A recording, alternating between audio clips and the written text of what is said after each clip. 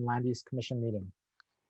And it's being held using interactive video conference technology, linking video conference participants and other interested individuals of the public via the Zoom internet conferencing program in order to comply with state and county official operational directives during the COVID-19 pandemic. Members of the public are able to view the meeting via this Zoom webinar platform. As I started yesterday, I'd like to remind all participants to speak the importance of speaking slowly, clearly, and directly into your microphone. It is helpful if before speaking you state your name, identify yourself for the record. Also, please be aware that all meeting participants are being recorded on the digital record of this Zoom meeting. Your continued participation is your implied consent to be part of the public record of this event. If you do not wish to be part of the public record, you should exit the meeting now. This Zoom conference technology allows the parties and each participating commissioner individual remote access to the meeting proceedings via our own personal digital devices. Because of that, due to matters sometimes entirely outside of our control, occasional disruptions to connectivity may occur for one or more members of the meeting at any given time. If such disruptions occur, please let us know and be patient as we try to restore the audiovisual signals to effectively conduct business during the pandemic. My name is Jonathan Likeke Scheuer, and I have the pleasure and honor of serving as the chair of the Land Use Commission at this time. Commissioner Axon will be with us in approximately 1 hour and will be later reviewing the recording and transcript of this event so that when it comes eventually to decision making, he'll be prepared to do so. Along with me, Commissioners Chang, Okuda, Wong, our LUC Executive Officer, Daniel Ordenker, our Chief Planner, Scott Derrickson, our Chief Clerk, Riley Hakoda, our Deputy Attorney General, Bill Weinhoff, our Program Specialist, Natasha Canonis, and our Court Reporter, Jean McManus, are on Oahu. Commissioner Nancy Cabral is on Hawaii Island, Commissioner Lee Ohigashi is on Maui, and Commissioner Dan Giovanni is on Kauai. We currently have 8 seated commissioners of a possible 9. We will now move into a continued meeting on action item number 4, a hearing and action on docket number A11791, HG Kauai Joint Venture LLC, HoKua Place, Kauai. A petition to amend the land use district boundary of certain lands situated at Kapa'a, Island of Kauai, State of Hawaii, consisting of 97 acres, from the agricultural district to the urban district, tax map key number 4-3, lot 3, a portion thereof. Will the parties please identify themselves for the record, beginning with the petitioner? Your Honor, I'm sorry, Mr. Chair, petitioners represented by William Ewan and Jana Ahu. Our client, Representative Jake Bracken, is on the witness stand. If you're going to call me, you don't have to call me Your Honor, but if you're going to call me Mr. Chair, then you have to call me Dr. Chair. So. County?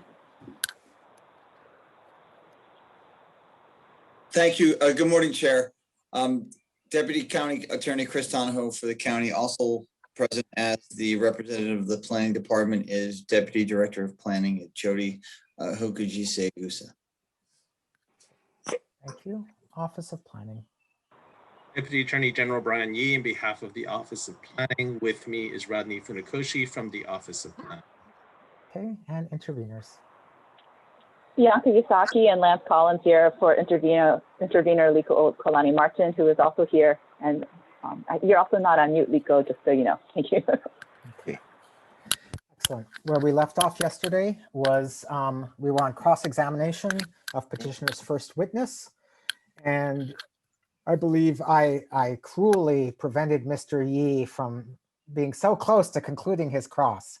But I was asked to end promptly at 3, and I did so. So, Mr. Yee, you may continue. I would remind the witness you are still under oath. Okay. Thank you, Mr. Bracken. Let me first ask a cleanup question.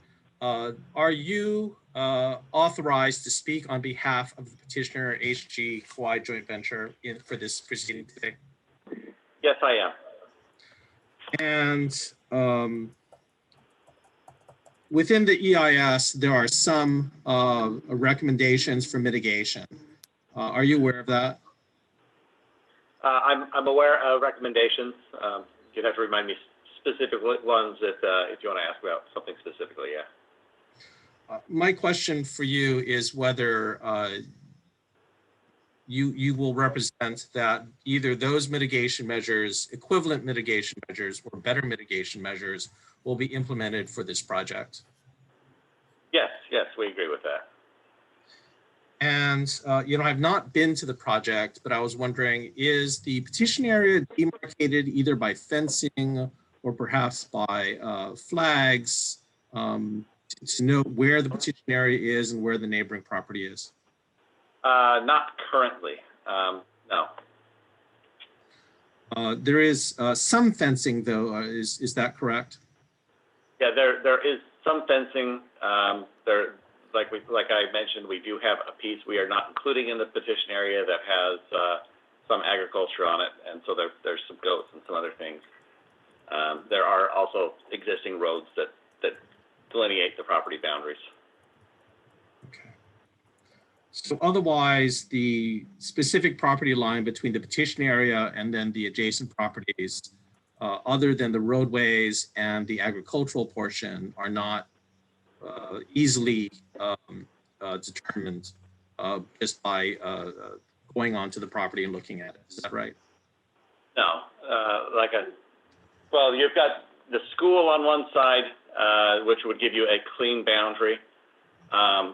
Even the bypass road is probably, that'll give you a pretty clean boundary. Like we mentioned, we were, the bypass road exists. We understand that there's a desire for 100-foot setback off of that.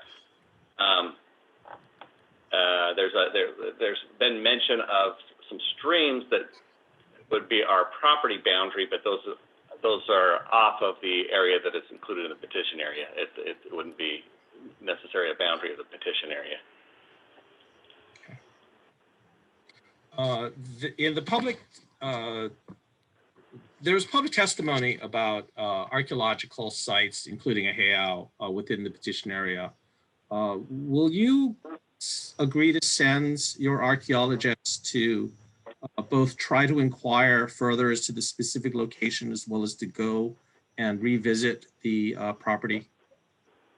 Absolutely. In fact, our archaeologist has already been in contact trying to understand the particular site that was described. And can we then expect some further information, even video of her inspection of those locations? Yeah, there will be further information. I'll see what she can include as part of her site visit. Okay. I noticed in your testimony, you spoke with the Office of Planning Conditions. Thank you very much for that testimony. I take it you've reviewed the Office of Planning's testimony in this case? Yes, I've reviewed that with our attorney. So let me first talk about conditions 1 through 9, which does not include the infrastructure design. Conditions 1 through 9, agreement with those conditions? Let me just ask Bill, are these in the same order? Yes, Jenna, what did you put on the PowerPoint?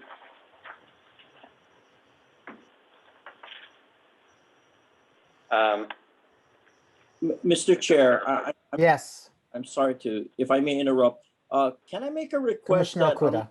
Yes, thank you, Mr. Chair. Unless a witness or someone is actually speaking, can I ask that everyone mute their microphones, because I hear shuffling of paper and typing on a keyboard that might interfere with a clean record. Thank you, Mr. Chair.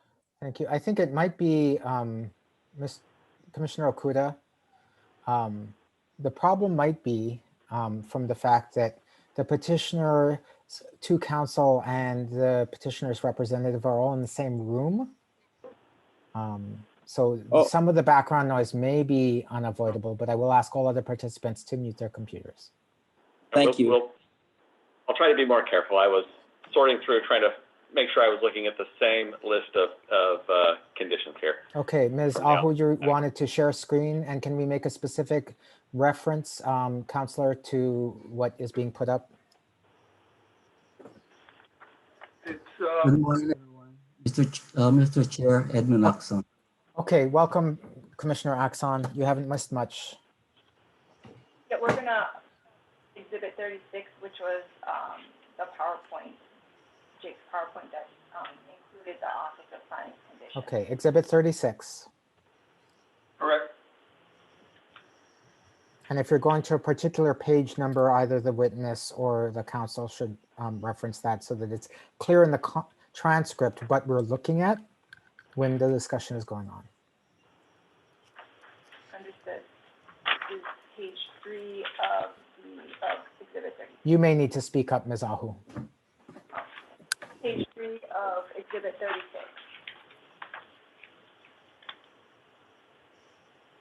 Please continue, Mr. Ewan.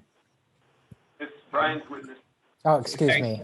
Thank you, Mr. Yee. Thank you. My apology. I don't confuse you two, really. So I was referring to your PowerPoint didn't specifically identify the specific conditions, but as I was following your PowerPoint and our conditions, my first question related to OP's conditions 1 through 9. And I was asking whether you were in agreement with OP conditions 1 through 9. Do you have a list of those? Okay. Yes, we do. Okay. Now let me turn to condition, I'm sorry, and just to highlight, there was one provision and it wasn't clear from your PowerPoint, so I'm not trying to, hide anything. That was the submittal of the MOA prior to the subdivision approval, where the MOA lists the regional and mitigation measures that would be required. You're in agreement with that, correct? Yes, of course. Okay. And then condition 10 refers to an infrastructure deadline in which the Office of Planning is asking that the backbone infrastructure be completed 10 years after the date of the decision order. And I noticed that in your PowerPoint, you wanted to finish the backbone infrastructure within 10 years from all discretionary approval being granted. Do I understand that correctly? You're just asking if what we're looking for is the date of all of the approvals versus the Land Use Commission. Am I clarifying that correctly? That's correct. Yeah, that is what I stated. I guess we made that comment mainly because we don't know if there's going to be a substantial difference between the two. We will make our best efforts, and our expectation is within the deadline of the Land Use Commission. If I may interrupt one moment, sorry. I'm not actually understanding, Ms. Ahu, why we have this up, because I'm not sure that we're directly referring to it. Ms. Ahu, could you switch to the next page? Yes. I think it's this one. Oh, I'm sorry. Page 5 of Exhibit 36. Thank you. And I believe we're referring to the last condition on that page. Thank you, Mr. Yee. Please continue. Is it your proposal that this be approved? Is it your representation this project will be completed within 10 years from the date of the LUC decision in order? Yes, I believe so. Like I said, unless for some reason we have years delay at the county level, we may need to ask for a little bit of an extension, but it is our representation that we will complete it within the 10 years that is typically required. And you're aware that if you were not going to make that representation, then the Land Use Commission would have to address whether this project should be approved through an incremental district aid. Exactly, and that's why our preference is not to do the incremental redistricting just because of the substantial spine infrastructure that's going to come in up front. We have to plan that for the entire subdivision there. So So my that is why question- we, sorry, go ahead. I didn't mean to cut you off. I Yeah, no, guess my that- question, you finish up and then I will go. Yeah, I just, to reiterate, yes, we are looking at completing, we are committing to commit within the 10 years required from the approval. So my question is, if your representation and agreement to comply, substantially comply with your representation, is that you will complete the entire project within 10 years from the date of the decision and order, why are you objecting to a condition which requires only the backbone infrastructure to be completed within 10 years from the date of the decision and order? Can you say that again? Okay, let's separate this out one more time. You have represented that you will complete the entire project within 10 years from the date of the decision order, correct? Well, the backbone infrastructure, the main infrastructure into it? No, Or the, I'm referring to your representation that you will complete the entire project within 10 years from the date of the LUC decision and order. Do you remember making that representation? I believe that, and let me just clarify, my understanding is we were representing that we were going to complete the backbone infrastructure within the 10 years. So if I wasn't clear on that, I apologize, but that is what I believe my representation should have been if I was not clear. And do you understand that you must substantially comply with your representations to the commission? Yes, I do understand that. So if you have made a representation that you will complete the backbone infrastructure within 10 years and that you're required to substantially comply with that representation, why are you opposed to a condition requiring the completion of the backbone infrastructure within 10 years from the date of the DNO? I'm okay with a condition that we will complete the infrastructure within the 10-year period. From the date of the decision and order? Yes, Okay, thank you. yes. Sorry for the confusion.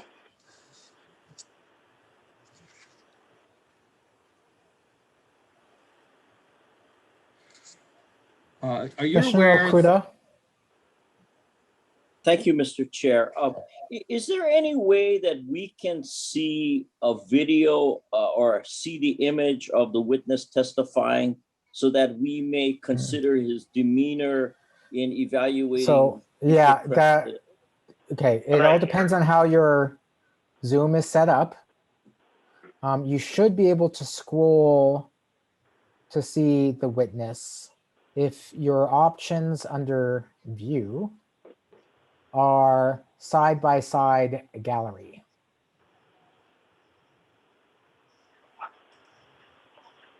I'm sorry, Mr. Chair, you can see the witness, is that correct? So it's I can see the witness. okay, I'm sorry then. I can't, given today's particular Zoom determined lineup of things, see Mr. Yi and the witness on the same screen while we're doing screen sharing. Okay, thank you, Mr. Chair. Then if it's on my end, I will fix it. Thank you. And Chair, we're gonna go ahead and stop sharing so that the screen can be filled with the gallery view. Thank you, Ms. Ahu. I was going to say I have no further questions on that particular issue.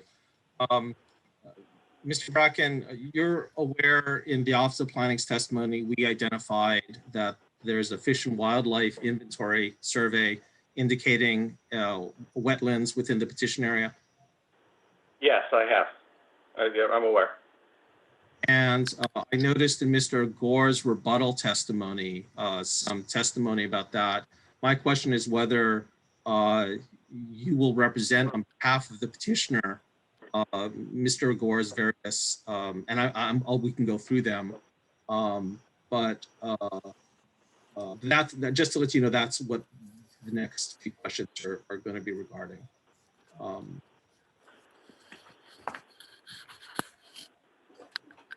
Will the petitioner be establishing a buffer area between the wetland area and other development in the petition area? Yes, we will. And will you be engaging in a restoration plan to clean up, at least within the petition area, the wetlands and buffer area. Yes, And that would include a certain amount of restoration, the removal of invasive species, the outplanting of native species. Is that right? yes, no, I understand that. And would you agree to have that habitat restoration plan, a reasonable plan, be approved by DOFA, the Division of Forestry and Wildlife of the Department of Land and Natural Resources? Yeah, we will work with them to approve a reasonable plan for everybody. And would that include best management practices for the preservation of the restored area and the buffer? Yes.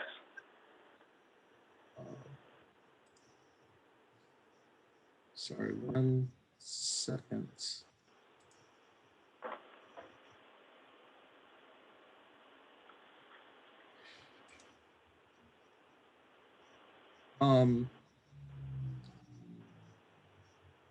Will you agree that you and DLNR will work together to come up with an agreed distance for the buffer area? Yes, I will agree to that. And will you agree to put up fencing between the wetland and buffer area and the remainder of the developed project, at least on your side of the petition area, sufficient to prevent dogs and other similar predators from entering into the wetlands? Yes, we will. Would you agree to a feral cat and predator protection plan, which would include reasonable efforts to prevent feral cats and other predators from using the petition area to enter into the petition area? Yes, we will. And would that also be willing to make that subject to the reasonable approval of the Division of Forestry and Wildlife? Yes. Have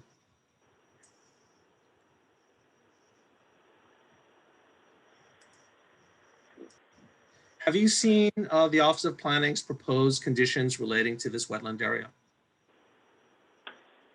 No, I have not.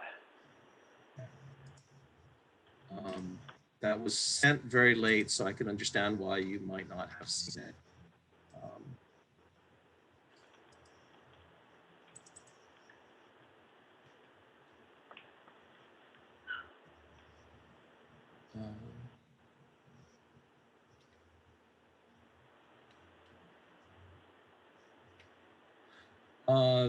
You know, it's been very wet lately, and so it is a somewhat timely question as to whether you would also agree to engage in best management practices to avoid non-point source pollution from the petition area into the wetlands.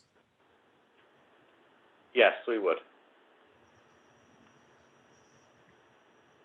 And that would include an analysis of the overflow of water from your water detention basins into the wetland area? Yes. Yeah, I don't believe our detention are near the wetland, but we would agree to that. Yes. Well, you're aware that just because of the nature of projects, flood control often diverts water into the undeveloped areas and to avoid flooding of roadways and other habitated areas like the school. Right, yes. That then causes more water to go into the uninhabited areas. Is that right? Yes.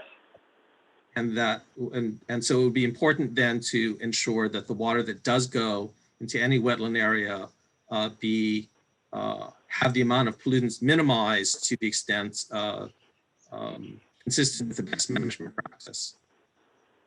Yes, I agree. We will be responsible for what we cause here.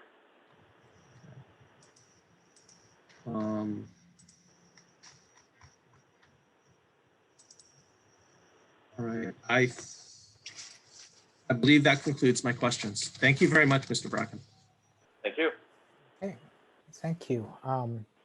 Intervener, it is your opportunity to cross, Mr. Bracken. Chairman Scheuer. Yes. Sorry, I have one preliminary question that wasn't resolved yesterday, and that was the timeline for the briefing of the offers of proof. Because there's at least, I think there's 3 different things that are going to be getting filed, and it wasn't settled when any of those were due. I followed you until 3 different things that were going to be filed. Oh, sorry. So what was discussed yesterday for the offers of proof is that Correct. 3 things would be filed, but there wasn't, there were no deadlines were given for each of those. And so No, we didn't set out a deadline for that. Thank you for your forbearance on that. I actually meant to talk to this LUC staff about setting up a deadline in relationship to the next scheduled meeting dates on this docket. Can we answer that later today? Oh, sure. Yeah, I was just going to ask at the beginning of the day, but the meeting, I mean, the We hearing jumped right started in. very, very quickly. So yeah, I just wanted to note that in case it wasn't being thought about. Okay. Thank you. With that said, are you prepared to start your cross-examination of Mr. Bracken? Ms. Isaki, will you be doing this? Yes, we are. Thank you. Okay. And thanks for bearing with our tag team representation. It's fine. We will take a break. I didn't announce this today. I announced it yesterday, approximately every 50 minutes. So we'll go to about 9:50 and then take a break. Understood. Good morning, Mr. Bracken. And I'm going to pick off right where Office of Planning left off, although I do have questions in a bunch of different areas, and they will all reference either your Exhibit 11 or 36 and the EIS and the DBA petition. So you just mentioned that you would ensure that water that goes into wetland areas have minimal amounts of pollutants. Is that correct? Yes, that's correct. Would you agree to perhaps a water quality monitoring program to ensure it's working? Yeah, we've had discussion of that. We would agree to water quality monitoring. And can you, well, who would do that program and who would continue to pay for that? 2 questions. We would have to hire somebody locally. I don't know who specifically would do that right now, but a firm who typically does that, and I would imagine during the construction period that would be a cost of the developer. So your water quality monitoring program, that will be just during construction? Were you asking for a longer term? Yes, it would be better to do it for a longer term, or? Sorry, I was taking your question to be construction only, so I apologize. Okay, construction. Yeah, I would have to look into that. Let me see if. Yeah, I believe that we would look into it. I believe that there is that we could talk with the county on how to make sure that that is maintained properly. But yes. So okay. we would work with the county on how that should be monitored, make sure that that is approved at the at an appropriate level at the county. Okay. To follow up on that, so is it your understanding that the district boundary amendment is only going to last during construction? Or, yes, that's my question.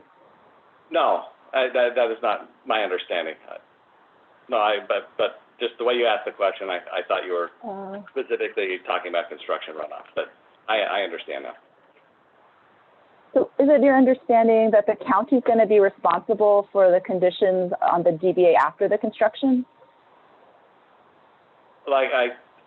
That is something that I will have to discuss with the county. I don't know offhand. It might be a better question for my civil engineer. I don't know exactly what the process is, but we would want to make sure that we are following the proper procedures here. Thank you. So you said that did HG Kauai joint venture, did they identify you as a manager in January 2021? Is that correct? Yes, I'm the manager. Could you tell me about the date? Not the day, but the month and year that you were identified? I know I'm the manager this year. I believe I have been in years past. I would have to refer to my corporate documents to know specifically what we had when. I don't know offhand. I'm the manager for a number of different entities. So I couldn't tell you the exact dates. Okay.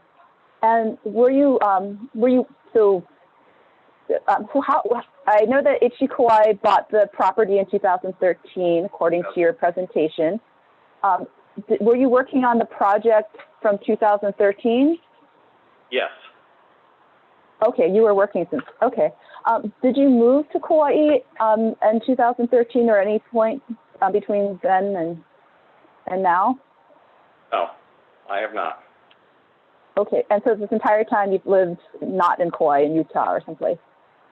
Yes, I work at a number of locations. We have been using our local engineers and local contacts to help us with the process. Is your CPA license, is that in Hawaii or Utah? Just Utah. Is there, so there's other people in the company, that actually work and reside in Kauai full-time to address the project?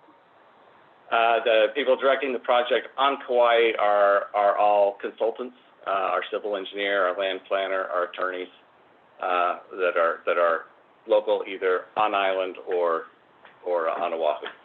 So that's how our local activity is taking place. Okay, understood. Did you state that applicant has good title to this property in reference to the title report? Oh, that's Exhibit 38. I meant to mention that. Yes. And is that title report, is it a status report or a title abstract? And let me know if you don't understand the difference and move on. I know the difference. I don't remember offhand whether that was. Yeah, it is a status report. Status report. So your report does not explain the chain of title? I don't believe so. But we did, as I mentioned, we purchased this at a foreclosure sale in 2013. And are you familiar with any of the following terms: crown lands, public trust lands, or ceded lands?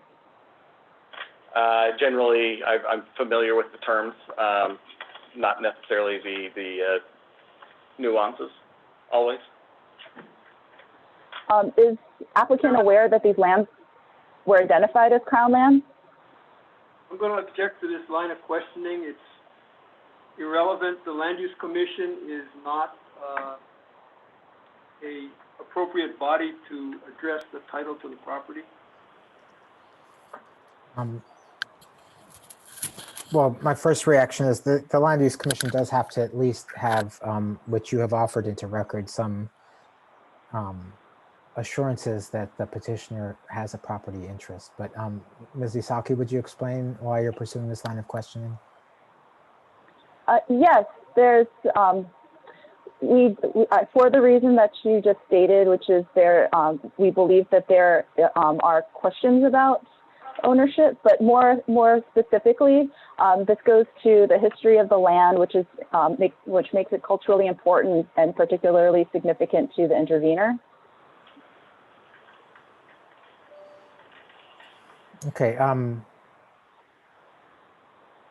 just make sure you stick to those things. Mr. Ewan, you can certainly object again if Ms. Isaki's clarification of her questions isn't to your satisfaction. So if you'd restate the question, Ms. Isaki. Okay. Is the fact that intervener is concerned that these are identified as crown lands a matter that you will research further? Yes, that is something we could look into. We did buy the land at a court-approved foreclosure action. I believe this was something we were confident in, but that is something I can familiarize myself, and I'm happy to have Bill take a closer look at that if there's a concern. Okay.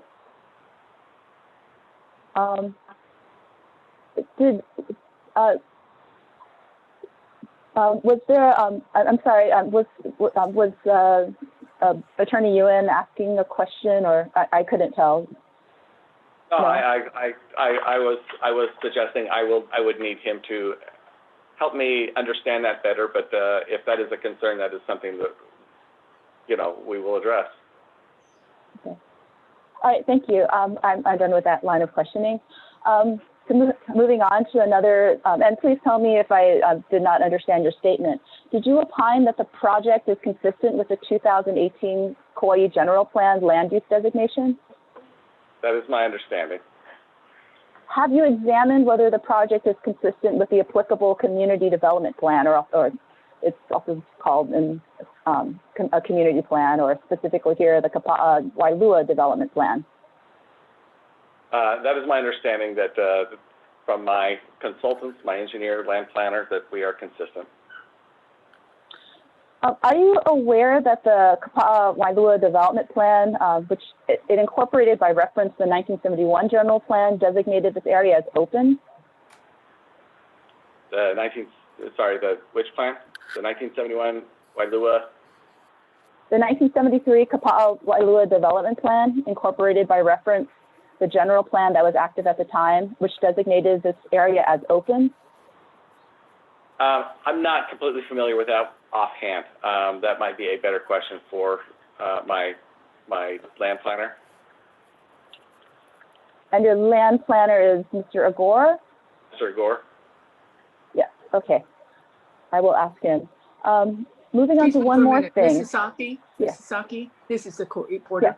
Can you slow down Sorry. a bit on the long questions? I'm sorry. Okay. Yes, I will do that. Thank you. Moving to another question, did you state that the applicant would dedicate the setback area of the Kapa'a bypass road that goes along the property to Department of Transportation? Are you specifically asking if we would dedicate the setback area? Did you state that? That's what I thought I heard. Did you not state that? I thought we said we would dedicate the road, and we acknowledged that they also requested a 100-foot setback area. Did you take the property with the awareness of the existing 2002 MOU with DOT to dedicate a setback to the DOT? Yes, we took it with awareness of that MOU, and we expect to comply with that. And so there was an outstanding obligation to dedicate the land irrespective of this land use commission decision. Yes. Okay. And I apologize, I do have one more question that refers back to the title, which is simply that, were you aware that, that there's a reservation of rights to third parties as an exception in the title status report? Ms. Isaki, are you referring to a particular exhibit? Yes, Exhibit 38. Yeah, I'm not aware of the particular one offhand at this point. Petitioner, Chair Schroyer, I'm sorry. Yes. I'm not sure if this is an objection or a question, but I'm not sure if the record is clear that it appears that Mr. Ewan is speaking to the witness before he answers questions. And I'm not sure if that's exactly going on or he's talking to somebody else off screen. But it's happened now 3 times. So I just was wondering if we could get some guidance on the propriety of that. So hold on. I will address that in 1 second. If you're referring to a particular exhibit, can you refer to whose exhibit it is as well? And Oh, I'm sorry. Yeah, it's yeah. That said, so Mr. Collins, I have not noticed that is happening right here. I actually did notice in the hearing on intervention that the intervener was clearly being advised by somebody off screen who we could not see, but we could hear speaking to them. Here's my thinking about it, but I would actually seek, among other things, the thoughts of my fellow commissioners, as well as my counsel. If we were all physically in a room together, witnesses would often have the chance to say, wait one moment, I want to talk to my counsel. They would lean over, they would discuss something, then they would respond to the question. If you want that to be a little bit more explicit, I can certainly ask for the parties to do so.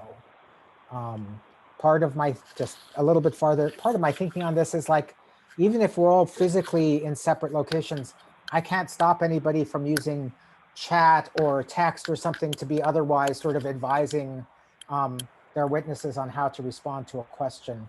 What is most important to me, particularly from this witness, is the statements that he is making in relationship to the representations of his entity. So my thinking is it doesn't bother me so much, but if the witness would like a little further guidance on things, if you could just say, pause for a second, I want to talk to my counsel, you confer, then you can come back and answer the question.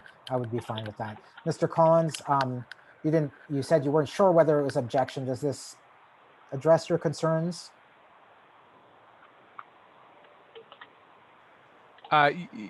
Yes, I just want to make sure that the record is clear on what is going on, because if everybody were in person, those kinds of asides would be reflected in the record. And then also, I do think that it does implicate the credibility and demeanor of a witness. You can certainly argue that point later. Well, what I'm saying is that I'm sorry. But what I'm saying is that if it's not like you weren't aware that that was going on. So if it's not in the record, then it's not somewhere that can be pointed to later. Whereas if we were in person, it would be clear to everybody that that's what's going on. I mean, clearly there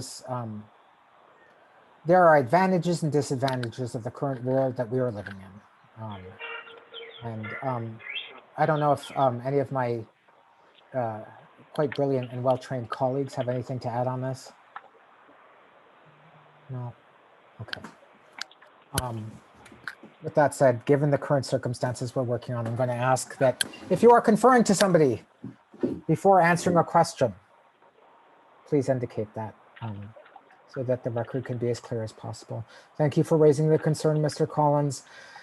Please continue, Ms. Isaki, with specific reference to whose exhibit it is, what exhibit number it is, and what page number if you're referring to something.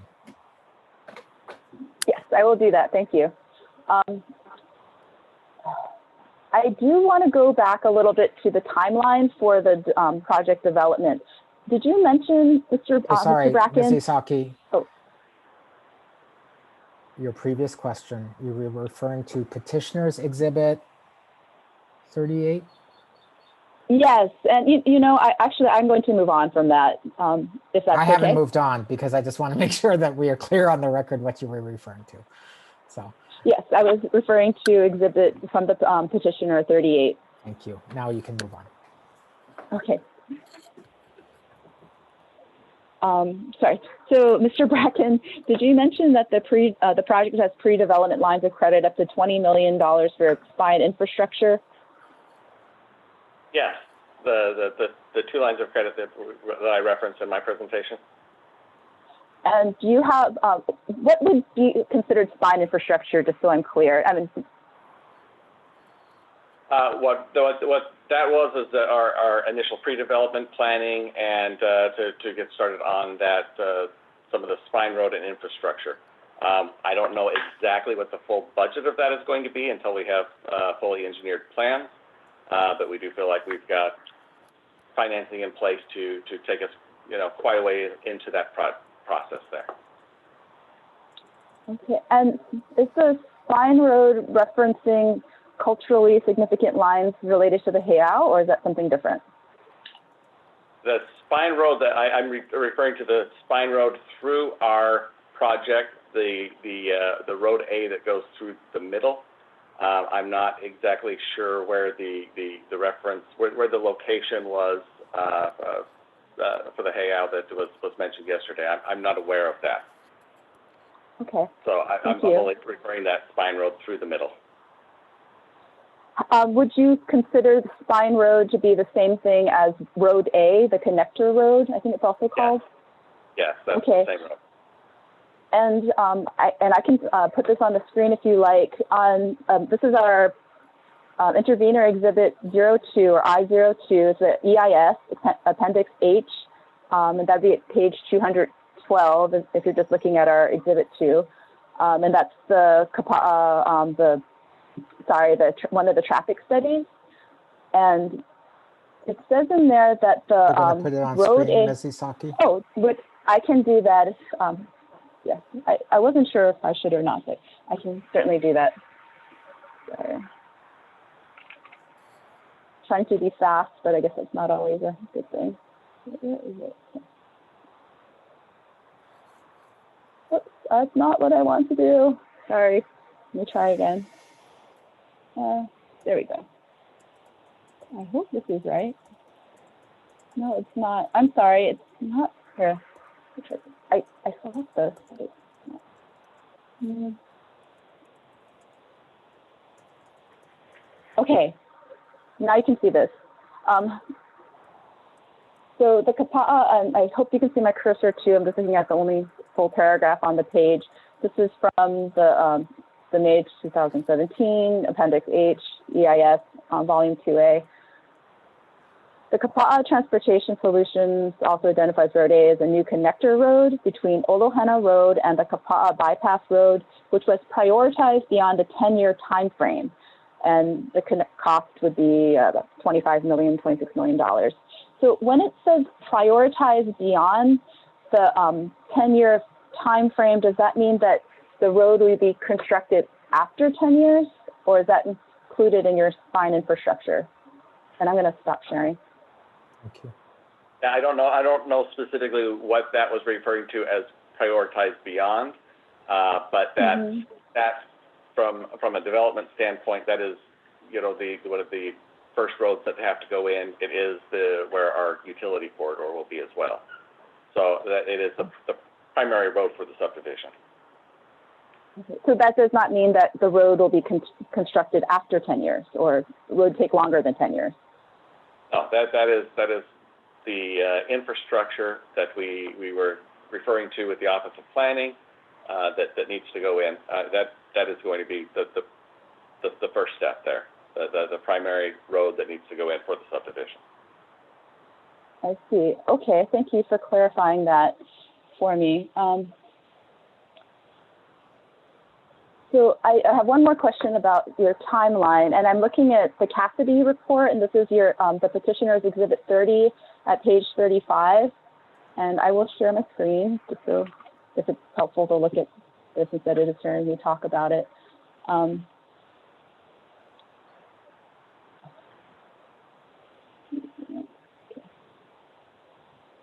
Okay, and so this is what I was a little confused about, because it says that the first closings, I'm assuming that you would sell lots or houses in 2025 with a full absorption sellout by 2034. And so my question is, well, 2025 is 4 years from now. So do you expect to sell the houses in 2025 because that's when all the approvals will be expected to be achieved? Yes, that's what, when we talked about the timeline, our expectations are that we would be able to go through, the next step. We have to go through all of the approvals with the county. We have to come up with fully engineered plans. We were expecting to be ready to break ground in 2023 with the first houses, vertical being about 2025.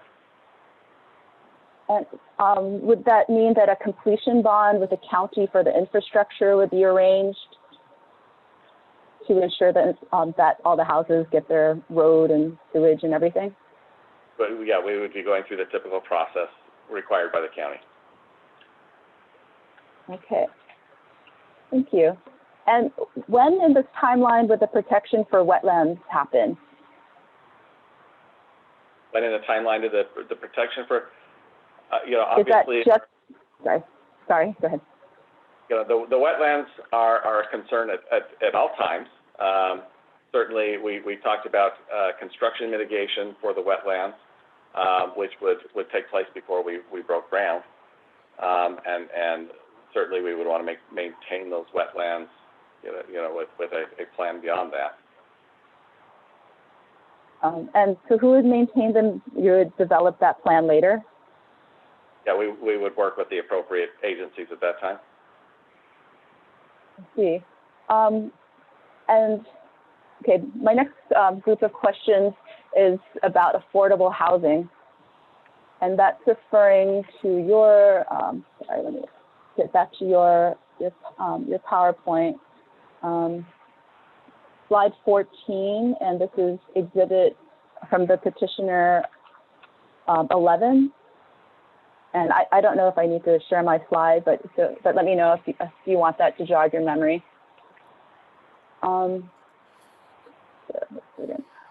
Will the project have an AO, like an apartment owners association or a homeowners association, or some other owner membership organization? Are you asking if we're planning on a homeowners association? Yes.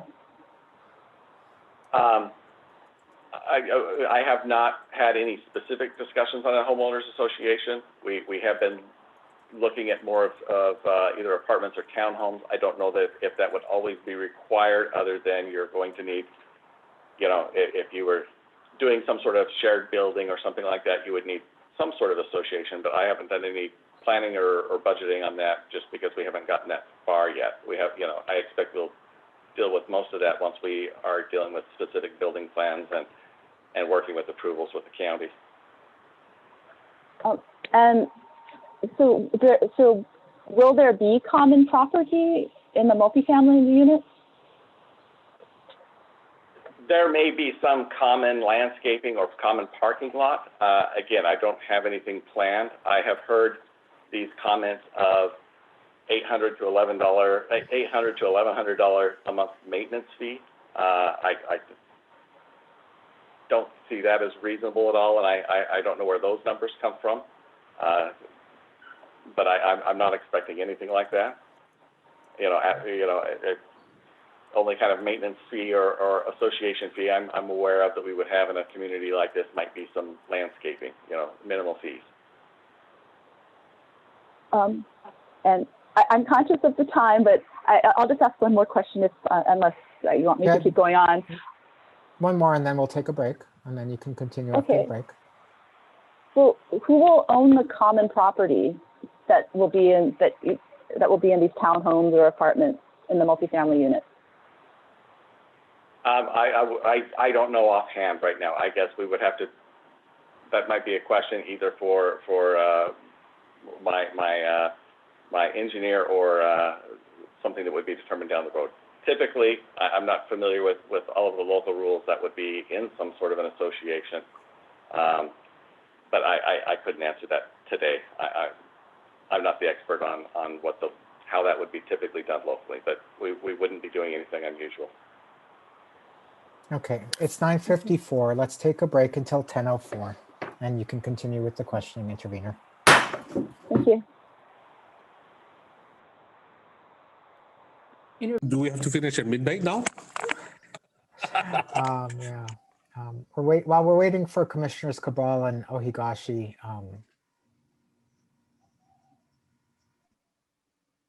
not related directly to the record at all. I'll just share what I heard yesterday. Mr. Cabral is there. Mr. Weinhoff, are you available on screen? Okay.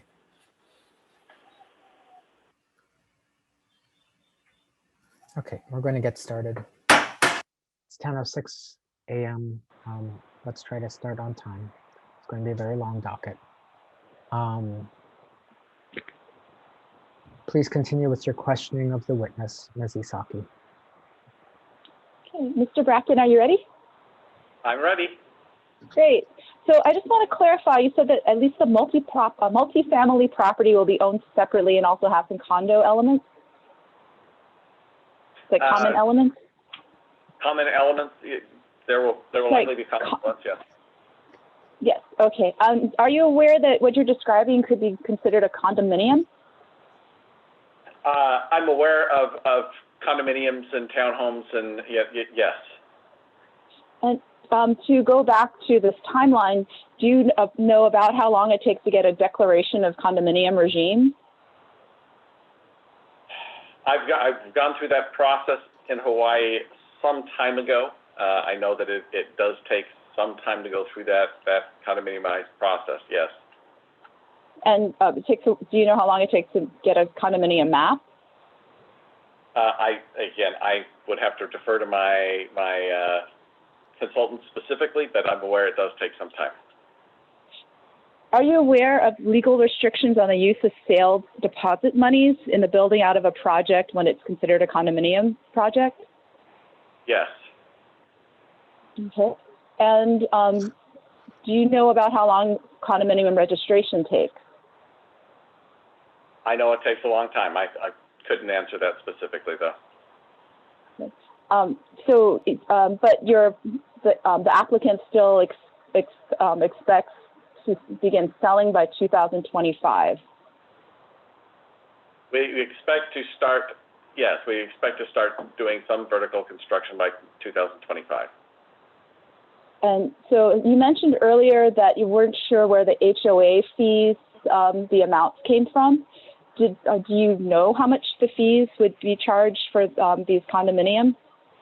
The budgeting process for something like that would take place once you have plans and are closer to that.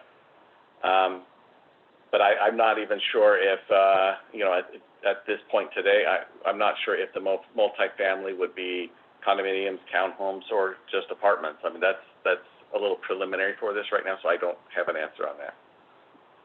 Okay, I'm sorry, maybe I didn't understand. You said that the multifamily, they will still have common elements, right? Even if they are townhomes or condominiums. Correct? If you were selling individual units, you would expect to have some sort of common element. Right, and you understand that a condominium is real estate, portions of which are designated for separate ownership, and the remainder is designated for common ownership? Yes. Okay, thank you. And so is the applicant, are you saying that you might not charge any HOA fees when you said that you're not sure where it comes from? Or thank you. I would say Sorry. I'm not sure where these numbers that some people have been throwing around recently of $800 a month or more. I'm not sure where they were coming up with budgeted numbers for that when that seems extremely high. I actually live in a resort community. My common fees are $200 a month, and I feel like those are a little on the high end sometimes. And this is not a high-end condo project. It isn't a resort project. I would expect these to be reasonable fees for the type of development that it is. I'm sorry. To repeat that, you said that you pay about 200 months, and this is in Utah, correct? That is correct. Do you know about what the average condominium fee is in Hawaii? I'm sure the average condominium fees in Hawaii are significantly more. I wouldn't be surprised to see common fees of $800 or more, especially considering the some of the nicer high-end communities that are available here. So I can understand where some expectations are that something could be high, but that is not the type of development we're planning on building. This is not luxury condominiums. But you do not know what the HOA fees will be yet because you haven't done the condo planning yet, right? Right. We don't have. We don't even.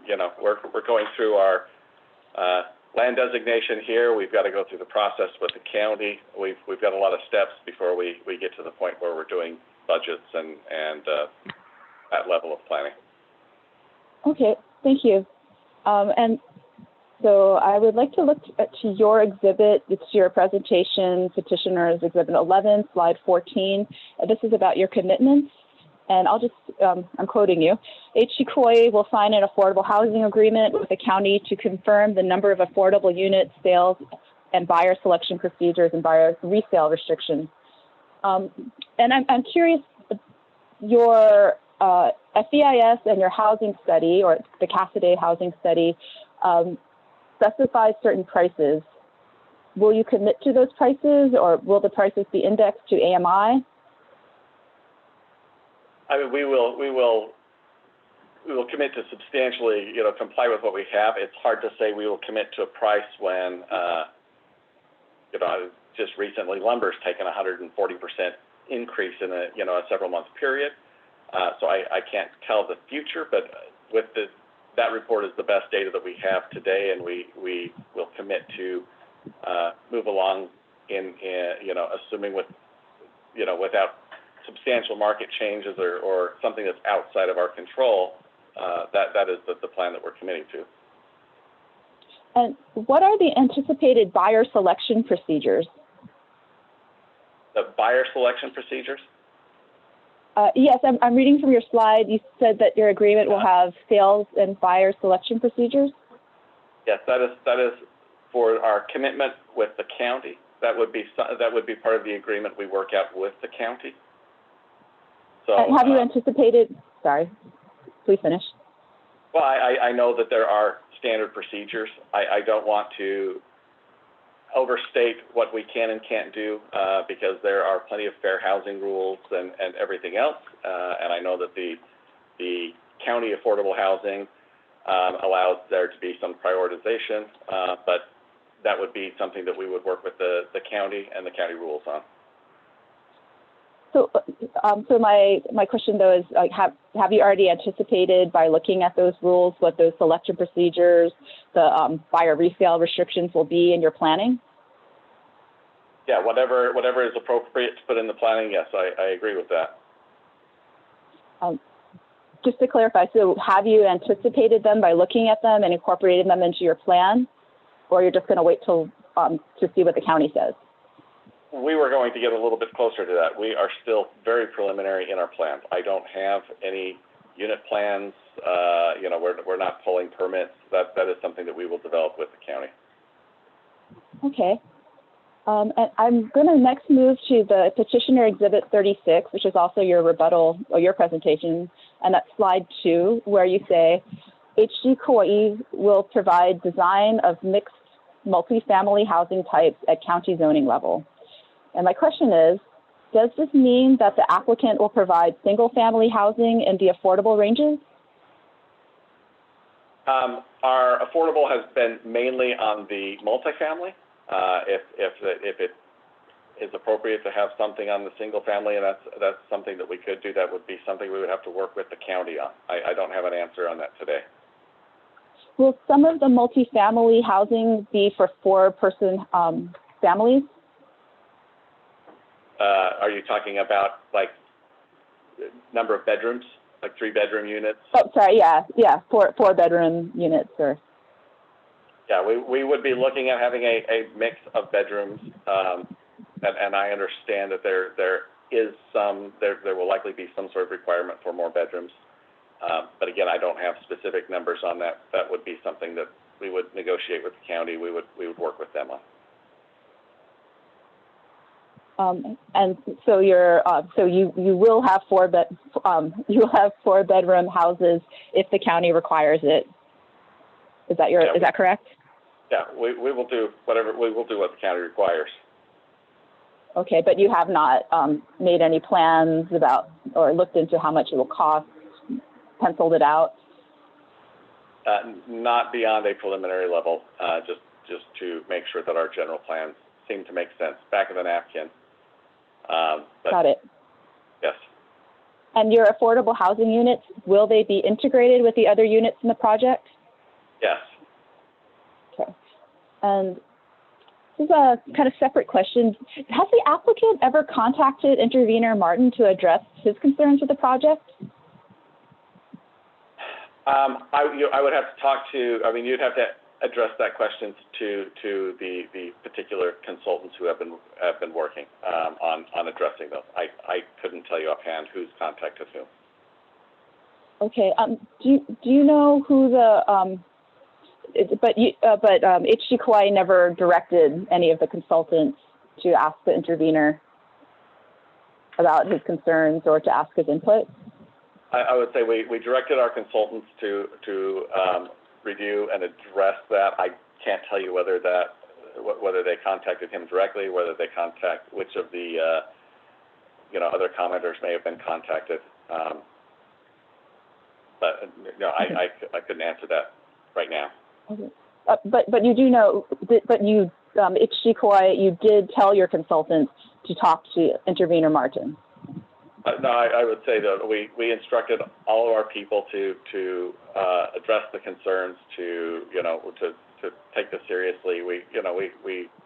That is something we're looking at. I don't know that I necessarily said go talk to the intervenor, but we would have to ask the individuals who they've spoken to and how we've addressed those concerns. Okay, thank you. I will say we're not opposed to it, though, if that hasn't taken place. Okay, thank you. Did you say yesterday that you will take appropriate action if you encounter historic properties? Yes. And how will you know if you're encountering historic properties? We'd certainly be relying on our consultants. We've worked with our archaeologists. I would need to be relying on people who knew what that is, and could identify that. Some things would be easier. I mean, the obvious ones, if there's a grave site or something that was discovered, obviously that does not take a lot of expertise to identify, but I would need to rely on the experts for that. So are you going to retain archaeological monitors throughout the ground disturbance to assist? I would have to look at what's required and what's appropriate. We would certainly, if there was specific concerns, we want to make sure that we're doing what's right. Yeah. And you'll be using the same archaeological consultant that the exploration associates that you used in the SEIS and the environmental impact statement. Is that correct? That would be our intent. Thank you. And one more question, well, actually maybe two along this line. Did you say that you dealt with historic properties and cultural sites on a daily basis in regard to your Gallup land project in New Mexico? Yes, we have about 26,000 acres down there, and that particular property has substantial Native American sites on it, and a number of historical sites. So we've done a number of archaeological digs out there, and we also have a very common thing. We're talking about a project that is 40 square miles, so we often have people hunting for artifacts that we've had to deal with, and it does seem to come up on a regular basis. Daily might be more colloquial, just an estimate, but it does come up as an item of discussion, probably weekly. Okay, thanks for clarifying that. And is Gallup, that's on Hopi, Zuni, Diné land, Navajo? Navajo, but the archaeological sites are often more ancient. More ancient, interesting. And do you contact the affected community, the affected Navajo community in addressing the historic property issues there? Yes, we do. For example, we did recently have somebody who disturbed a grave site that was previously unknown to us. We contacted, again, it was a more ancient tribe, but we contacted the local Navajo who handled those particular issues. They came out, assessed the site, and did a reburial ceremony for the site that was disturbed, and then we've ended up registering that site, or at least making the state agencies aware of the site, and have done some fencing on it as well. That's something that's very common for us. I see. And so previous to this grave disturbance or your other weekly disturbances, had you done some kind of archaeological survey or I guess an archaeological assessment like the one that your archaeological consultant did in this case? In this case, the land that we bought the previous owner had done some substantial assessments because they had actually acquired the land for coal mining, which is not what we were interested in, but in that process, they had done a number of assessments, a number of archaeological. Probably more recently, we've been working with the local community out there to bring in some major water lines. And so all of the easements that we've donated have been, before anything gets disturbed in a project like that, we have the archaeologists come in, or in this case, the city had the archaeologists come in and clear those sites as well. And there was a few dwellings that were excavated, studied, and I believe that some of the water lines were adjusted to make sure that they missed that. But that is a very common thing for that area. Any construction, we have to do some sort of archaeological on. Okay, and just to clarify, so there was surveys, archaeological studies done previous to your construction, and then there was still, on a weekly basis, historic property found? Yes, well, anytime there's construction, we have to clear it as part of the environmental assessments. And the more common things would be, trespassers who might disturb things. So, we actually have a couple of public trails across the property as well. So it is a very large, substantial project and takes a lot of just land maintenance on it. Okay, thank you. I'm going to move on to water. And this is Exhibit 11, your Exhibit 11 at slide 14. Applicant proposes to dedicate a well to the county and construct lines to reservoirs in consideration of the County Department of Water providing potable water and fire protection water for HoKua Place. Is that correct? A correct reading of your presentation? Yes. Okay, is applicant proposing that reservoirs and not storage tanks be used in its water system? No, we would be looking at storage tanks. Okay, so I just wanted to clear what was meant by reservoir. And where would those reservoirs be located if you have to do your private system? I don't have a design on that. That would be something we would have to look at that time. Like our expectations, as we mentioned, is to hope to work with the county on that and be tied into the system there. If we have to do a private system, that is something we'll have to figure out where to place and design at that point. Okay, understood. And this is relating to ground sewage collection on that same slide 14. You stated that the applicant will construct a sewage collection system and transmission line to the Wailua wastewater treatment plant. Is that correct? Yes. Does that indicate that the applicant is not going to build another wastewater treatment plant? Or I think you said this a bit yesterday, but. I mean, that would be our expectation. My understanding is that we would work with the county to make sure that the current system has capacity and has the upgrades that it might need, and as we are tying on to it, our expectations would be we would pay our fair share of that. If that was not possible, that would be something we would have to work with the county on an alternative. So, but that's our understanding and our expectation. So the applicant's committing to paying its fair share to build out capacity for the Wailua wastewater treatment plant, whatever that might be. Whatever that might be, whatever to be negotiated with the county. So I mean, if I understand if there's some capacity in there, that might be something, that if there's some capacity expansion needed, that's obviously something we'll have to deal with at that level. Okay, moving on to another item, which is you said that the applicant has been actively involved with the project since 2013, correct? Yes. And now this is referring to Exhibit 36, Slide 2, which is also your presentation. And it reads, HG Kauai will confer with County of Kauai agencies regarding a location for relocation of county swimming pool and other county facilities, such as police and fire stations. Is that correct? Yes. Does that indicate that the applicant is not going to build another wastewater treatment plant? That Has the applicant discussed the terms and conditions for relocation of the county pool with the county parks department? We've had conversations.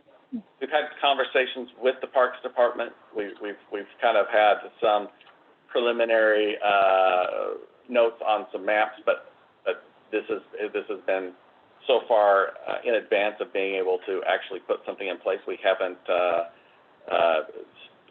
finalized a specific location or the specifics of that.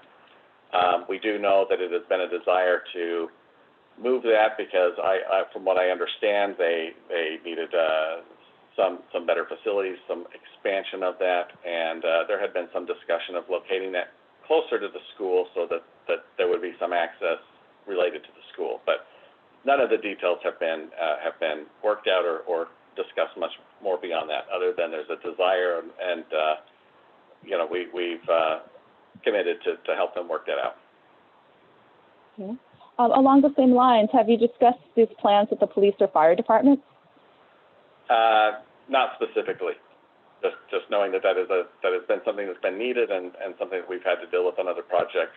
That is something that will work out. Did either the county parks, police, or fire departments provide comment letters on your EIS? I don't know offhand. I know we've had conversations mainly on the parks level, plenty of time. I don't know if we got a comment letter in. I couldn't tell you offhand. So the EIS describes the fire and police substation several times, but nobody talked, as far as you know, talked to the police or fire departments. I don't know which departments we've talked to at the time. Again, these are needs that have been identified that we've discussed that we would be willing to help with. Okay, thank you.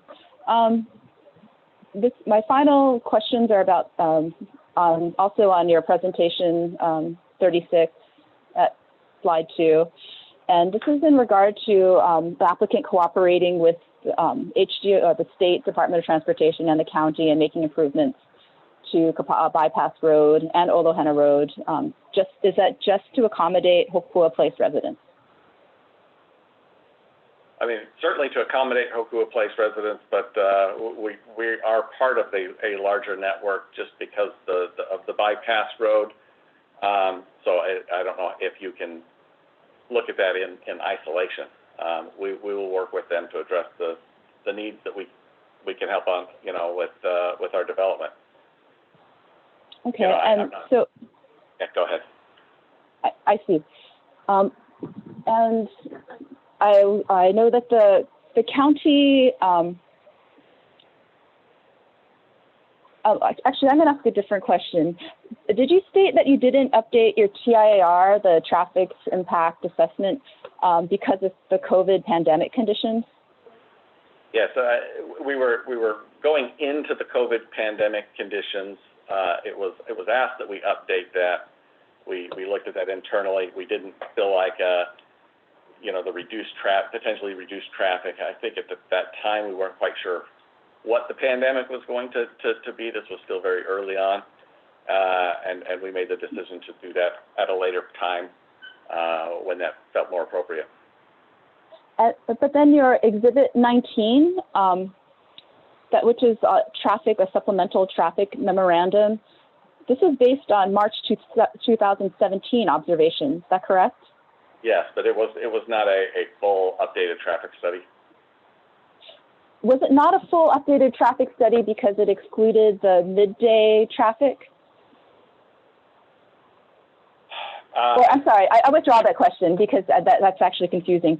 Can you explain why, or does your supplemental traffic memorandum, the Exhibit 19, is the only thing it adds the midday traffic numbers from March 2017? Again, this would be a better question for that consultant, but my understanding was that we did that because specifically there was a gap in the timing, midday, but he would be better able to answer that.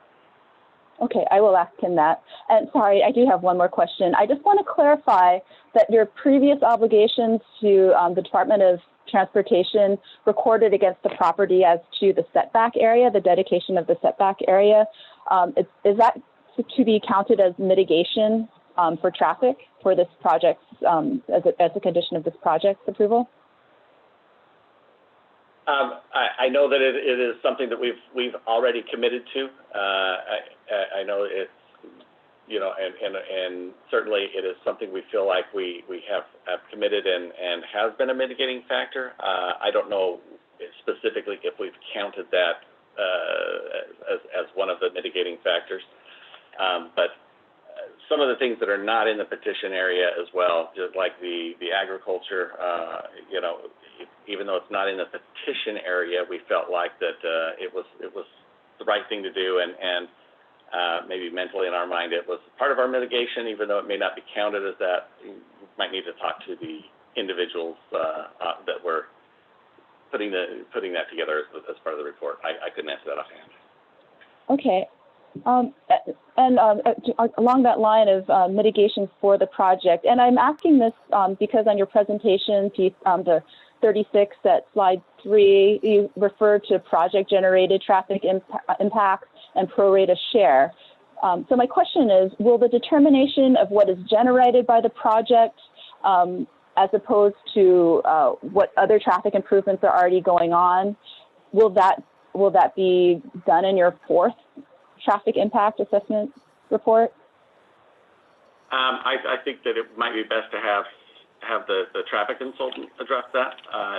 He would understand your question a little bit better. Okay, thank you. I have no more questions. Okay. Thank you, Ms. Isaki. We're now in the stage of the proceedings where the commissioners will ask questions, but I'm going to do something slightly different than I normally do. I have a sense that there will be a robust desire from many commissioners to ask questions. And so I want to first get a sense for managing our proceedings today. Are there any commissioners who don't have any plans to ask questions of this witness?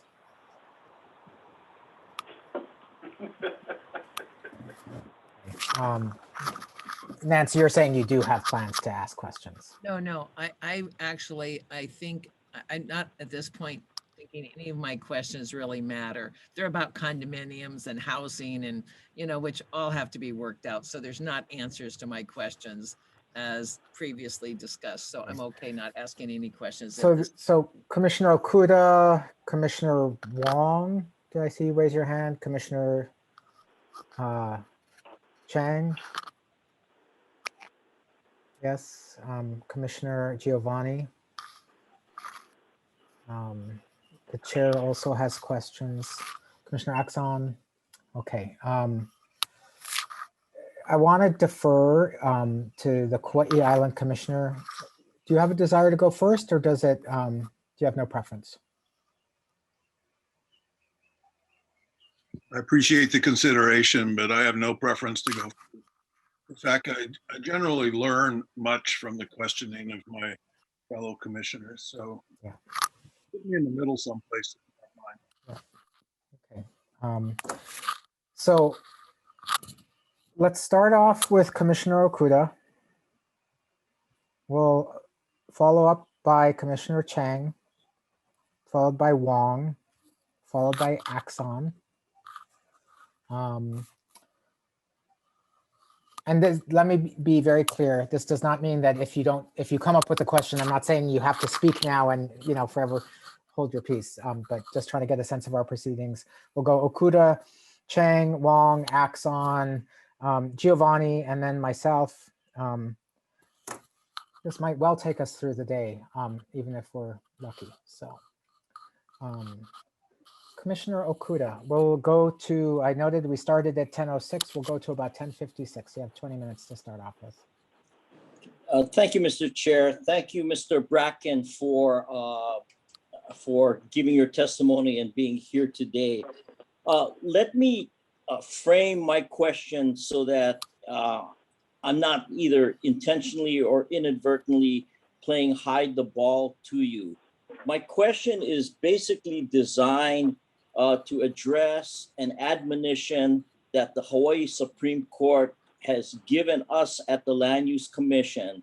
And specifically, I'm going to follow up on questions regarding that admonition to determine basically whether or not there really will be a development in the end or there won't be a development.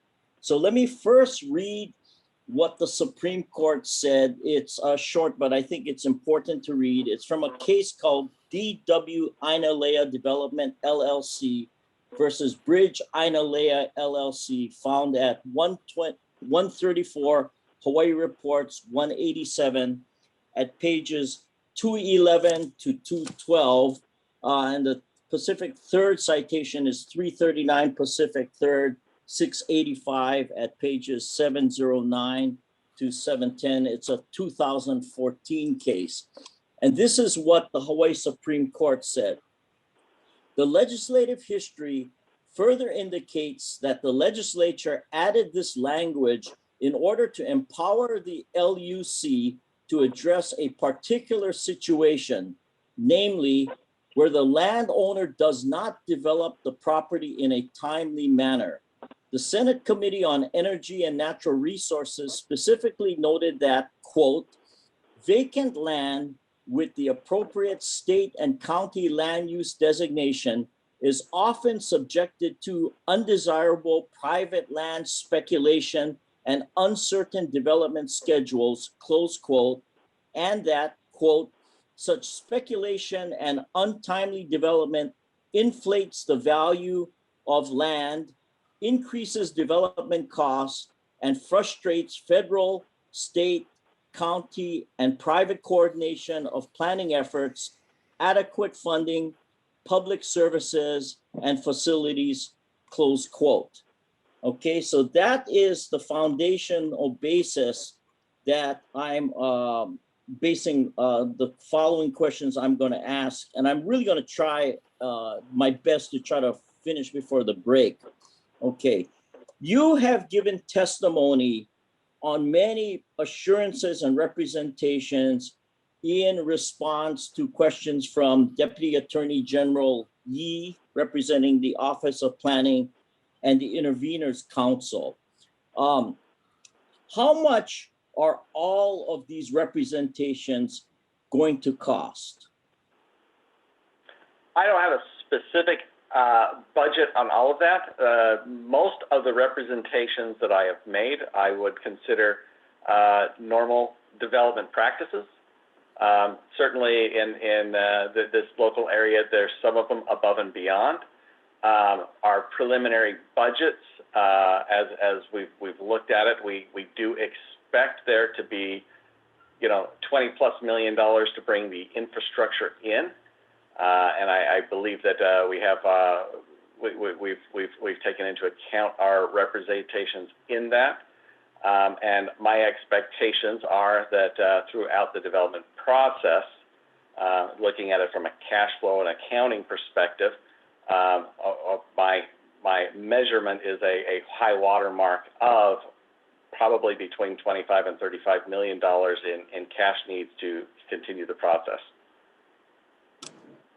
Does that estimate, let's say 35, did you say $35 million on the high side? Yes, as ballpark. Ballpark. Does that $35 million take into account the representations you have made about traffic improvements or dealing with the traffic, dealing with sewage, dealing with archaeological monitoring, dealing with protection of the wetlands, dealing with all the other representations and promises you have responded and told the Deputy Attorney General, Mr. Yee, and the intervener's lawyer? Or could it be more? It could be more, but I believe, and again, this isn't the total budget, this is my cash flow needs. This is not too dissimilar to other projects that I have done. I've had to build water systems, for the city in, I'll use our Sand Hollow project. We spent $2.5 million on building the city's water tanks because they were not in the city plan at the time, and we built almost 4 miles of sewer line to connect into the local system off the site. So I believe that the representations that I have made are consistent with the development practices that we have done at other locations, and I have not heard anything that seems overly unreasonable at this time. And I believe that our financial resources are in place to see this through.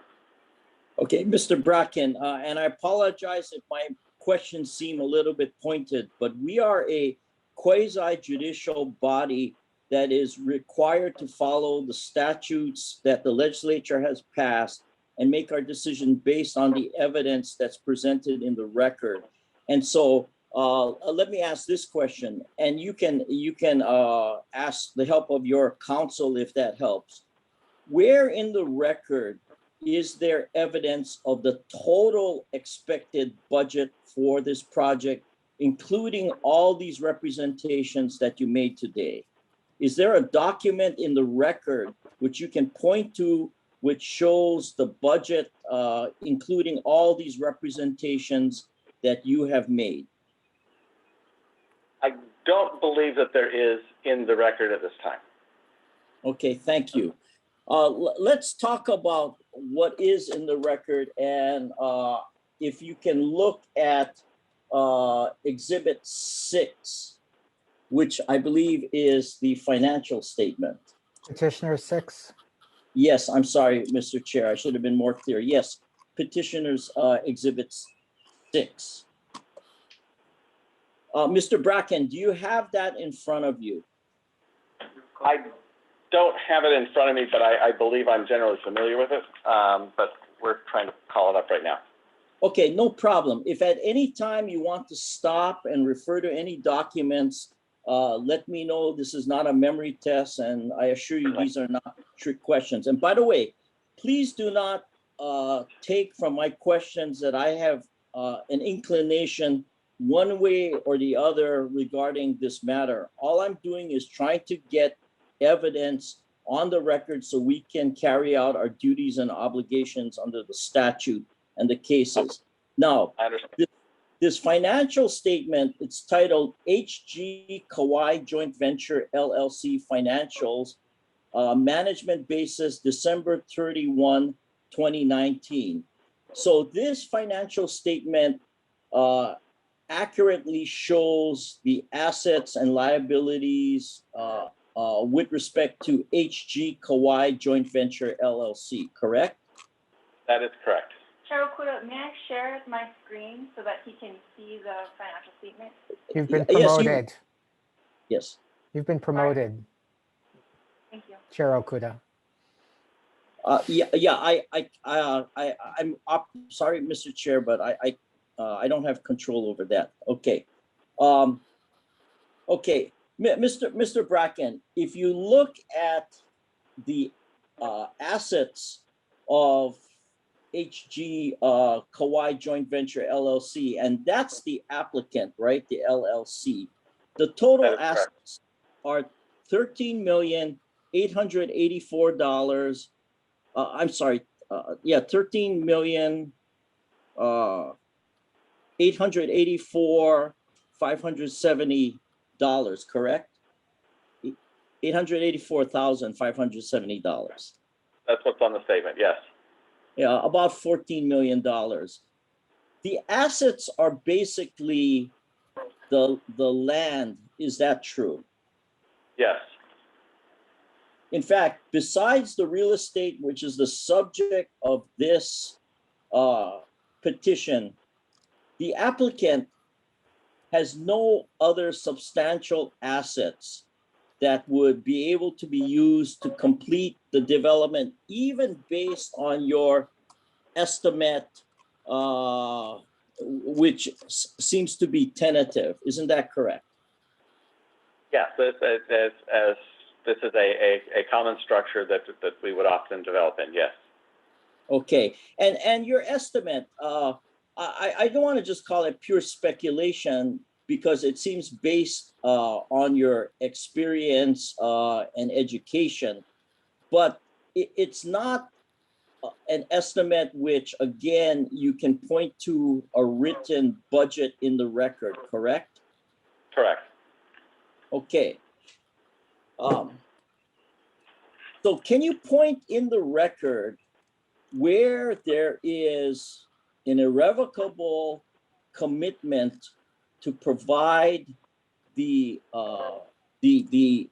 funds necessary to pay for all of these representations that you have made today to the Office of Planning, to the interveners, and the representations actually made in the applicant's submission and boundary amendment petition? I can point to, I believe on these financial statements, in the notes, just there under lines of credit, we've secured, right there on the balance sheet, there's a $15 million and a $5 million line of credit that is not drawn up at this point. And, you know, so that is a financial resource that is available. And in addition, as you can see, that we really have not leveraged the existing property at all. We do plan on trying to utilize as much traditional financing as possible.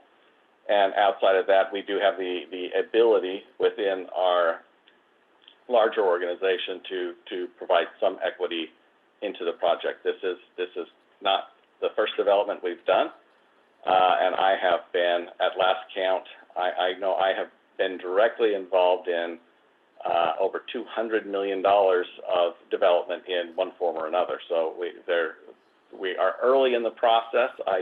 We don't have all of the assets specifically in this entity sitting here, but we do have the financing secured for the first 20 million, which I believe will take us far enough along to carry the project to the point where we can get more traditional financing. And if not, we will go through our internal process. Where is there evidence in the record of even a preliminary inquiry with respect to traditional financing? I did have that on my initial testimony when I discussed the two lines of credit. I believe I made a statement, and it was on the PowerPoint, that we would be looking at traditional institutional and financing. I see, but my question is more specific. Where is evidence in the record that there has been communication with, let's use your term, traditional financiers, and there's at least something in the record showing a preliminary interest by these traditional financiers to provide the funds that would be necessary to complete this development and the representations you have made to the attorneys and to the community? There is not at this time. We would normally do that when we have engineering and an actual cost breakdown. Okay, now I did review the underlying credit, the lines of credit, especially with, you had a mortgage with Goldman Sachs, isn't that correct? That is correct. And in fact, that appears on the preliminary title report, which we will go to later. That mortgage and that document is, or that financing agreement is also an exhibit in the record, but it indicates that it was basically guaranteed, or a co-borrower, or whatever term you want to use, is Mr. Roach or one of his related entities, correct? Correct.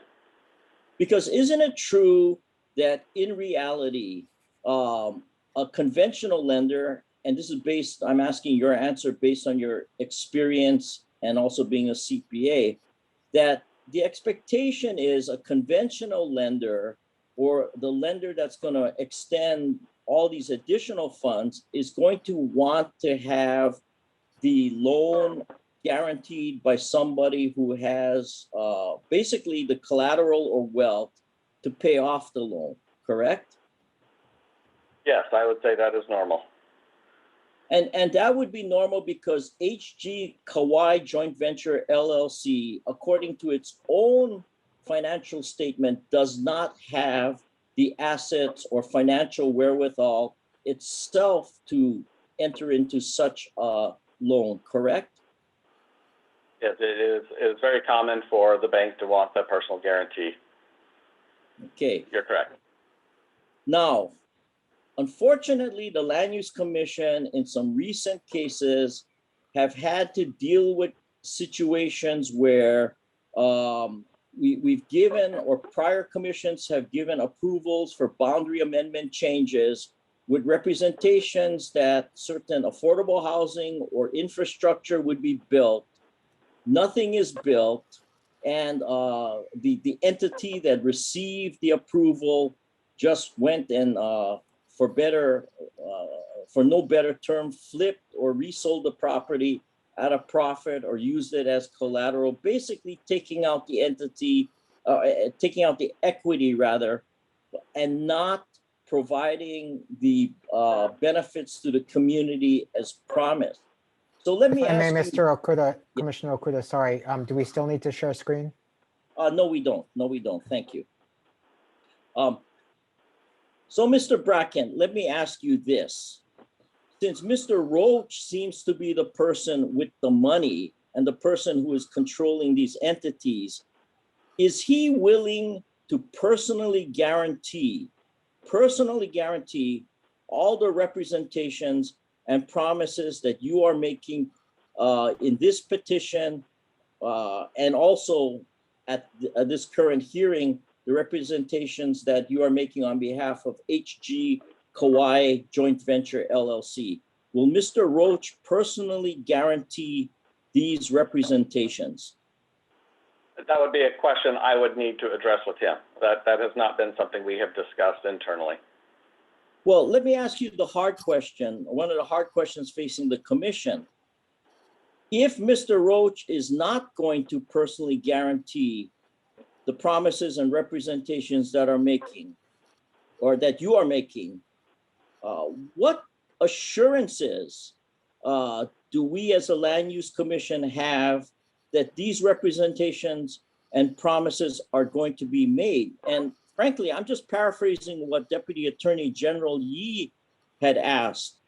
I mean, what assurances do we have that future land use commissions will not face the same type of situation we have, where you have a parcel of land, 20 years later, promises haven't been kept? Well, I would have to consider that. To be perfectly frank, I will say that you know, at least some of our history on other projects shows our commitment to a project, even when things don't work out. We've had the Sand Hollow Resort project. The reason why I brought that one up specifically is construction started on that right before the real estate crash. It was a project that should not have survived.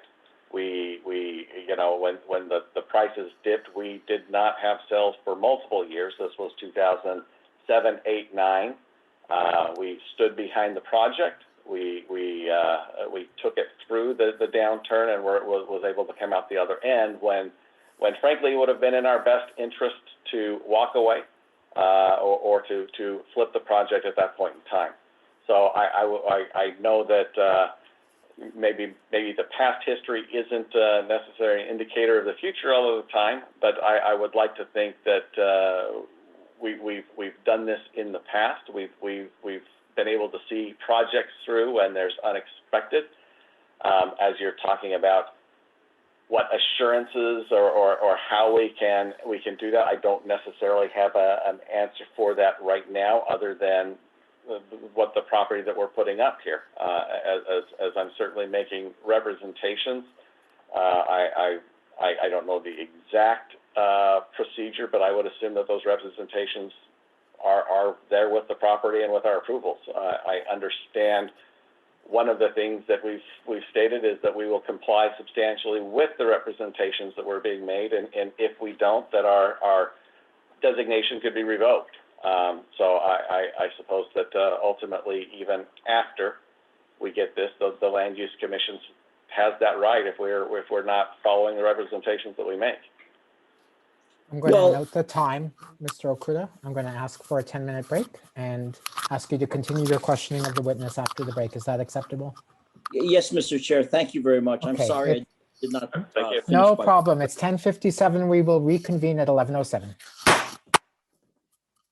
Mr. Ewan, Commissioner Giovanni, were you raising your hand or just waving? Okay. Huh?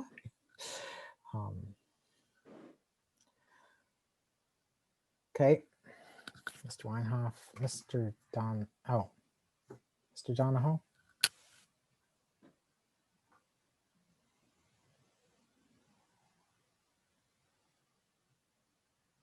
When we're done with the questioning from Commissioner Okuda, we'll take up scheduling, including the questions asked by Mr. Collins regarding responses before we go on to further Commissioner questioning. Okay, we're ready. 11:07, we're back in. Commissioner Okuda, please continue with your cross-examination of the witness. Yeah, thank you, Mr. Chair. And just a heads up to yourself, Mr. Chair, I have 2 questions just remaining regarding the matter I was questioning. I have a series of questions regarding the status title report and one very short question regarding traffic. So that's what I plan to cover. Mr. Bracken, going back to the topic we were discussing, would the applicant be willing to offer to the commission and the community agreeing to a condition that the property would not be sold or transferred, and that condition also including the standard type of covenant against change of control of the entity until all representations have been completed? In other words, would the applicant be agreeable to offer to agree to a covenant against change of control to prevent the flipping of the property after or if the boundary amendment were to be granted? Just offhand, that's a concern I have is you're putting my accounting hat on. Oftentimes we will make a change in ownership internally at the development stage just to move the property from an investment to an actual development. This is a capital gains versus ordinary income rule. And I'm hesitant. I'm really only hesitant to answer that question right now because I haven't thought through whether that might conflict with a future loan covenant or something else. I think, obviously we've put millions of dollars into this property right now. We want to stand behind what we're saying. I'm just a little hesitant that I might be conflicting with another obligation or another loan covenant inadvertently. But generally speaking, I think that we are willing to have some sort of discussion along how we could make those assurances. Yeah. Okay. Let me ask you this. Can you point to any other development or project in Hawaii that your company or groups of companies or affiliates have engaged in Hawaii at any time? Within this group, and a significant one, no, we can't. I have many years ago worked on a very small one on Oahu. I've got to remember the name. It's been more than a decade ago, but it was quite a different property. We took a duplex. We went through a CPR process. We built 2 more duplexes on it, expanding it to 3 units. But it was not a wildly significant a project. But that would be the only thing that this related party, this group has done. Okay, thank you. Let me move on now to the status title report. That, I believe, is Petitioner's Exhibit, was that 48? 38. Okay, I'm sorry. Well, yeah, you're right. It's Exhibit 38. I'm looking at my screen here. Okay. There is a difference between a status title report and a title insurance policy, correct? Correct. A status title report is basically what the title company reports as the state of title, but the title company really is not putting up much of a guarantee or promise or being exposed to the report if the information turns out to be wrong, correct? Right. I believe the term is they're not putting the policy in place. Right. And in fact, if you look on the first page of your status title report, Title Guarantee of Hawaii LLC specifically limited its liability to either the lesser of $3,500 or 2 times the amount paid for the title report, correct? Correct. Did you know whether or not more than $2,000 was paid for this status title report? I couldn't tell you offhand, but I would think that would be substantially correct. This type of title report, that would be what I would expect. Okay, because the difference is if you had a title insurance policy, and let's say the title insurance policy was for the amount of, we could say the value of the real property, and let's just take $10 million as a round figure, or whatever amount you used in the prior exhibit, the title insurance company would have substantially more obligations towards the landowner, correct? Correct. The title insurance company, for example, if there was a claim against title or question against title, the title insurance company at its expense would have to step in, hire the lawyer to protect the title, correct? Correct. And if for some reason the title company was not able to protect the title in whole or in part, and there was a financial loss, the title insurance company may have to pay up to the amount of the coverage, which may be $10 million or whatever the title policy was for, correct? Yes. With respect to the present property, did the applicant or anyone else ever obtain a title insurance policy for the property? When we purchased the property, it was at a foreclosure sale, and I don't remember if there was a policy at that point in time. But usually at a foreclosure sale, you have a court-approved foreclosure sale, which gives you a very clean title at that point in time, and I can't tell you offhand whether we did an additional title policy on top of that process there. Well, I'm not here to testify in this proceeding, just to ask. But my practice, my partners for almost 40 years have done a great bulk of foreclosures in the state of Hawaii. And I believe the rule is actually in a foreclosure case, you only get the title that the foreclosing entity had. You don't get any better title than what the foreclosing entity. Right. So in other words, you have in the record a foreclosure commissioner's deed from a person named Curtis Shirmizu, right? The foreclosure commissioner, correct? That sounds correct. Right, so it's whatever title he had, good, bad, or otherwise, which is whatever title the foreclosing entity had, good, bad, or otherwise, that's what you folks have, correct? Right. So that's why my question is, and it's either yes, no, or I don't know is the answer. Yeah, I can't tell you right now. I don't remember. This was 2013. I would have to look through my records. That's something I'll have to look up. Okay. Well, let's look at the status title report then. The status title report seems to track the commissioner's deed, but whether it does or it doesn't, let me ask you to look at certain exceptions that are shown on the status title report.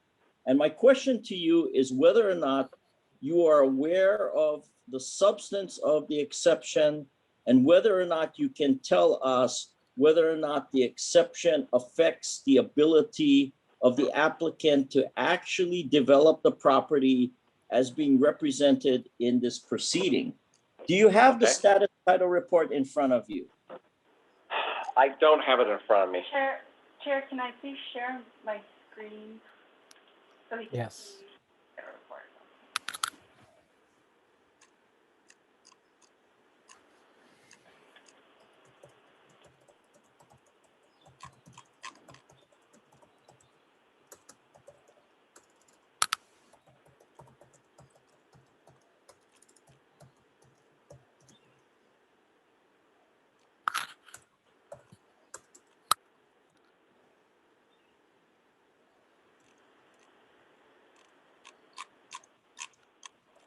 Okay, if you can look at, for example, exception number 17, it says memorandum of option agreement, and there's a document of a Bureau of Conveyance document which shows the recordation of that memorandum of agreement. That's a Bureau document 2006-203541. Do you know what the substance is generally of exception number 17? Yes. Yes, I do. What is this? It is on a piece of property outside of the petition area where the existing solar farm is in the ag property. So does that memorandum in any way affect the development of the property as represented? No. Do you know why it's then listed as an exception on title? Because it's the petition area is smaller than the parcel area. So we actually have a little bit larger parcel, so the title report is on the entire parcel, not just the petition area, it looks like.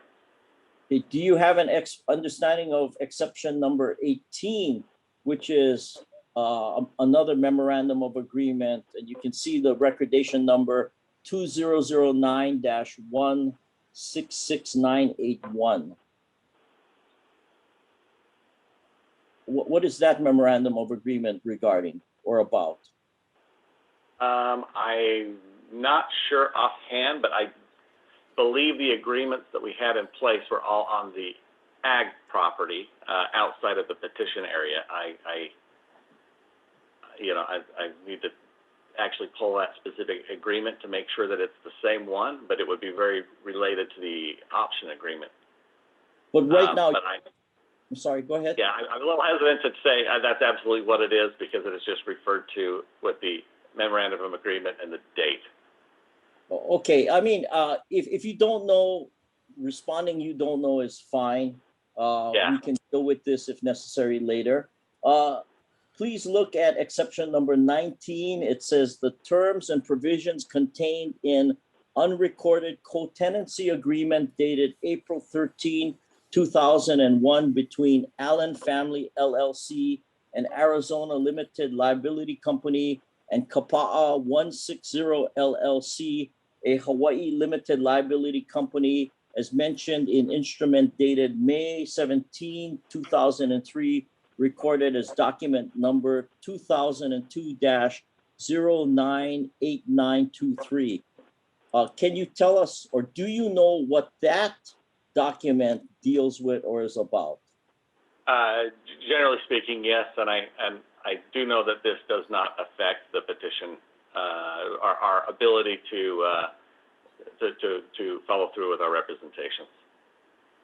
Well, can you tell me what the substance is of that agreement? What does that agreement basically say in summary? It was some terms with the Allen family and who is a minority interest in HG Kauai as well. So this is a related entity with HG Kauai. I'm trying to remember the specific details. Yeah, I'm sorry right now on the specifics, but I do know that this does not affect the petition area. Well, what are HG's responsibilities or obligations under that unrecorded co-tenancy agreement? Would you mind if I just took a quick consultation with my attorney real quick and just refamiliar Mr. Bracken, that's okay. I mean, if you don't know right now, that's fine. Let me move on. If you don't know, you can just tell me you don't know. I mean, these documents are of record, and I'm sure at some point in time, somebody will look at it. Same question for exception number 20. It's an instrument titled Land Use Agreement dated March 14, 2003, and there's a recordation a number there. You know, whenever I see the term land use agreement, it kind of perks my ears up a little bit. What can you or are you able to give us a summary of what the duties and obligations are under that land use agreement? And if you can't, you know, saying you can't give us an answer at this point in time is fine. I don't know the details of that one because I don't believe that one's still in effect. Okay, but you don't know the details, correct? I don't know the details offhand. Commissioner Okuda, with forbearance that this is your questioning, I just have one question inspired by your line of questioning, which I want to ask at this time while we're on it. Yes. Which is that if the petitioner's representative is stating that certain parts of this title report apply to the larger lot, but not the petition area, is there anything in the record that differentiates and gives us a good sense of what portion of this title report applies only to the petition area?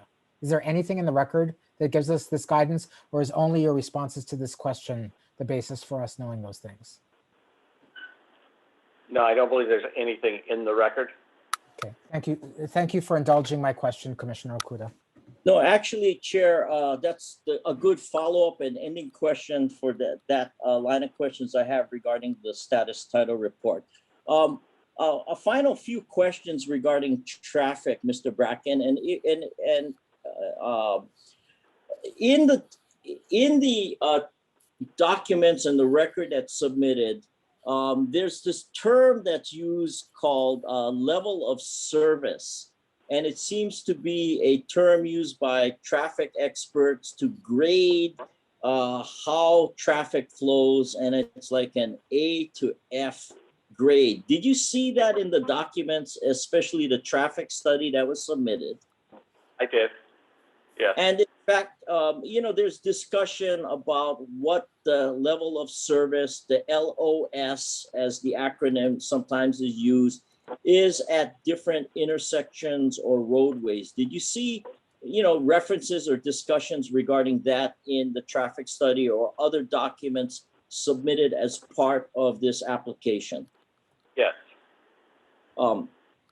Is there any evidence in the record that this development is going to make the level of service grade better on any of the roads or intersections which are going to be served or impacted by the development? I believe so, but it's probably a question better answered by the traffic consultant that we will have on. But I couldn't give you a lot of details on that because that's not my area of expertise. Okay, well, let me just ask this final question then. Is it your impression as the representative and manager of the applicant that this development, in fact, is going to have on certain roads or intersections an unavoidable negative impact on the level of service? That at best, the level of service might be maintained at a low grade, and it might be a deteriorated low grade. Is that a general impression we can take away from the traffic studies? Again, I don't want to put words in the traffic engineers. I don't, you know, I certainly don't believe that we're going to solve all of the traffic problems with the subdivision. I don't believe that we are going to make traffic stop on the island either. I think that the traffic engineer would be a better person to address the details on that. Other than, from the developer standpoint, we want to do our best to minimize the traffic impact that we have, and we are relying on the experts in this area to guide us along here. I understand that. And I'm not asking whether or not you would solve the traffic problems. My question is more narrow, whether it's your impression that at best, this development is not going to improve any of the level of services, the LOSs, and in fact, many of the LOSs will show a deterioration. Is that your impression? It's just yes, no, or I don't know. I will say, yeah, there are certainly levels that are probably going to be deteriorated. There was one study that showed that there was one intersection that went from like an F to an E, but at the same time, I don't expect that we're going to make traffic significantly, or we're not going to make it better. My impression,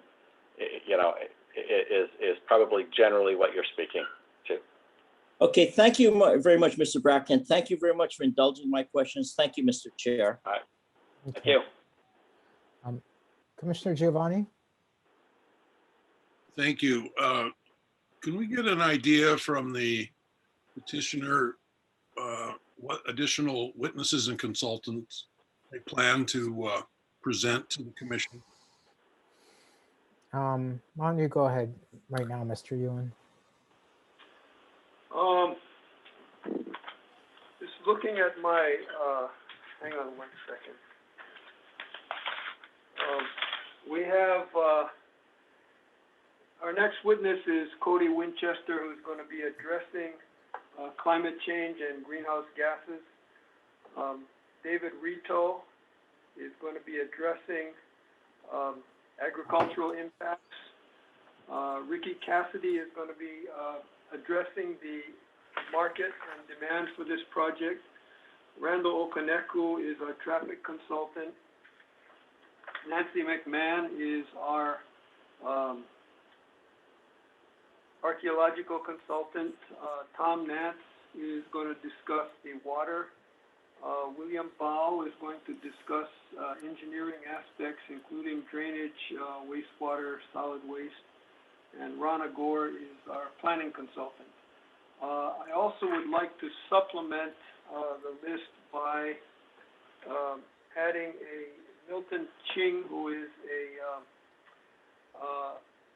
I guess best described as a Kama'aina witness in the area who we've located, who can discuss the existence or non-existence of heiau on the property.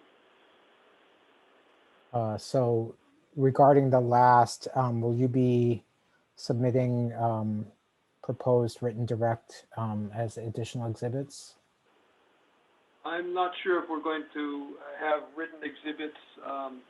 We can, I believe Mr. Ching submitted a letter to the Land Use Commission today, but we can certainly submit something for him.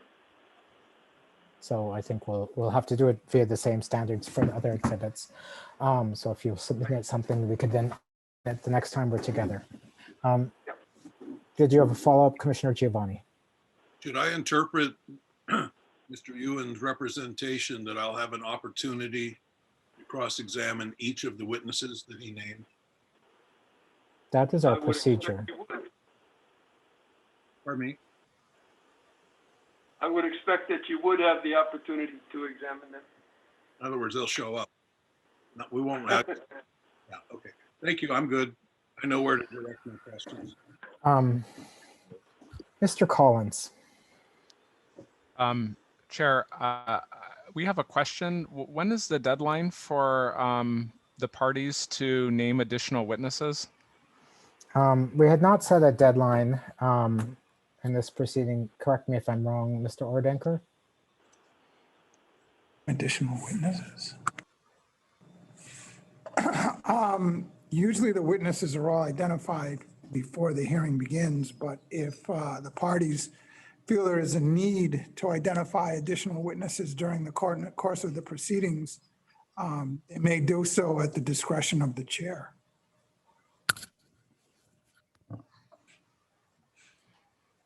Mr. Collins? Chair, I guess the only question or request for guidance is how additional witnesses will be identified and so forth, because we're now hearing only under the questioning of a commissioner that we haven't gotten through the first witness yet, and now we're hearing that there's going to be additional witnesses called. So thank you. And I was, before the question from Commissioner Giovanni, I was going to, as I had announced, talk about procedures. So let me take this up as part of a general discussion of procedures for today. I suppose starting with the end, what are the time limits from any of our commissioners today? There's no 4 o'clock. Is there anybody before 4? Sorry, Commissioner Chang, was that 3 or 4? 4 o'clock. Anybody before 4 o'clock? Commissioner Ohigashi. Yeah, I'm going to be leaving. I notified Dan that I'm going to be leaving. I have a court hearing in 1 and I think it was 2:30. I'd probably be home. Thank you. Thank you for reminding me of that. Is there anything else?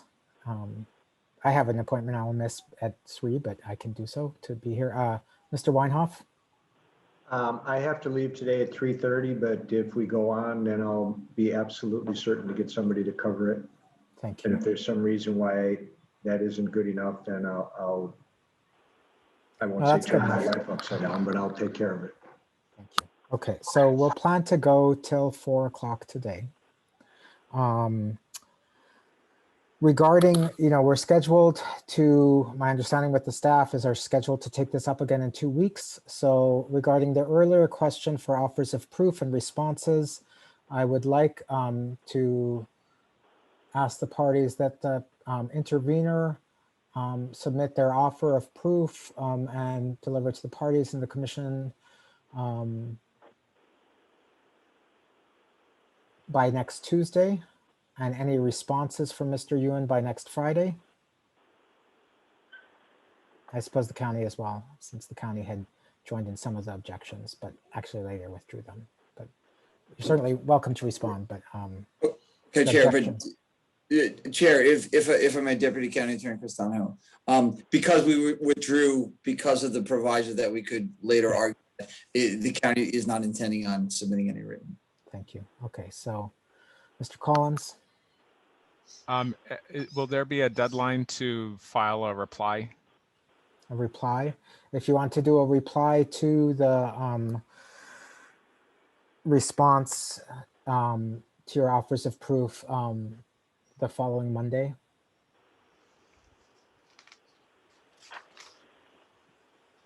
Okay, thank you. Okay. And then I just want to, this came up yesterday, but I want to be absolutely clear on the record. Sorry, Commissioner Axon?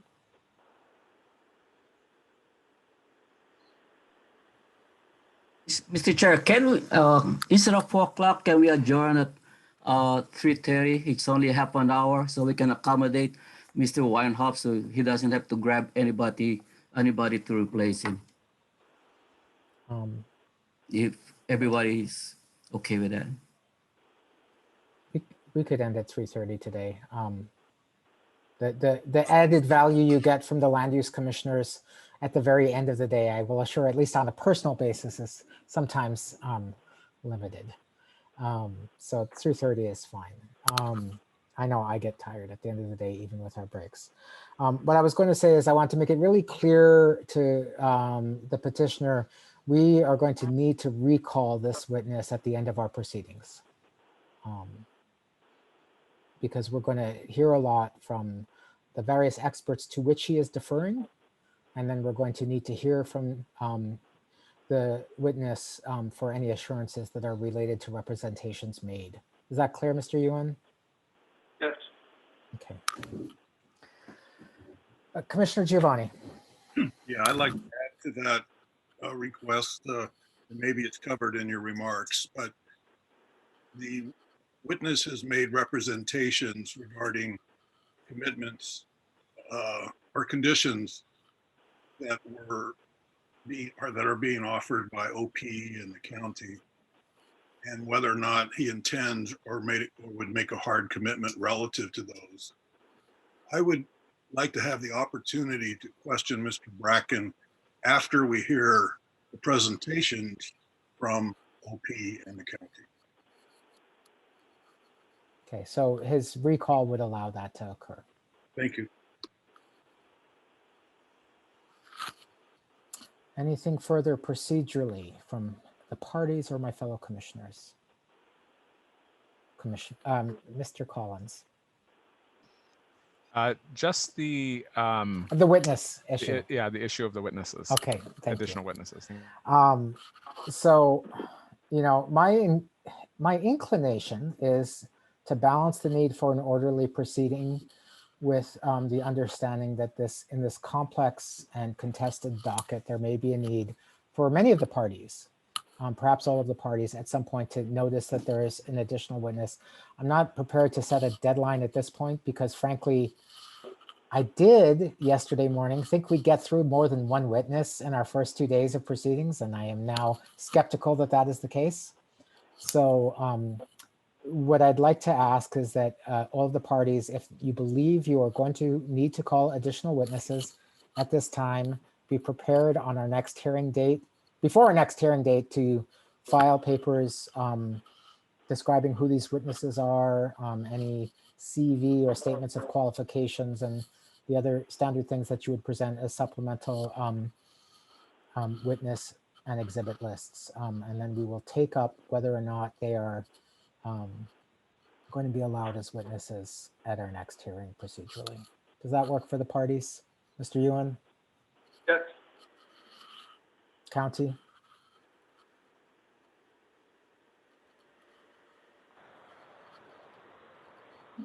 You can nod your head. I can see you trying to find your mute button. Thumbs up from the county. Mr. Yee? We have no objection. Just to be clear, we would request that it be a revised exhibit and witness list that is submitted by the parties for additional witnesses and or exhibits. Yes. Thank you for that clarification. Can I only add one other issue for you since you're talking about this now? It is possible that the Office of Planning will not need to call its Department of Education witness that it did give him Mr. Bracken's representations. Okay. Mr. Collins? Or Ms. Isaki, yes? Yes, thank you. Okay, with that, let's, we're going to go to noon. Let's start in with Commissioner Chang. Thank you very much, Chair. I probably have the same amount of questions and time as Commissioner Okuda. So I'll start and then we'll continue on after lunch. Right. We'll plan on taking a break at noon and resuming at 1. Very good. Thank you very much. Good morning, Mr. Bracken. Thank you so much. Yes, thank you so much for being here this morning. And I have greatly appreciated your willingness to accommodate the parties. I am going to ask you a series of questions, and I'm going to try not to be redundant and ask you questions that Commissioner Okuda may have asked. Okay. But let me start first off with, in your Exhibit 11, you described a lot of your development experience. And I know that you, under Commissioner Okuda, he asked whether you've done any similar development projects in Hawaii. And I think you said, no, you had just a very small, you were involved in a small project maybe 10 years ago. Is that correct? That's correct. Okay. So what is your experience in, in any development experience on the island of Kauai in particular? This would be the first development on Kauai. All right. Do you have any experience doing agricultural development, if not in Hawaii, elsewhere? Yes, I have. We've developed approximately 5,000 acres of agricultural land, And we also manage over 10,000 acres of grazing land. And again, where is that located? The agriculture is in eastern Utah, and the grazing land would be in New Mexico. But again, no experience in agricultural developing ag land in the state of Hawaii. Is that correct? That is correct. Okay. I wanted to ask you, the title of your development is called HO and capital KUA, HoKua. What does that mean? Sorry, with that, the HoKua place, what does that mean? Yeah, what does HoKua mean? It was a, I can't remember offhand. I apologize. It was put together by one of our consultants. I don't know the name, the translation right now. Do you know whether it has any relationship to the property? I don't know if it had relationship to the property specifically, but it was a name that we were going because it had a local connection and meaning there. When you say it had a local connection, what do you mean? It was a name that one of our original consultants suggested as meaningful for the area. Could I ask you the name? I'm sorry, go ahead. Sorry, go ahead. Could I ask you the name of the consultant? I don't remember who originally proposed the name. This was probably in 2015 or something like that. It's been a name we've been using for some time. Okay, but as we speak right now, you don't know what it means. No, I do not. I apologize. Okay. I'm going to ask you another series of questions involving community engagement. Okay. Your testimony yesterday was that you want to do, or you implied that you want to do what the community wants. Or could you explain to me, what did you mean by that statement? We, for several years, we did talk to a number of people within the community. We also spent some time talking to the county commissioners at certain times. It's been so long, I don't know how many of the county commissioners that we've spoke to in the past are still commissioners. And this is a project. This is the type of project that they were pushing for us or suggesting would be very helpful. I also, on a personal level, I grew up in an area about an hour and a half outside of Las Vegas, and that is an area that actually had many of my friends that I grew up with actually came over from Oahu because their families could no longer afford to live here. So there was a little bit of a personal connection for me to try to help establish something that's affordable. Again, just because of that long history of people no longer being able to afford to stay on the islands that they had been on, and again from the commissioner and the local level, we were getting a lot of comments about multiple families living in a house because they didn't have another option in that area, and so we opted to try to provide an outlet and a resource for that, which is why we've been planning and are going along the route of affordability and accessibility of housing for the local community primarily. Okay. So in your opinion, besides affordable housing, what else do you think this community wants?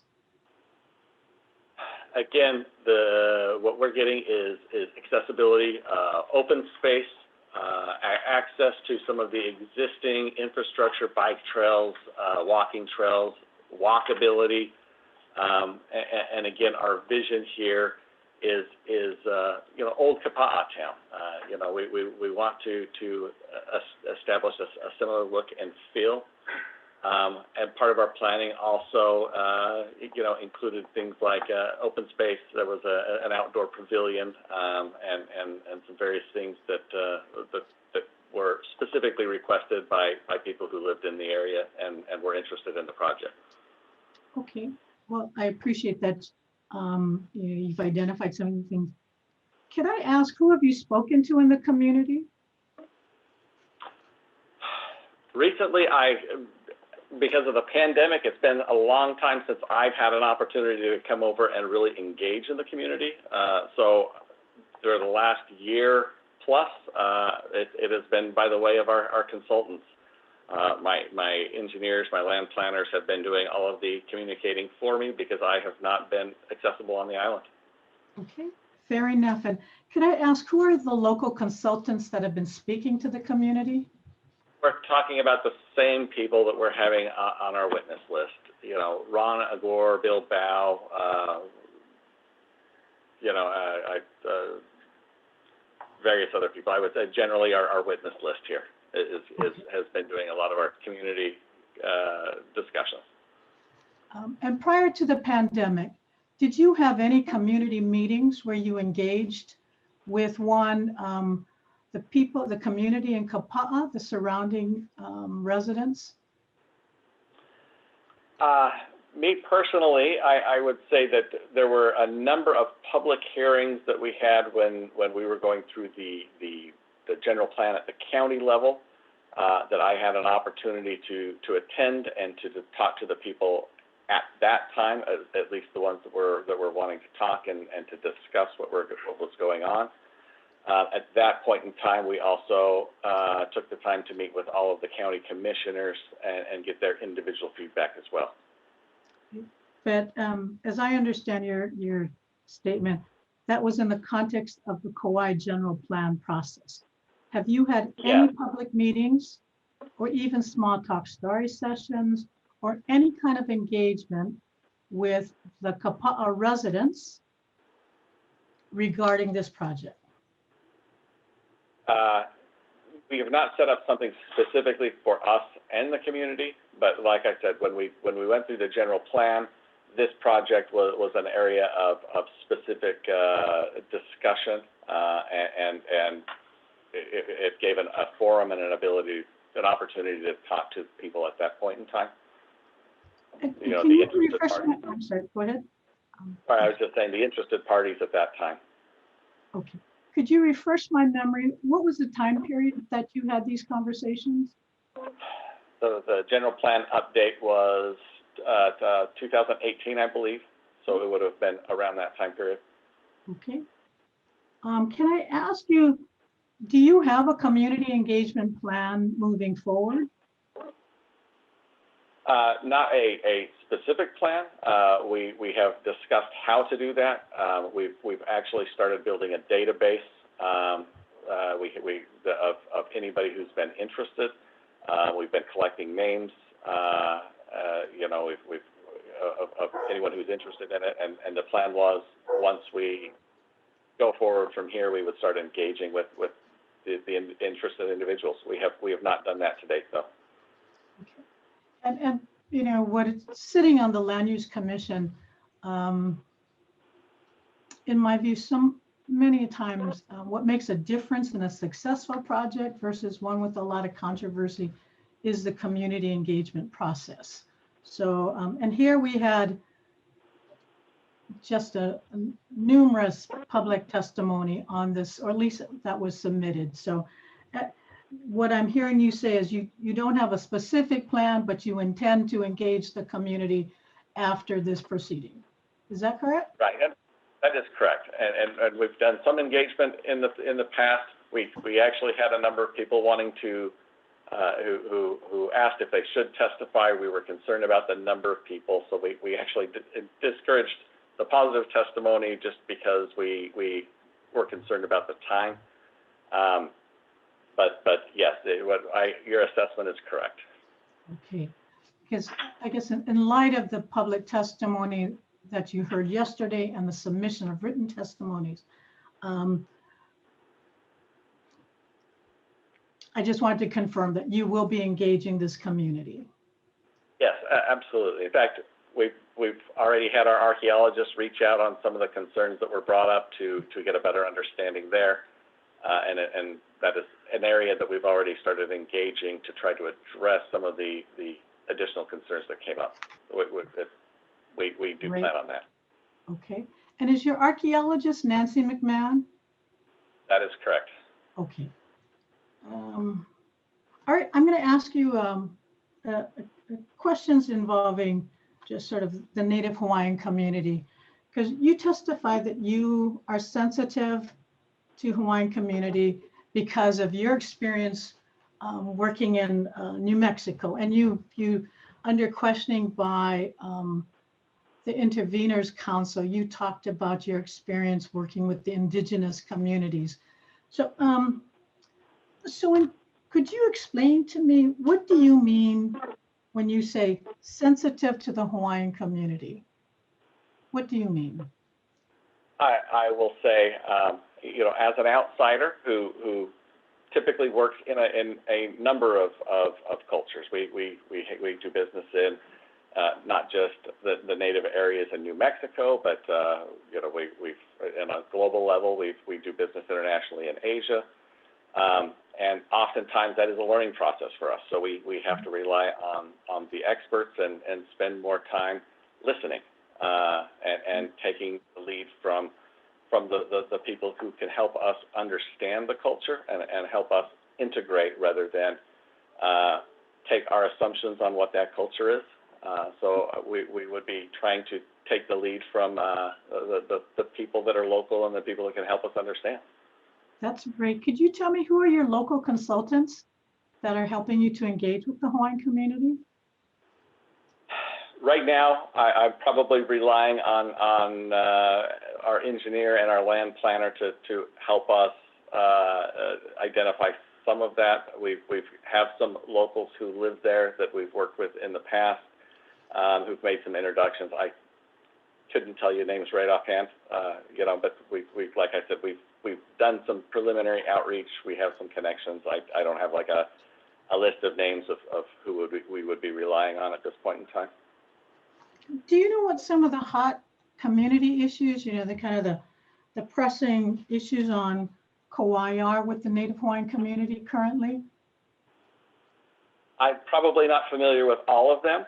I've probably been focusing mainly on the hot button issues related to this project. You know, traffic. Obviously, I'm aware of a lot of the cultural. You know, the gathering, the traditional land access. But I'm certainly not an expert in that. That is something that I would want, you know, our people to help me understand as an outsider. Okay, well, I appreciate being that sensitivity and acknowledging that, because I want to move on to a statement. Mr. Ewan, and I'm paraphrasing what Mr. Ewan said. He asked you if you would agree to honor and respect traditional and customary practices, and you answered yes. Could you explain to me in your own words, what is your understanding of traditional and customary practices? In my own words, a lot of the traditional practices that have been brought up concerns related to this property has been somewhat along the lines of access related to gathering rights.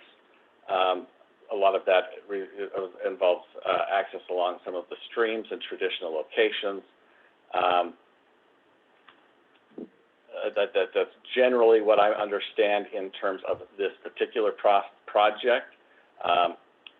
Outside of that, you know, there are certain locations, archaeological locations. If those were there, we certainly would be sensitive to that. Again, this is something I would be relying on a lot of local help with. Okay. Do you know where that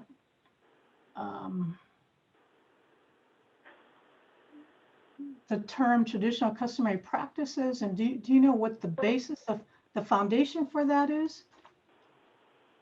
I do not. I don't. Okay. I appreciate the honesty on that. It is a constitutional obligation that's in our Hawaii State Constitution.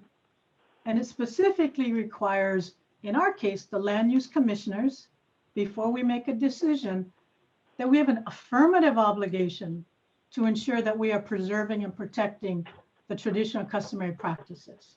So that's the foundation. The legal foundation is the Constitution, and that is our obligation as the commissioners.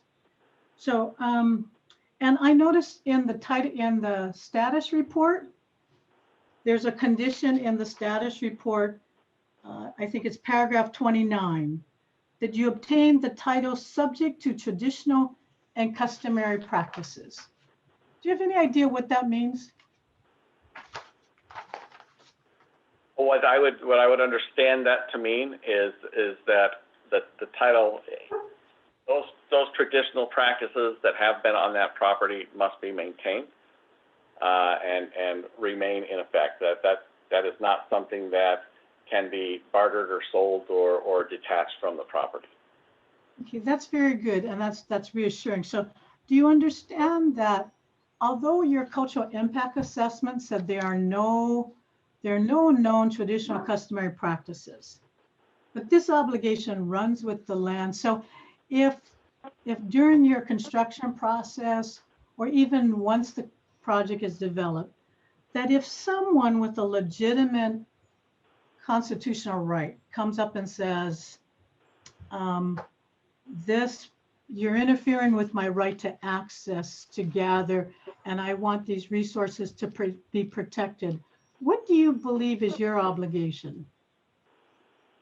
My obligation would be to follow the rules and the laws of Hawaii here and work to maintain those rights. I don't think that I have the right to, change something that we bought that property subject to. Okay, so we heard testimony from several witnesses, public testimony, that they actually gather some, what some people are saying are weeds. If they come in and they say, we want those resources protected, and it's in the middle of one of your development phases, what would you do? Well, I certainly would want to understand the issue particular. So I would certainly have to have somebody on my side. This is again not my area of expertise. I would reach out to make sure that I understood what the situation was, and as you said, if it was determined that we have a legitimate traditional right, we would have to work to address that, with the appropriate channels make sure that with that person or group. I would follow the established practices, I guess. Okay. I know, Mr. Chair, we're at 11:59, and I'm going into a line of questions involving burial. So Okay. I think it may be better we just wait until after lunch before I start. Thank you for that consideration. Members or parties, is there anything that we have to discuss before going into recess for lunch? Seeing none, it is 11:59. We will reconvene at 1 p.m.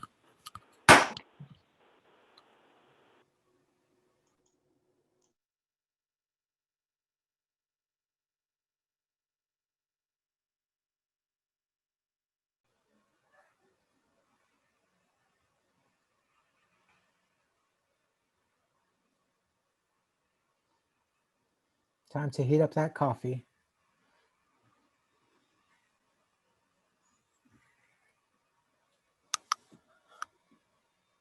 You gave that a suspicious look, Commissioner Cabral.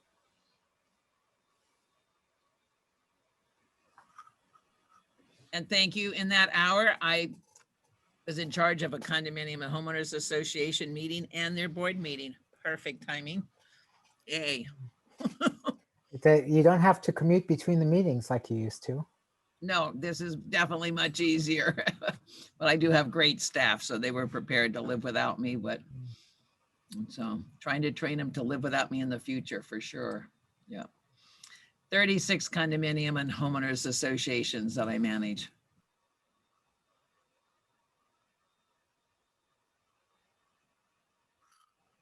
I'm not stepping forward for volunteering for your role.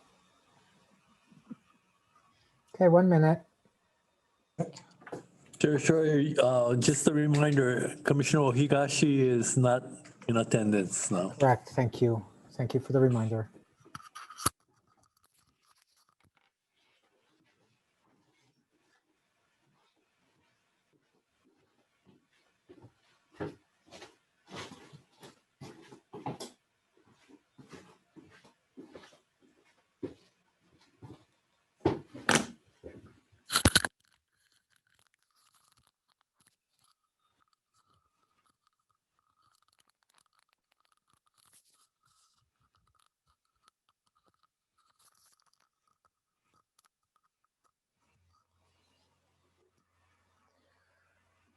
Okay, so just Mr.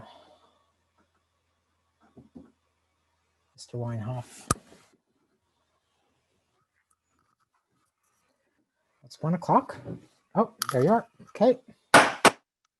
It's 1 p.m. Thank you to everyone for being prompt. I note for the record the previously announced absence of Commissioner Lee Ohigashi from Maui, who will review the record.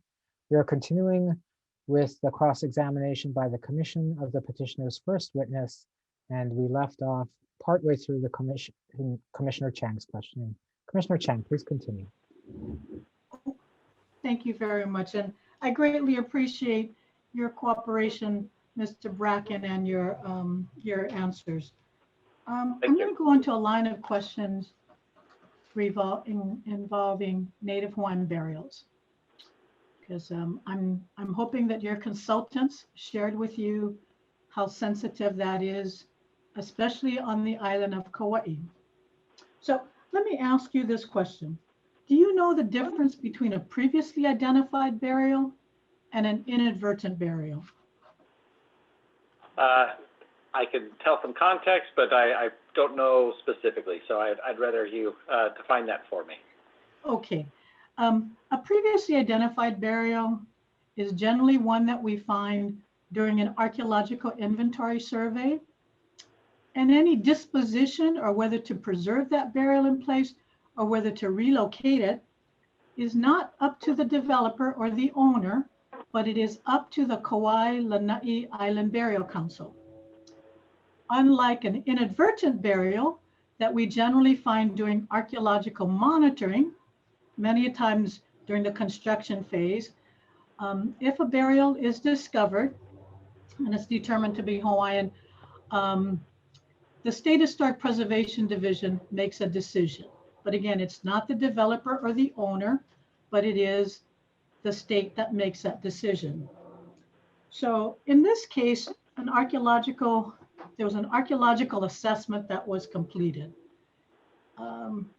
But do you understand that you could be required to preserve a burial in place if during construction, burials are discovered? Yes, absolutely. And do you understand that preserving that burial in place may require you to redesign your project? Yes. Okay. And do you understand that, for example, if that burial is discovered, let's say in the middle of a proposed roadway or in the middle of a major infrastructure, you may have to redesign that feature? Yes, that's correct. Okay. And you understand that the costs or the delay costs, because there is a regulatory process, could be quite substantial. Yes, I understand that. Okay. Because I just want to make sure that you understand all the risks that you are accepting. I do a lot of work with developers and including burials, and we had there are many projects on Oahu, actually island-wide, that have been stopped, that have been delayed, and have had to redesign, even to the point of a condominium that had to be abandoned. So you understand. Your consultants have shared that with you? Yes, they have, and as I mentioned, I do have a little experience with that myself. Some time ago, that little project I was involved with in Oahu, we did find a burial, even though it was such a small one. We had to stop everything and go through that process, and we deal with it on a fairly regular basis in the Native American areas as well. So burials are always a sensitive area, and we will be respectful and follow the process. Okay, that's really good to know that you understand and that you are sensitive, because especially on the island of Kauai, there have been numerous litigations involving Native Hawaiian burials and the issue involving whether they need to be preserved or burial treatment plants. So my understanding is you seem to be well aware of those potential risks and aware of why that is so significant. Yes. Okay, that's good to know. Most developers who come from the mainland aren't aware, so that's good to know that you are aware.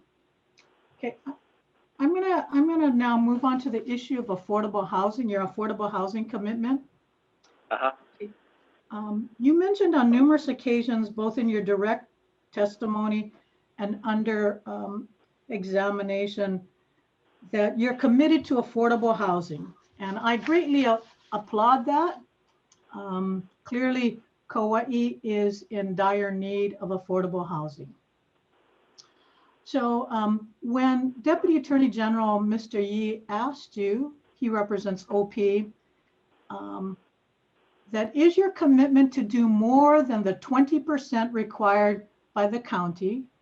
And my recollection is you said yes, that in fact you would do the original 30%. Is that correct? Yes, the original standard that we started this project with. Okay. So I am looking at Exhibit 11, which is your PowerPoint, your testimony. And it has under here a total of 769 total units. And the county affordable requirement, 20% of the total units, include 154. Where are you going to do the additional 10%? It's on that same page. It's the bottom, I don't have it in front of me, but the bottom. Could we put that page up, Mr. Chair? Please.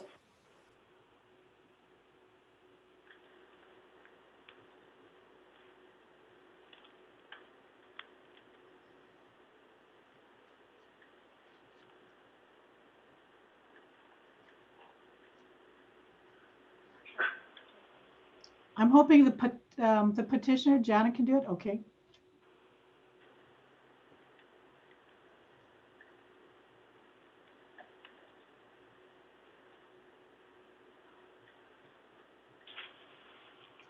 Okay.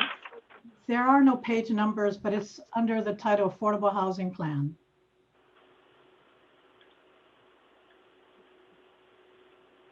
Yes, the bottom three bullet points where it says the additional 10% or 77 units, it's probably that line probably should have been moved over to the left to make that a little bit more clear, or else the 21 and the 56 units maybe could have been indented to clarify that a little bit.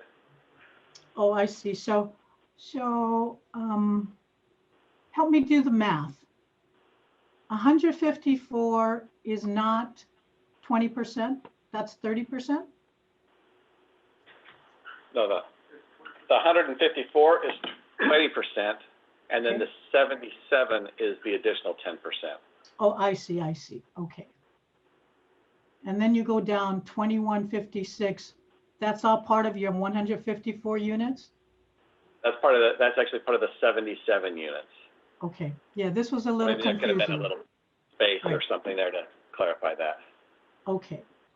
So the total is 154 plus 77, right? Yeah, based on that 769. Okay. So that's 12, 13, 231 units.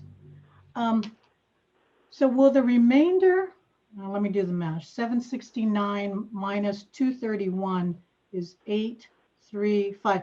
So the remainder of the 538 units, 538 units, are they going to be market priced? Yes, but at the same time, I don't expect our market price based on the units to be significantly different. The goal is to try to build, you know, everything in an affordable way, so that our market price remains under those affordable requirements, and also, you know, stays that way in the future. If you've got, you know, smaller units, you know, more reasonable units, the market rate is not going to be significantly different than the affordable rates, in order to prevent the concern of people flipping homes at a profit later and losing the affordability aspect, if that makes sense. It makes sense, but I'm not sure whether that's actually going to pencil out. I'm not. Right. Did you see the recent real estate statistics that showed that the Kauai average home sales price? I just read an article talking about, I believe it was 1.6 million. Well, I thought it was just 1 million, but it is the highest priced. Yeah, and that's the average. That's the average sales price, 1 million. Yes. So help me understand. Can we see the slide that shows your proposed development plans? What slide is that? It's that, I guess, the drawing or the map that you had.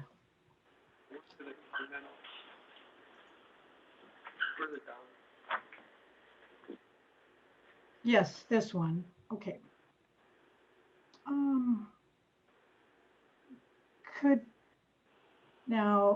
Is the area in red, is that that's the project area? Yes, that's right. So the area that you have outlined where you have HoKua ag lots, that's outside of the petition area? Yes, that's part of the parcel that's not included in the petition area. Okay, and that's currently zone ag, is that correct? Yes. And how large are those units, those lots going to be? I believe that we just did some rough penciling of you know, somewhere around 3 to 5 acres, but at the same time, we really haven't done any planning on that. In fact, this layout is so old it does not take into account the existing solar farm and some you know, things that are actually down in that area. It's not something we've been looking at too closely. Okay, but is it your intention that the ag lots, it will be sold as one single lot, and the owner can put one housing on it, one residential unit on it? That would be our intent, our understanding. Like I said, some of that will never be ag lots because it'll stay in, you know, as a solar farm or some other ag project that may not have a, you know, specific, you know, I think if the solar farm is on 2 of those lots that are currently, so that wouldn't be developed into any sort of ag housing necessarily.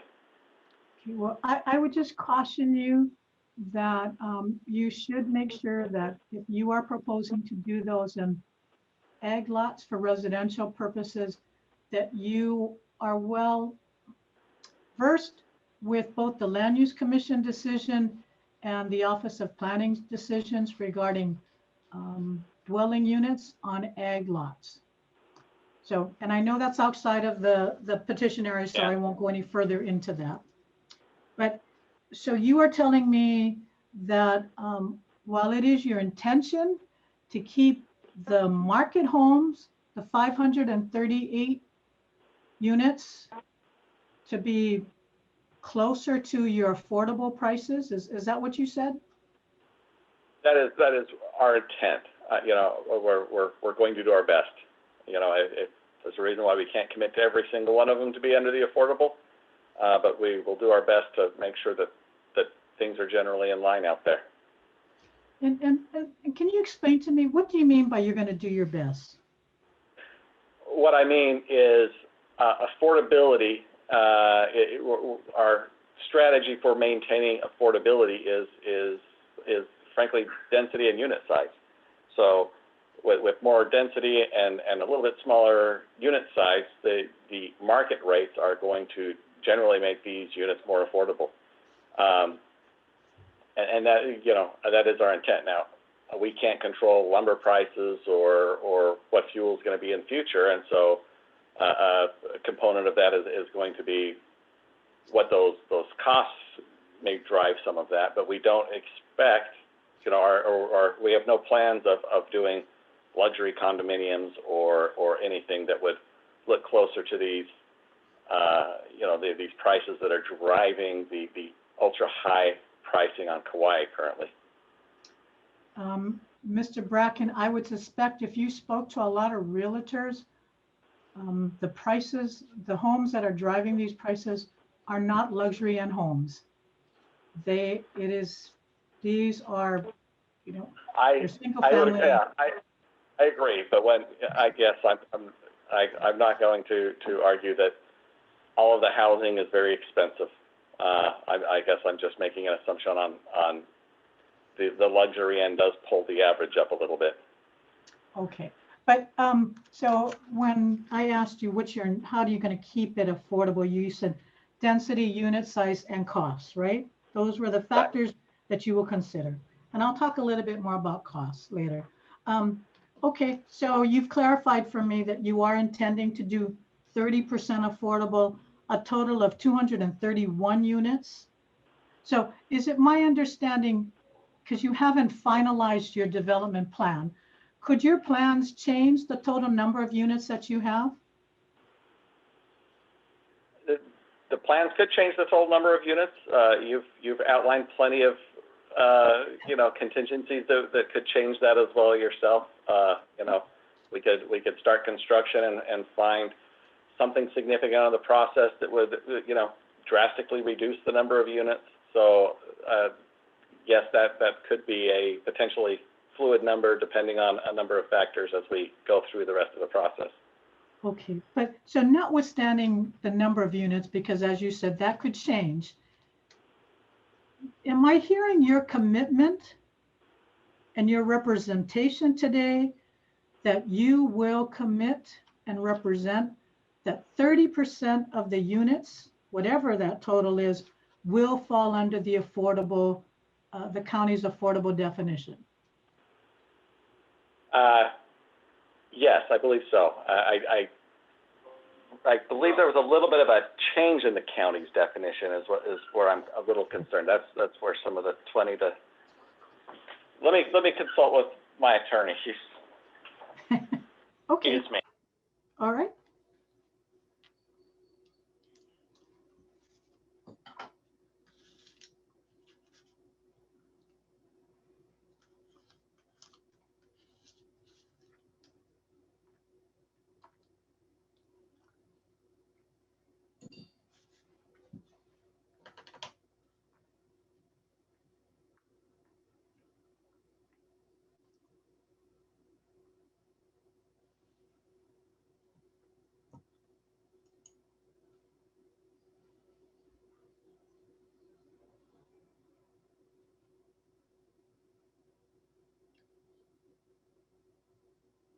Are we on mute? You're not on mute. You're not on mute.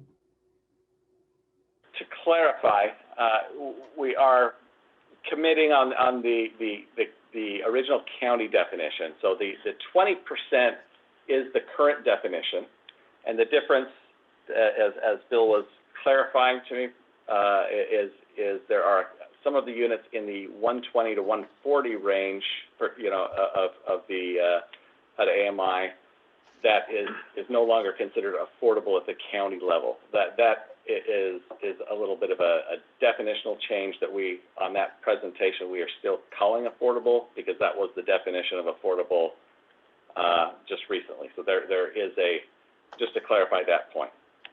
Okay, so based upon your representation, you are only committing to do 20% affordable units based upon the county's current definition. Based on the county's current definition.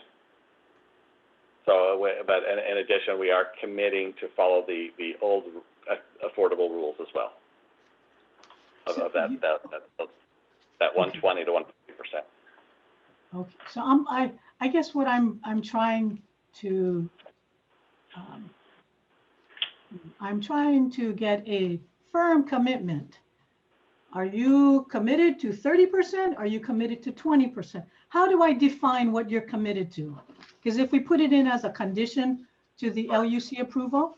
Yeah, I would. Chair, can I, Mr. Chair, can I please share our PowerPoint again? Same slide.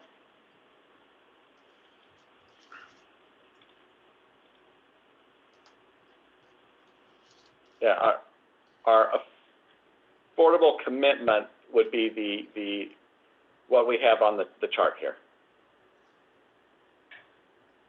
But you just testified that the total number of units may change. So how do I describe this if I was to recommend that this be a condition of the LUC approval, if one should be granted? I would go with a ratio, a percentage. Okay, perhaps your council can come up with something that you're acceptable to. Right. Okay? Because I don't want to misrepresent that it's not, you're not truly committing to do 30%. You are willing to do what is minimally required by the county, 20%, and then this additional 10% based upon this criteria. That's right. Okay, so your market material needs to be very clear and consistent that you're not messaging that you're doing 30%, but it is 20%. Right? Okay, understood. Okay. I don't want to put words in your mouth. I just want to be very clear. Yeah, thank you. Okay, all right. I'm going to go on to the next, a next series of questions involving your development costs.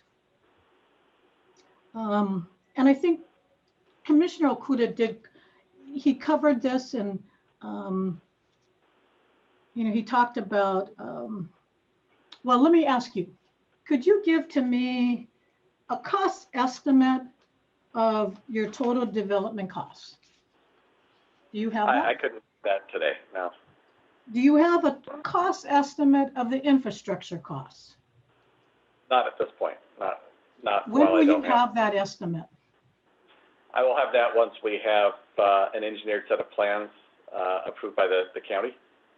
And what I'm hearing you say is you'll get those approved plans after Land Use Commission makes its decision. Correct.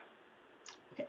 And I think Commissioner Okuda did reference that the Land Use Commission, we have been hearing numerous dockets on old DBAs where the land has been resold. In some cases, new buyers have bought it at foreclosure sale, very similar to your situation. And they come in and ask for a modification. But there's a whole bunch of commitments that were included in the original land use as conditions, the original DBA. And now the conditions are modified. We don't have money to do the road. We don't have money to do the community center. We don't even have money to do the affordable housing. So I have been advocating, this is me personally, I have been advocating that to ensure that at least the infrastructure is built, that the developer put up a performance bond. Are you willing to do that? That is something I would be willing to explore. I don't know specifically how the performance bonds would work here. I have done performance bonds on other projects, so it's something I'm not unfamiliar with. But before I make a commitment here today, I would like to understand that better in this situation. Okay. I'll even do better than that. I'm going to let you confer with your attorneys and whatever consultants you have. But you come back and give us what you would suggest based upon your experience. What would be, an appropriate performance bond based upon, but it has to be some criteria, reasonable cost, estimated cost. But why don't you, obviously we're not going to get through with everything today. So perhaps before the next hearing, I will want to know what would you know, what would be the basis for a performance bond? But thank you very much. I really appreciate you considering that. Okay.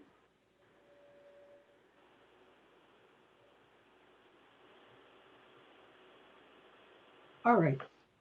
I'm going to just briefly talk about wetlands now, because apparently in the EIS, there wasn't that full disclosure, but we subsequently have found that there may be wetlands on the project site. And let me ask you, will this wetlands trigger a federal permit or a license? I don't know that personally. That would be a question for either our engineer or our land planner, who's been going out to explore these wetlands that has been discussed more recently. Okay, so that's I have not had. Okay. Yeah, I haven't had a chance to personally see those since that has come up. Okay. Would your engineer and land planner also be the one, if I ask the question whether an Army Corps of Engineers permit would be required? Yes. Okay.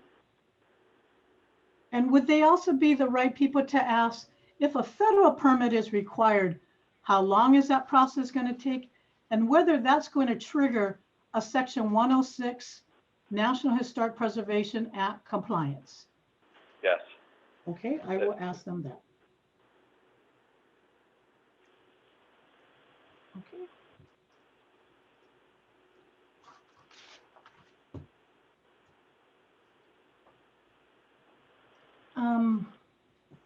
Just briefly,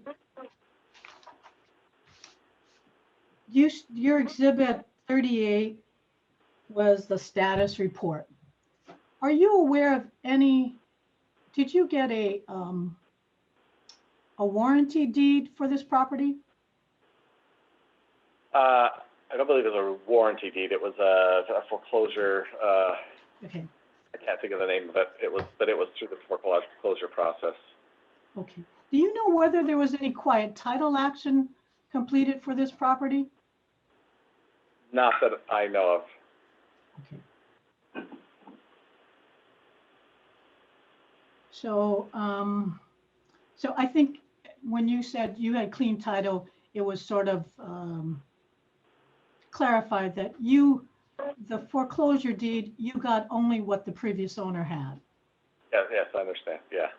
So if the previous owner did not have clean title, for example, if there are, outstanding claims against the property by whether it be Kuleana owners or other interested parties, that they could always come back and sue and seek a quiet title action to clear that. You understand? I understand. Okay, okay.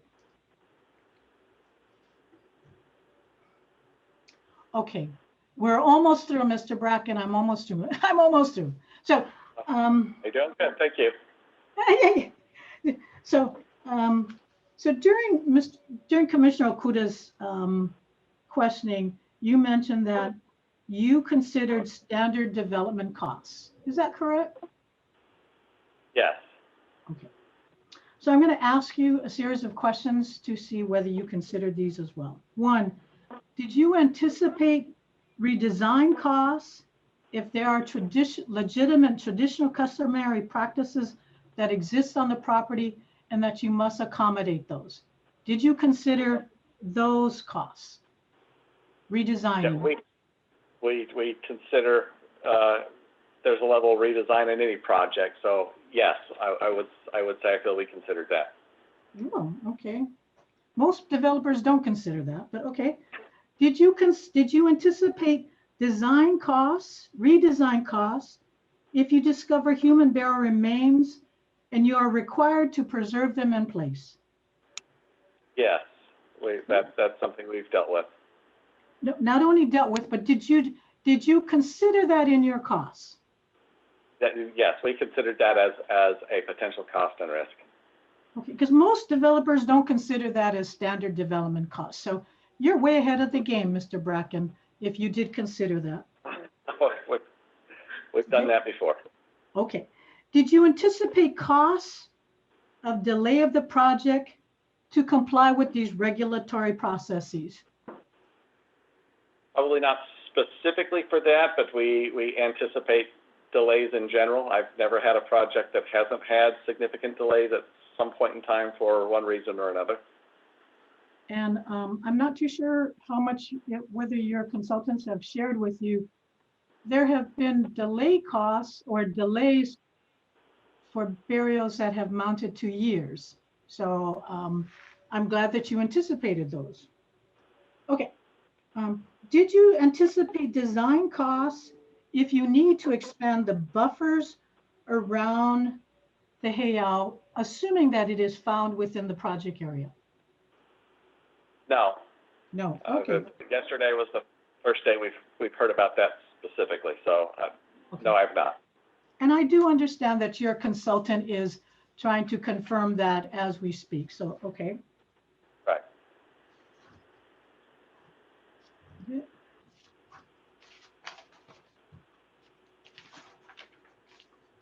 Did you anticipate construction delay costs if you have to delay the start of construction to obtain a federal permit or to complete your Section 106 consultation process? Probably not specifically those two permits, but again, we expect those types of delays in any project. So we've considered that in general. Because you've noted in your exhibits that you intend to start construction in 2023 and complete the housing in 2025? That would be our intent, yes. Welcome to doing business in Hawaii, Mr. Bracken. That is extremely ambitious, but good for you. Always an optimist. Always an optimist. Me too, me too. Okay. Did you anticipate having to provide a performance bond and include that? I've not considered a performance bond to date, no. Okay. And I guess this is, so I know that you've considered a lot of the standard development costs in calculating, you said your intention is to do the best to keep it affordable based upon density, unit size, and costs. And density and unit size you can control. But costs, you did consider a lot of standard costs, but some of the lists that I just went over, you may not have considered those. Is that fair to say? That's fair to say. Okay. And, you know, Mr. Bracken, I do believe you are a person who has good intentions and you're a person of great integrity. But at what point in time do you make a business decision that the cost to develop this project outweighs the profit margin? As a business person, that's a question we often ask, you know, and like I said, sometimes we've done this in the past where it hasn't made sense. We've tried to you know, we've made our way through that through wading through it. I mean, by just waiting out market conditions on other projects. In particular, when markets are up, the costs are up, and when they are down, sometimes those costs go down. So even sometimes planning the development when things are a little slower. If you would have asked me 6 months ago if lumber prices were going to be what they are today, I would not have been able to guess that. I don't believe that they'll be there forever. So it is something that gets reevaluated all the time, and is always a risk. I can't say that you know, we're going to do everything and build this, even if this means that we're going to sustain a $100 million loss on the project.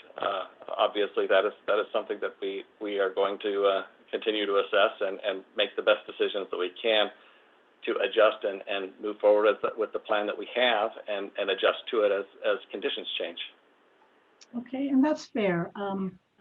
You know, like I said, I consult with a lot of developers, and for me, the role of the consultant, it's to provide the developer not necessarily what they want to hear, but what they need to hear.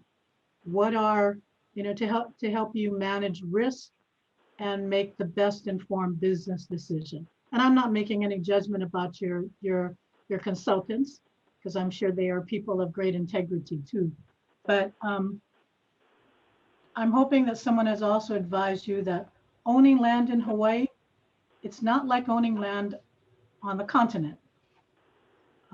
We have, as we talked about the constitutional provision, part of your bundle of sticks as a private landowner is not the right to exclude. So if there are burials, traditional customary practices, or those kinds of things, you don't have the right to exclude them. So just, I think those are things to consider.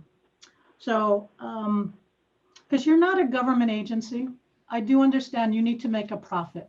But I would just ask you, like the Land Use Commission, we're going to weigh all of these, at least I will weigh all of these things. I will tell you that I was prepared to vote against, on the island of Kauai, an affordable housing project, a very good project, because they did not provide me sufficient information to meet my constitutional obligation to preserve and protect traditional customary practices.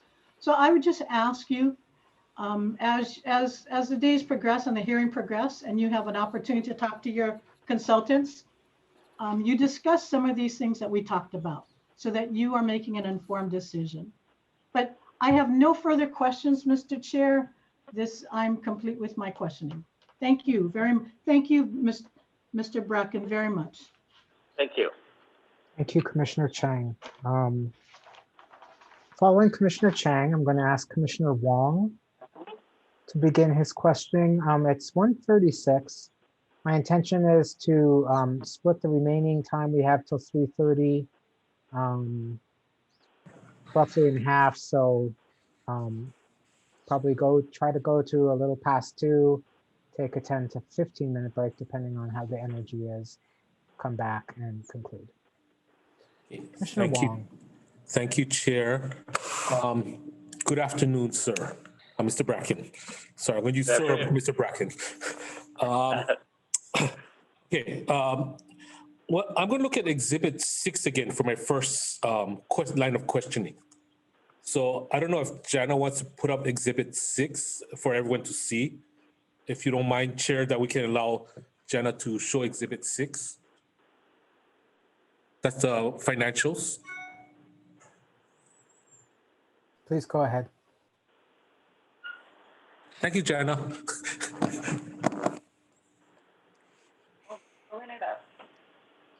Okay, while you bring it up, what I'm doing is I'm a lazy kind of guy, so I'm following Commissioner Okuda, Commissioner Chang, Mr. Yee's lines of questioning, because, I'm not that bright, so I just follow their lead and then go from there. I'm a sheep more than a wolf. Lazy and simple. Well, yeah, lazy also. And simple. Okay, so this is the financials on starting on page 2 that says current assets, that page. So the first, I'm going to do some background. You got this piece of property through a foreclosure, which was approximately $4 million, correct? That's correct.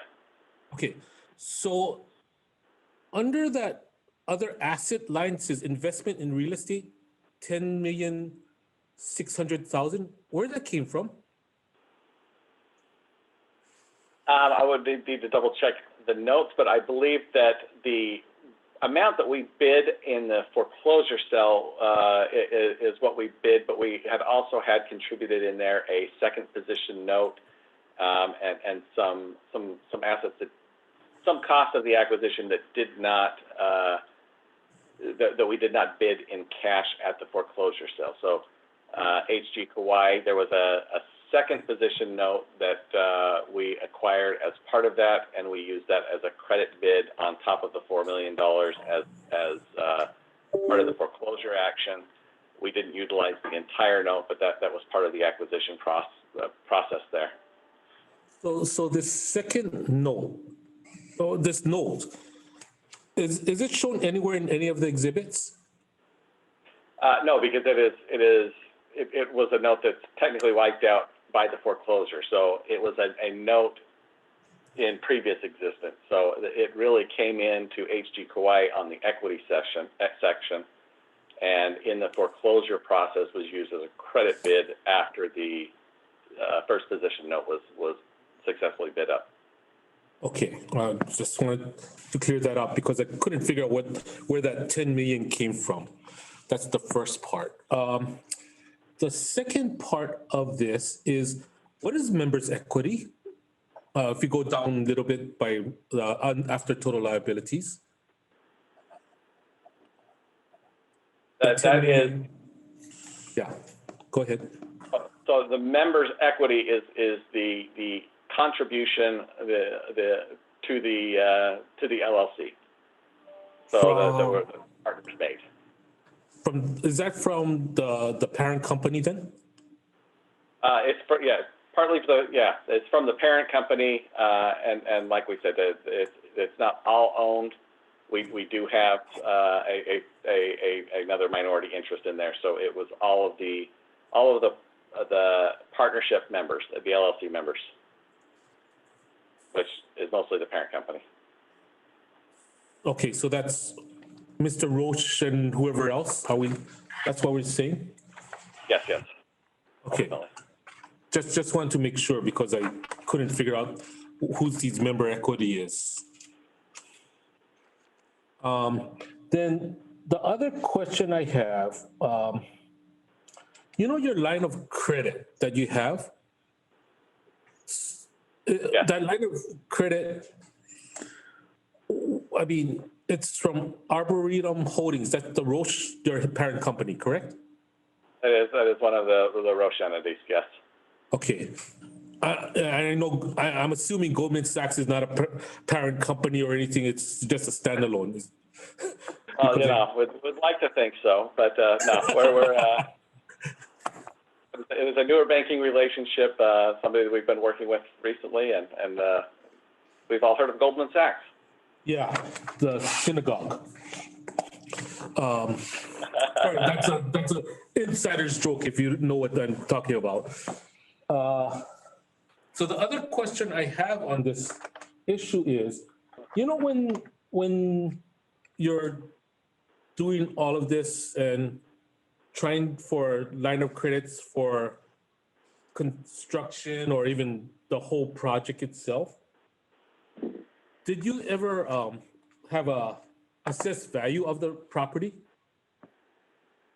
We've had a couple of appraisals that we've done over the years. Yes. I can't think of when we did the last one though. Okay, so but it's not part of any exhibits, correct? I don't believe it's part of any exhibits. Okay. I don't know for sure, but I don't believe so. Yeah, it's just because the assumption is, let's say I want to build something or purchase something, you set up a project cost, right? I'm going into construction portion. So, just the whole animal of construction, don't you even have a conservative estimate on how much it'll cost per? Can we stop screen sharing, Commissioner? Yes. Yeah, please. Thank you. So do we have like even a rough estimate on your construction costs or even the infrastructure costs? I don't on the infrastructure costs at this time, not until we have a more definitive design. Okay, because looking at one of the questions that I think it was Mr. Okuda, I can be wrong, could be Mr. Yi, that one of the costs was for that road was $25 million. I'm assuming that's part of the infrastructure cost. Is that correct? Yes, I believe that's what you're referring to, that spine road and Yeah. infrastructure. So let's take, for example, I'm just doing a rough talk out loud kind of deal. So we're looking at the road as, let's say, 30 million for infrastructure. And did we ever do, let's say, a rough estimate on wastewater, the sewer line, you know, all these other, the water line and any of these other costs? Like just a approximate? I don't have, I mean, there's a lot of questions in that when you're talking about wastewater or water, we've got to go through a lot of the process with the county on which systems are being used and how that'll be utilized. Yeah, so I don't have a great way of answering that today. So the other question I'm gonna have then is, you know, if you're gonna go for construction costs or even getting a construction line of credit or even other things, don't you have to get this rough information of how much it's gonna cost to these, you know, banks? Yes, usually we do that at the point we have an engineered set of drawings and a cost breakdown associated with that. Okay, no, it's just that, you know, in past DBA projects that we had, they already penciled out, you know, even on a napkin, they say, hey, this is going to cost this much, this is going to cost this much, this is going to cost this much. Even if it's like, you know, pie in the sky, I'm going to get gold fittings on my toilet. They gave us some numbers. So this one is a little different for me to kind of wrap my hand around it. So that's what I was wondering. Yeah. Yeah. So the other thing I was going to ask you, I'm going to jump around because I can't think straight nowadays without coffee. But are you planning to get any state or federal funds, you know, like HHFDC or HUD loans or SBA loans or et cetera for this project? I don't know that I've considered that on the construction level. I know there's been some little discussion on some of the remediation that there might be some funds, but we haven't pursued any specific funds at this point. And I have talked in the past with groups that were interested in assisting on some of the affordable levels that essentially work in just the affordable side, the subsidized affordable, and they're interested in working with us and pursuing some of that lending, but I have not at this point, no. Yeah, okay. So you know, I'm just thinking out loud again about all these issues, more of, you know, for example, factors, because, you know, I'm young. When I was young, not young anymore, but I used to be kolohe, which means I was very mischievous, and I used to go into people's yards to steal stuff. I don't know. Yeah, I know. You know, like guava. I need to call for a recess, Commissioner. No. Do you want to talk to counsel? No, anyway, that was in the past. You can't catch me on that anymore. But are you ever planning to fence that area for construction, and is that costs was ever thought about? You know, to stop people like me to jump in the fence and steal like guavas or something like that? Well, I'm not sure. Apparently, we might need to be thinking of a taller fence than we were thinking before. So, you know, I was thinking about going back to, you know, when we was talking about HUD and HHFDC.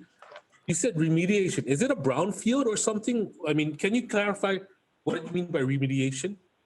No. I just was in reference. There was I don't know the details, but I'm thinking recently there's been a conversation where somebody was talking about a wetland or a stream that you know, again, it was just, I didn't want to say no. There had been no discussion on any funds when there was something recently that came up that there was you know, an environmental concern that there might be some source of funds to help assist on maintaining, but I I don't know the details on it. It's just something that came to my mind that I didn't want to say, no, we've never talked about any other funds when there might have been a passing conversation from one of our consultants or our engineer.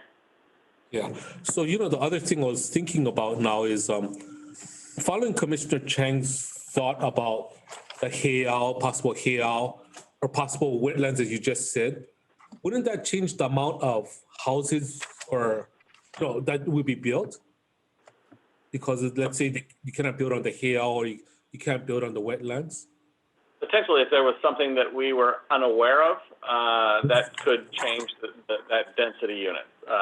But from what I understand right now, the wetlands are all on the borders or slopes that weren't necessarily in our developable areas. I can't say that something I don't know wouldn't change that density, but I agree with what you're saying. Yeah, so the other question just now I'm thinking like a pake, okay? I mean, a Chinese guy who wants money. Sorry, I have to explain that to some people. What it would be my return on investment on this then? Let's say I have all these things, I'm gonna put in this money. How do you pencil that kind of information out? As a, private. Yeah, go ahead. Sorry, I cut you off. I'm sorry. Yeah, no, just go ahead and just how you do the ROI. Well, as of right now, that's a lot of that is based on the density that we are going for. I mean, the ROI is going to look very bad if we have all of these contingencies and then we end up having a density of 100 units or 40 units or something like that. So right now, density is key for what we are trying to do. Yes. That average cost of all of that per unit starts to look, much more reasonable when we're spreading out over the number of units that we're looking at. Yeah, and then I guess someone, I don't know if it was Ms. Bianca said something about apartment zoning or whatever that term is, then you have to get involved with that means, right? To just make it more dense or something right. Like that. Yeah. So that's why we are looking mostly at multifamily units is to increase that density. Okay, so I'm going off topic now on certain questions. Like, do you have any agreements with the County Board of Water Supply on water services? No, we don't have any current agreements that I'm aware of. So there's no permitted well or digging up for a well on the site then? Permitted, yeah, working permitted. There is a well on the site now that you mentioned. Well, is it on the site or it might be on it's on the ag side. It's not in the petition area. Okay, so then even, so you don't have do you have any legal written agreement with the county wastewater authorities for, waste, sewer, all that stuff for the project yet? We don't have that yet. No, that's something we're working with them. Okay, so I'm going back to the wetlands. Sorry, I'm jumping around. But let's say we found a wetlands on your area or even a heiau. I'm assuming would you take that out of the petition then and leave it as a separate, just by itself, you know what I'm saying? And don't even touch that for your petition? I'm not sure I understand. I mean, we would certainly need to deal with that appropriately with whatever the established rules are. I don't know if that means physically removing that from the petition area. Is that how you're describing it? Typically, yeah. That would mean leaving a buffer of some sort and having setbacks around those areas. Yeah, I was thinking about that because we had another project that we had to take out a portion of their project because of a cemetery and some areas that they lost some money because they cannot build on the cemetery area. So I was just thinking about that out loud. And if it's going to affect your ROI because of the density. Yeah, it's something that we aren't aware of is there. I mean, it would certainly affect our ROI and but I don't know how to answer what I don't know, I guess, at this point. Okay, it's coming up to 1:54, so Chair, I'm gonna stop my questioning because I'm done for the day. Thank you, sir, and thank you, Chair. Thank you. Thank you, Commissioner Wong. If you're ready, Commissioner Axon, perhaps we can get started on your questions. Yeah, thank you, Mr. Chair. I'm gonna be quick. Good afternoon, Mr. Bracken. I have a series of questions and we're all checked and answered. And it's due to really appreciate the line of questioning by Mr. Yi. It answers a lot of my questions, and also Chair Scheuer made a real good move in putting the lawyers first in front of us.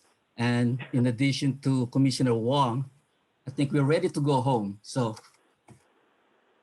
but anyway, just a follow up on one is Commissioner Chang. I'm looking forward to testimony of your expert witnesses like Cody Winchester, Nancy McMahon, and Randall Okeneku for traffic engineering. So there might be some questions that I'll probably be asking, and looking forward to their testimonies. And just to follow up to Commissioner Chang's questions about the community outreach. I know due to this pandemic, it's kind of hard to do community outreach. I'm just kind of wondering and looking forward to your plan on how you do this community outreach with this pandemic moving forward. Maybe your community people can answer that when they come in, or if you want to answer, that's fine with me. I'll speak to that a little bit now. Just because of the pandemic is the only reason that our consultants have been the only contact more than anything. During this time, we have been doing a little bit of community outreach over the internet, in that we had a simple website that really is just a contact form if you're interested for more information. And we have been gathering a number of email addresses related to that. We wanted to kind of get through where we are here and see which direction we needed to go. But during the pandemic, phase here, we will probably be utilizing that database that we have been creating to initiate our community outreach.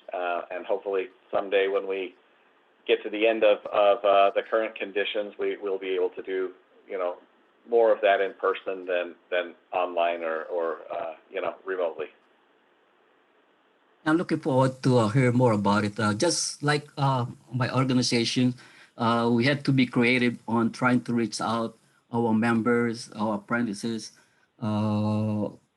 We tried different ways. So, and it's ongoing almost every day. We had to kind of shift around our procedures and the steps that we take.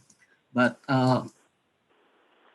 moving to also Commissioner Chang's questioning about, I'm not going to belabor the cost, the development cost, and you answered that already. I know it's going to be hard to give us definite cost, but you mentioned during Commissioner Chang's questioning that you cannot give the total cost of development. That's fine. You also said that you cannot give the cost for the backbone structure, infrastructure. And I kind of remember, I believe Commissioner Wong kind of touched on this, that during questioning of Commissioner HoKua about this backbone infrastructure, you mentioned that the cost of $25 million. Can you clarify that for me, if it is correct? The $25 million dollars that you're referring to comes from one of the exhibits that our consultants put together, and I believe that's the best information that we have at this point. So you have an estimate then? It's not like you don't have. Yeah, it's an estimate, not in the way that as an accountant I would normally say this is an estimate, because it's not based on an engineered set of plans, that has been approved by the county and signed off by everybody. But it was one of the consultants said, this, based on our experience, this is what we would expect it to be. So it's a high level back of the napkin cost on that road that was entered in on one of them. I'm not quite ready to put my stamp on it. I understand that. I've been into contracting and everything, and it changes. Sometimes every week, sometimes every month, the cost changes. So it's a matter of how you control those costs.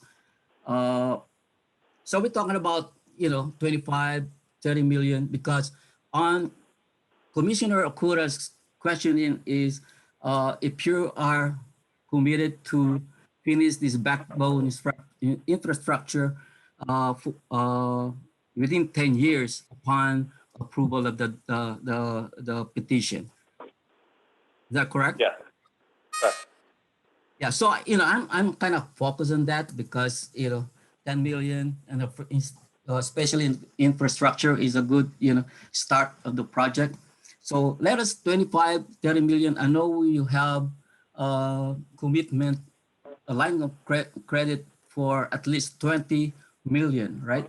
20, is that 20 million? Yeah.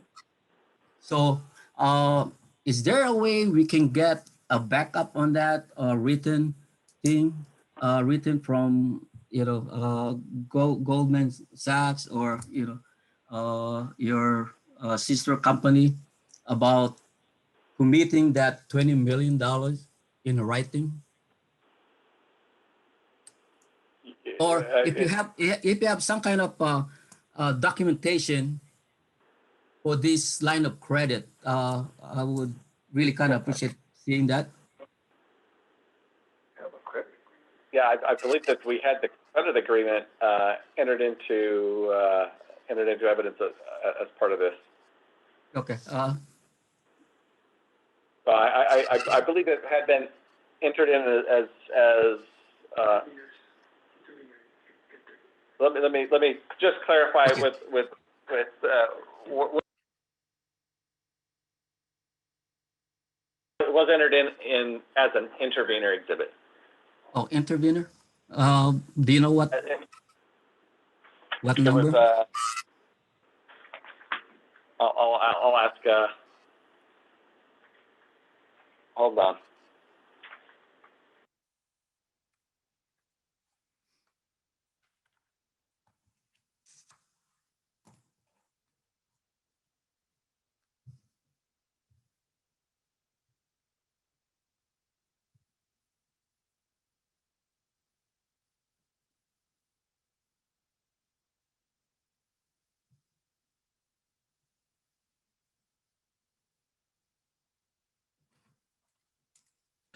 Chair? You can just tell me when you're ready. Yes. Yes, Sorry, Commissioner Wong. Yeah, can we take a break while they're looking for the information? I need to go to the little boy's room. I only have one more question. They can provide me the exhibit numbers. Why don't you go to your next question and then This is we'll move on to a break. Right. My last question is kind of like $1 million question for you. Well, $1 million is nothing now, so $1 billion. So if the petition is not approved, what is your plan for the land? If it's not approved? Yes. We haven't done any specific plans for the land, but most likely, if it is not approved, we would have to be looking at what our options are under where we are currently and lower density and which unfortunately for me would move us away from that affordable plan that we were hoping to put forward. So I have not got any specific plans, but we would have to be looking at something to do with the land that would mean, under its current status.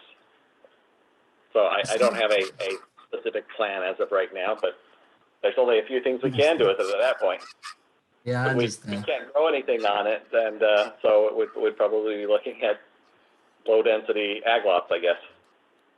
Yeah, some of the suggestions from the public testimonies are rural development, something like that. So, but anyway, I just want to kind of get some idea. I don't know how I'm gonna rule on this one or vote on this one, but there's a lot of more expert witness and testimonies that we should be going. So, thank you very much. And then you just let me know the exhibit numbers when you come back. When we come back. Okay, thank you. Thank you, Mr. Chair. Okay, thank you. It's 2:04 p.m. It's now 2:05. I want to take a 15-minute break to 2:20, and then we'll plan to go through until 3:30 after we resume at 2:20. Jonathan, real fast, Lee's Yes. back. Okay. Welcome back, Commissioner. Good. I think we're all here. We're back on the record. It's 2:20 p.m. Next up on our lineup, I believe Commissioner Cabral, you've indicated to me a desire to ask a question before we hand it over to Commissioner Giovanni. Okay. Okay, yes, thank you. And I want to thank everyone for these long days. All right, Mr. Ewan, are you trying to raise your hand or are you just pointing at your screen? Dr. Chair, the exhibit that contains the credit agreement with Goldman Sachs is Exhibit Intervenors 4. Okay, Commissioner Axon, thanks you. Sorry about that. Thank you, Commissioner Cabral. Yeah, thank you, Chair Sawyer. And my commissioners, I really appreciate it. So many of you have such better, well, more eloquently stated questions, and I learned so much from listening. But I of course, I'm into housing, and so some of the answers have created more questions for me, and I know that they will all come out on the wash, because at whatever level the government won't let you move onward without clarifying some things. But really basic, sounds like you are looking at building out all of the houses that your profit or part of your expenses, not just putting in infrastructure and selling off vacant lots, but that is, if I can ask the petitioner there, if you guys are going to be in fact building all of those lots out with houses, is one question.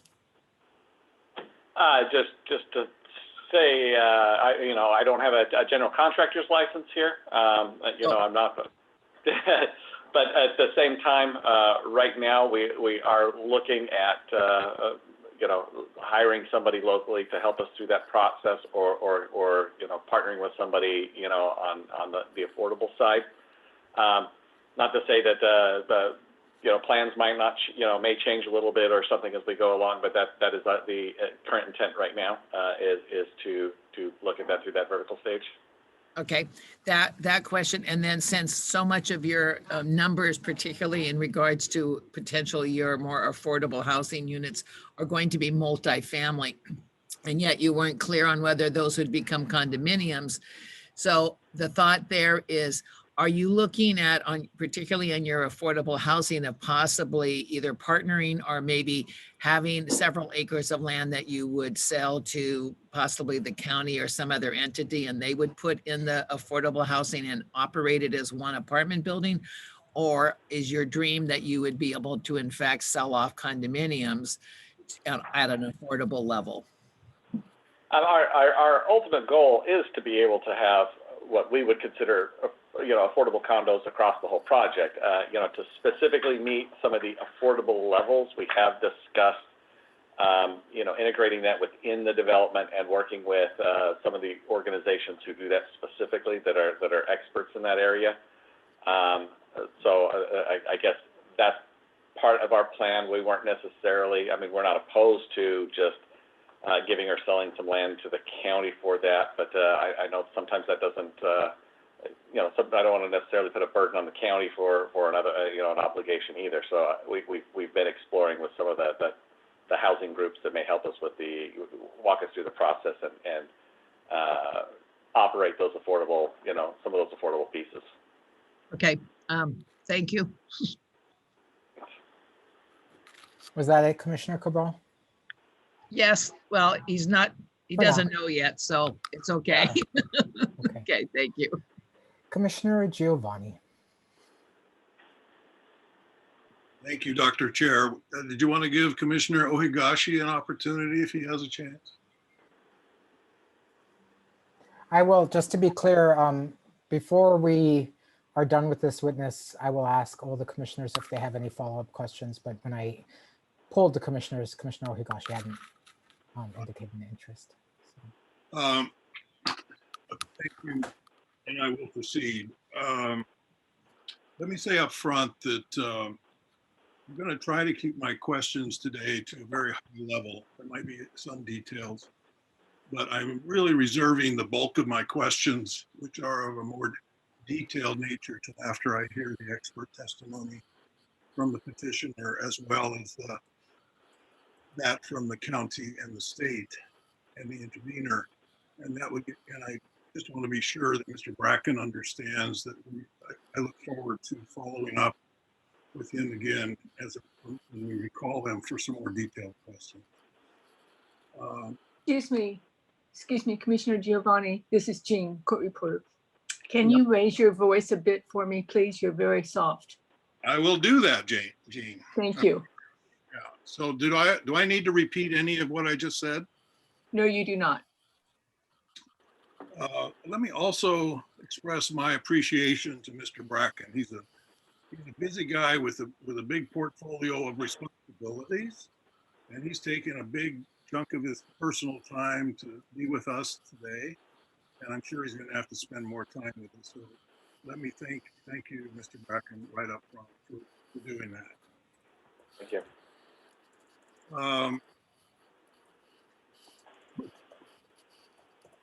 My questions are in no particular order.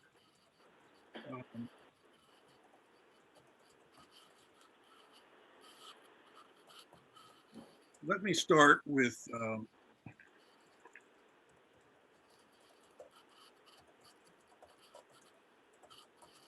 we heard testimony from public testimony yesterday about a gentleman by the name of Greg Allen. Are you familiar with that person or person of that name? Yes, I am. He's been affiliated with this project as a principal project or a project principal. Is he still affiliated with the project? He is still affiliated. He did contribute his note. He is not a one of the managers at this time, but he is still has some membership interest. Is he the sole minority member that you referred to earlier? No, there are two other very small member interests that are really contingent. I'm actually one of them, just a very small percentage, and then there is one other individual that has, again, another 1% or 2%.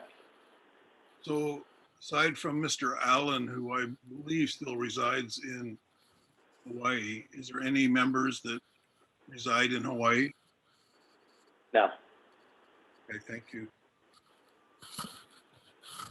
Can I ask you to put up that map that was in your PowerPoint presentation?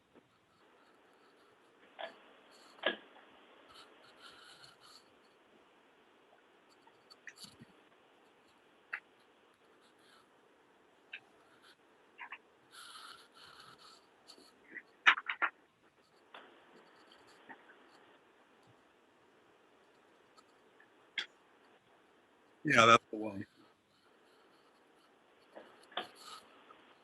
The property that is outlined being the combination of the red outline and the black hashed outline, is that the property in total that you acquired through foreclosure? Yes.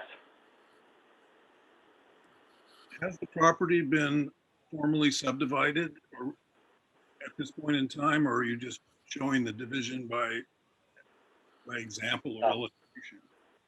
There's no formal subdivision. This is showing just the proposed petition area. So if you were to sell the land tomorrow for some reason, you would sell the entirety of the property short of subdividing it? Yes, that's correct.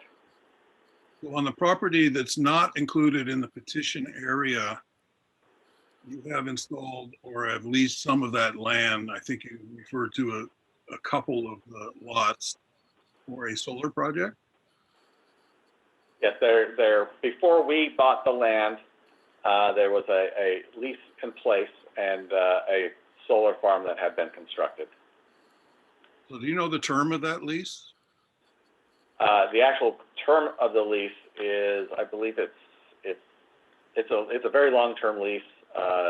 You know, I don't know exactly offhand, and in fact, the lessee would like to buy that property when we get to the point where we can subdivide. So that is that option agreement that was referenced earlier. So at the present time, is your company receiving revenue from the lease? Yes, not significant. It's just a minimal amount to keep the lease active. Pardon me, I didn't quite understand that. Could you repeat? Yes, but it's a minimal amount, you know, like $100 a year, and pays the property taxes or something like that. But it is a lease. So the solar farm is sitting there. It has I presume it has a power purchase agreement with KIUC for delivery of solar power, and the land is basically leased to the owner of the solar farm at nominally $100 a year. Is that what you're saying? Yes, there was other consideration that predated our involvement, and so when we purchased, we took it subject to that lease, you know, and I've continued that on. Okay, fine. Can we return to the, well, we don't really need it. You can take the exhibit down, but I do want to follow up on the questioning from Commissioner Wong about the financials. Let me state that, I don't know if this is a question or a statement, but let me start. I'll try to do it in the form of a question. Because what I've heard so far is pretty troubling in the sense that you're conveying to this commission that you have not yet done a pro forma financial for this project, or that you've only done one that's very preliminary. You've either not done it, or you've done one and you're unwilling to share it. Or the other message you could be sending to us, or that some of us are interpreting, is that your primary interest may very well be to secure this LUC approval for a DBA and then flip the property, because you've not yet really done the pro forma. So can you give me any response that will give us encouragement that you in fact know what the financial responsibilities are that you're stepping into here in terms of the magnitude of this project? Sure. I mean, we acquired the project in 2013 and have spent a substantial amount of money on the various reports and updating reports, you know, for the environmental assessment. And I think in that process, we have certainly, as has been expressed, have learned, you know, in very firsthand terms how timelines and expectations in Hawaii can be different than what you would expect. So as we've gotten to this point, we have been a little bit hesitant to commit ourselves internally to excess design work when we aren't quite sure if we're going to have 700 units or, 100 units or 50 units. And so in general terms, the reason why I'm a little hesitant on that is because we have not spent excess money on design. We certainly have not wanted to redesign the project 6 times over and then have to carry that cost into the project. And so it is not by lack of desire or willingness to take it to that point, but just, more of a desire not to duplicate that expense as we don't have, the density defined at this point. So I can appreciate that as time goes forward, you will develop what I'll call more precise or more accurate cost estimates as your engineering gets formalized and as the permitting process evolves. But I would really encourage you, because this commission kind of has to view this project at a high level. We understand that the county itself will be, if it proceeds, will be going through a lot more detailed permitting process with you that might in fact result in cost. But nonetheless, really looking to see, and I think I speak for my fellow commissioners, how big of a breadbasket are we talking about here in terms of the cost of this project? And I would really encourage you, before this commission has to make its deliberation on petition, to put something in the record that, number one, gives us an idea of the breakdown of your best guess at the time, best estimate at the time, I don't want to call it a guess, of what the costs are broken down by infrastructure costs versus construction costs for housing. And at the same time, demonstrate to this commission how you're going to execute and actually follow through on the design, build, and construction of this project. If you could do that, it would be, I can't encourage you strong enough to do that before we have to make a decision and to put it on the record. Otherwise, we're left with your representations of your intentions, and that doesn't carry a lot of water for me, to be honest. Okay, I hear and understand what you're saying, so. Thank you very much. Thank you. I'd like to turn to, in style, may not logically sequence, but another thing you've heard from my other commissioners already is about community outreach. And I'd like to start with just a better understanding of your company's philosophy with community outreach.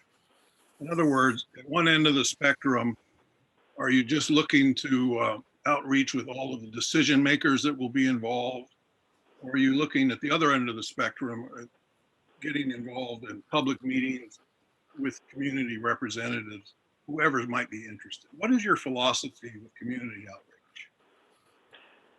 Typically, I would say I personally are more of a grassroots person. We've I'll use my New Mexico project as an example. We certainly have started with the city and the economic development, but we've tended to do a lot of direct communication and working within the community, not necessarily hosting public meetings for every little thing. We haven't had projects where we've had to do that sort of a thing, but we've attended local Rotary clubs, for example, and put on presentations about the types of things that we were doing and tried to do a little bit more of a general outreach.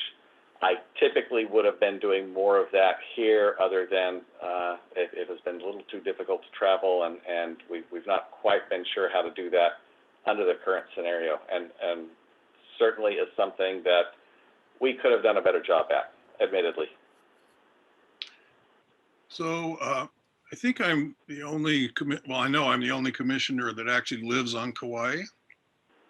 I can tell you in just very specific and general terms, there is a keen amount of a high level of interest in this potential project, not only in Kaua, but throughout the island. And so would really encourage you to commit to an outreach program that reaches the people who have interest. So let me be a little more specific.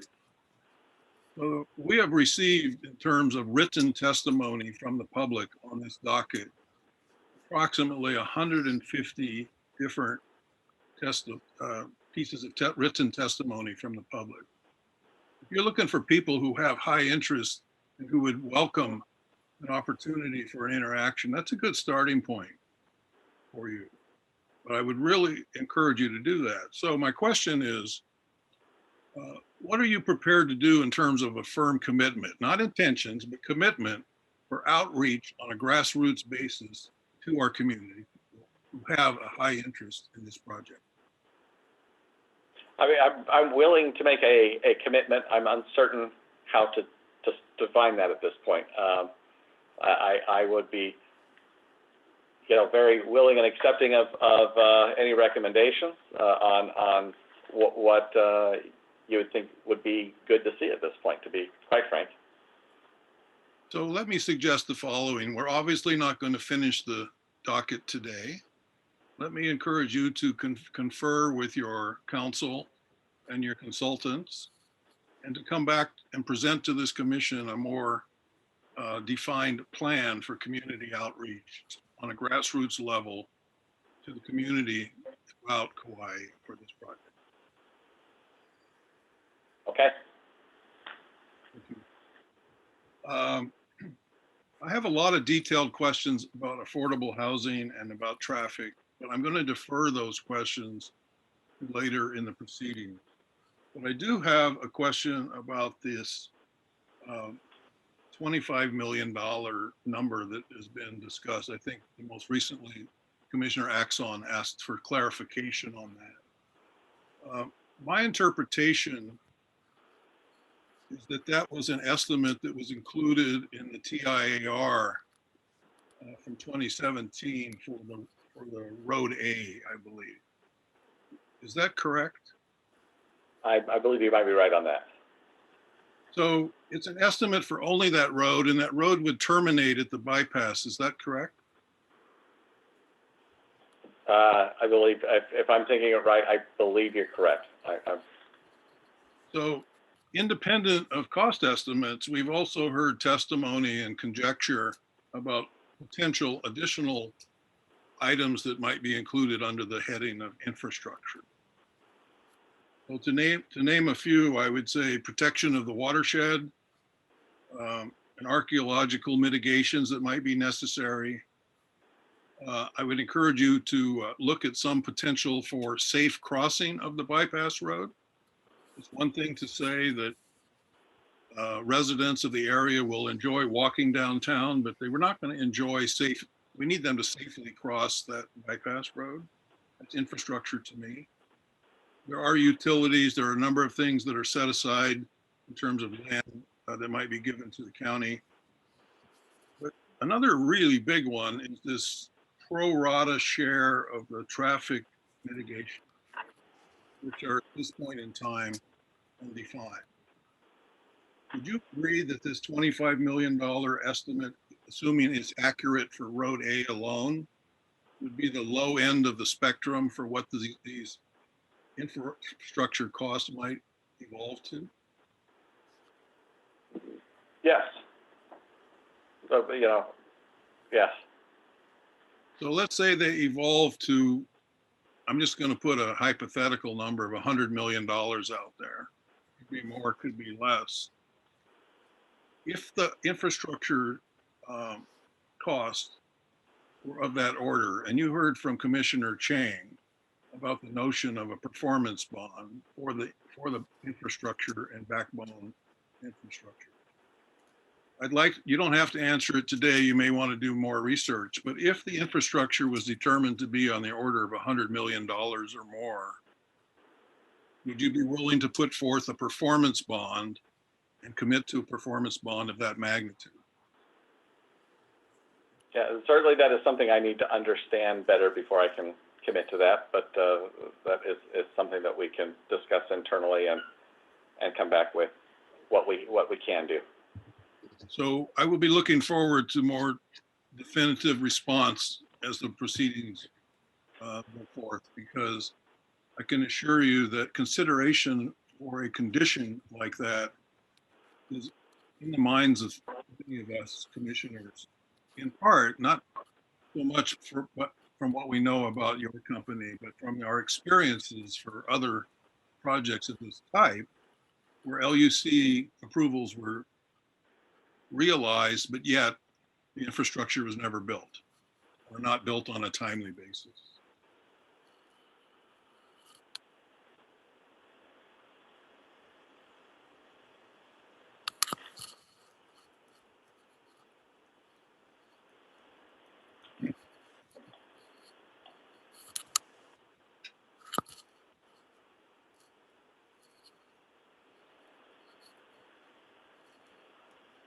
In your opening testimony regarding affordable housing, you made the statement that it comes up over and over. We've heard from the community. It's what is wanted by the community. I think those are all quotes in your comments. Who are you hearing from the community in this respect? Who are you referring to? We've had a number of early on, as we mentioned early, based on the zoning and everything when we acquired it, and our meetings with the county commissioners at the time, we were being encouraged to pursue higher density. We've talked to a number of again, some of my trips have been short, and we talked to a number of individuals over the years who've been very encouraging of this. I will say one of the stories that came up over and over again is people who had children and even grandchildren living in their home, who are unable to get their own homes, and looking for something like this. So we've had a number of one-off conversations and talking with some of the people in the county, and working with the school district and others. I probably not prepared off the top of my head to give you specific names without looking at notes and various things. But admittedly, it's not like we've had, huge outreach, grassroots, public hearings and ask for people. This has been an informal process over the last, almost a decade for us, and longer for the previous developers. So this has been something that we've been told over and over again. So in what you've been hearing, and I can imagine, just as you've described, that you have heard commentary to that effect by a number of sources, and I don't need the sources. Is it your impression that those comments are to be interpreted for the island of Kauai as a whole, or for the neighborhood and township of Kapa'a specifically? I would say neighborhood of Kapa'a specifically is generally who, at least I've been in, the conversations that I've been involved with. It is people who live in that area who want their children and grandchildren to find homes in that area as well. Your representation is that your project will fill the need, or the expressed need, for affordable housing, as you've heard it from different sources specific to Kapa'a. Yes, as we believe it.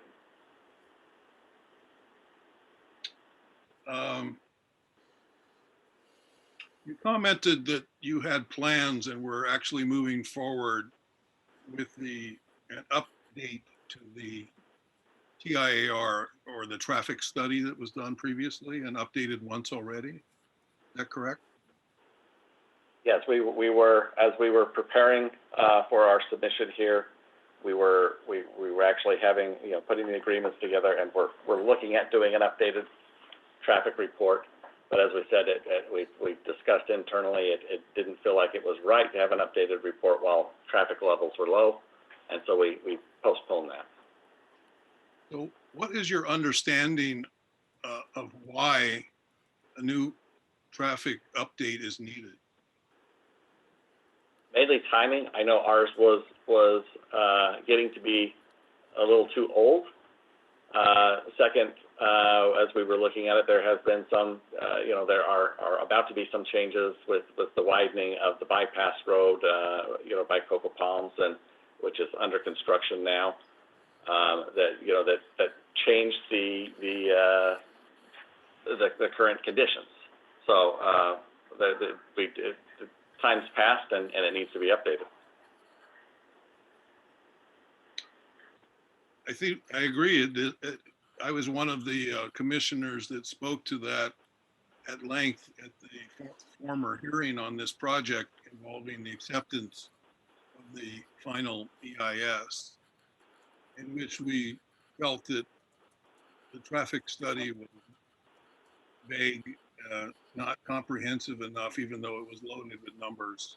It did not really reflect the level of detail that we were looking for to make a clear judgment on the impact of this project on traffic.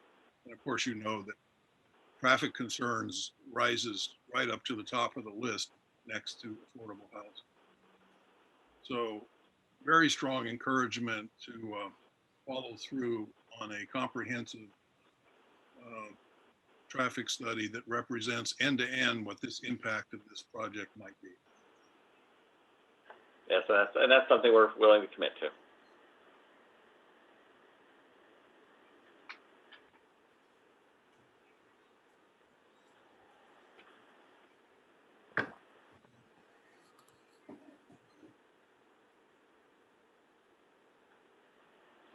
So in your comments on the housing, I think you made reference to you weren't sure what the final configuration would be between townhouses, condominiums, and apartments. If I got your quote right. Could you explain what you mean in terms of the differences between townhouses, condominiums, and apartments? Apartments, I would typically take to mean something that is held as a single unit with multifamily in it and operated for long-term rentals for housing. Condominiums are often, a unit where you sell the right to the building, they're the interior of the building. You don't own the outside of the structure. Townhomes are I would define that as something where you have the ownership of the ground underneath you, but you're sharing common walls, and it's still a multifamily type unit. That would be my typical description of the three. So as you proceed into the detailed design of this project and the commitments that you're willing to make around it, are all three of those alternatives in play? Yes. So have you considered up till now the prospect for making this a long-term rental project? The entire project? Is that what you're asking? At a minimum, all of the affordable components? That has been something that has been discussed in the past and considered. Again, we haven't made a final decision on that because we figure we've got a lot of work we need to do with the county and to just find out what the needs are there. What are the factors that go into your decision-making about whether you would build condominiums versus apartments? Really just, first of all, market demand, what the needs are gonna be, what's gonna satisfy what the county is looking for us. I'm not sure that we are super enthused about a condominium project necessarily. Apartments are easier to build and operate with as less complexity. But again, I don't know all of the issues that are going to come up at the county level for that. Let me invert that question a bit. From your company's perspective, have you been in the business of owning apartment houses for long-term rental? We have done some long-term rentals, yes. Is that something that in terms of your business, irrespective of the requirements of the county, that you would be interested in doing? I believe so. The part I don't know is locally who how to integrate it locally for the management end. Obviously, my business is not necessarily set up here. Not meaning that I would be opposed to that, but those would be the types of questions we would need to answer to make that decision. One of the general concerns about affordable housing projects is they're affordable on day one, but on day 5 year, they flip to market rate. Yes. What would be your plan to mitigate that potential for this project? I guess mainly we are trying to build a project that is affordable, you know, truly affordable in terms of market rate as well. You know, higher density, oftentimes, and not trying to say completely small units, but lower square footage and higher density often means lower market rate as well. And ultimately, we're looking for a project that is closer to market rate and affordable at the same time. I know that, you know, it's not always going to be something that's going to be perfect, but by building a product that is more affordable to begin with, it'll always maintain more affordability in the long run. Yeah, but let's talk about the 30% of the homes that are purposefully offered at a lower price. Yes. Because the other 70% are going to go at market price, and you're just suggesting that somehow you can build those in a way that'll be competitive with the affordable homes. I'm not buying that personally, but I understand what you're saying. Trying to narrow the gap. I know you're trying. So let's just focus on the 30%. How do we sustain that 30% at an affordable level beyond the initial cost? That would be something I feel like we would have to work with the county on, with our agreement with the county on our affordability commitments. So I don't have an answer for that beyond that at this point. Do you see a difference in terms of business model, whether it be for sale versus a long-term rental that you would manage over the life of the project, say 30 years, in your ability as the owner to manage those costs for rentals at an affordable level or over a longer term? Yeah, and there are plenty of programs out there to hold that at a longer term. And certainly that has been one of the, we've spoken to a couple of groups who manage the affordable projects and are able to match that with you know, preferred lending to keep it in those rates long term. Mr. Bracken, I want to thank you for your time. I don't have any additional questions today, but I will look forward to speaking with you again. Thank you. All right, thank you. Thank you, Commissioner Giovanni. Commissioners, I'm ready to dive in, but if any of you want have anything you want to ask first. You doing okay, Mr. Bracken? Right, man. Thank you. I have questions in 4 broad categories. One is about ownership of the project. One category is about affordability. One category is about the role of the Land Use Commission versus the counties. And one category is about the traditional and customary rights of Native clients. I know it's been a long day, so it's possible that if I'm being repetitive on something, you know, I will look to Ms. Ahu and Mr. Ewan to say that the witness has already answered those. But please forgive me, it's not intentional. Starting off, HG Kauai joint venture. What does the HG stand for? It refers to Hickory Grove, which just happens to be the name of the next entity, its parent company. It's a level up parent company. The naming convention for simplicity on our side. So one thing I'm very interested in, and it might be something that it might be a further written matter that you give to the commission in the course of these proceedings. I'm really interested in understanding how this entity, who the members are, and how it's related to other entities. And to give you an example of why, on the island of Maui in a docket recently, we had two companies, two separate LLCs that were obviously, like they shared most of the same name. They were obviously part of this, they were owned by the same parent.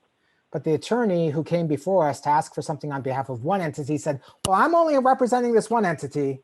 I have nothing to do with the other entity, so I can't say anything about the other entity. So I want to be really, really clear on this record.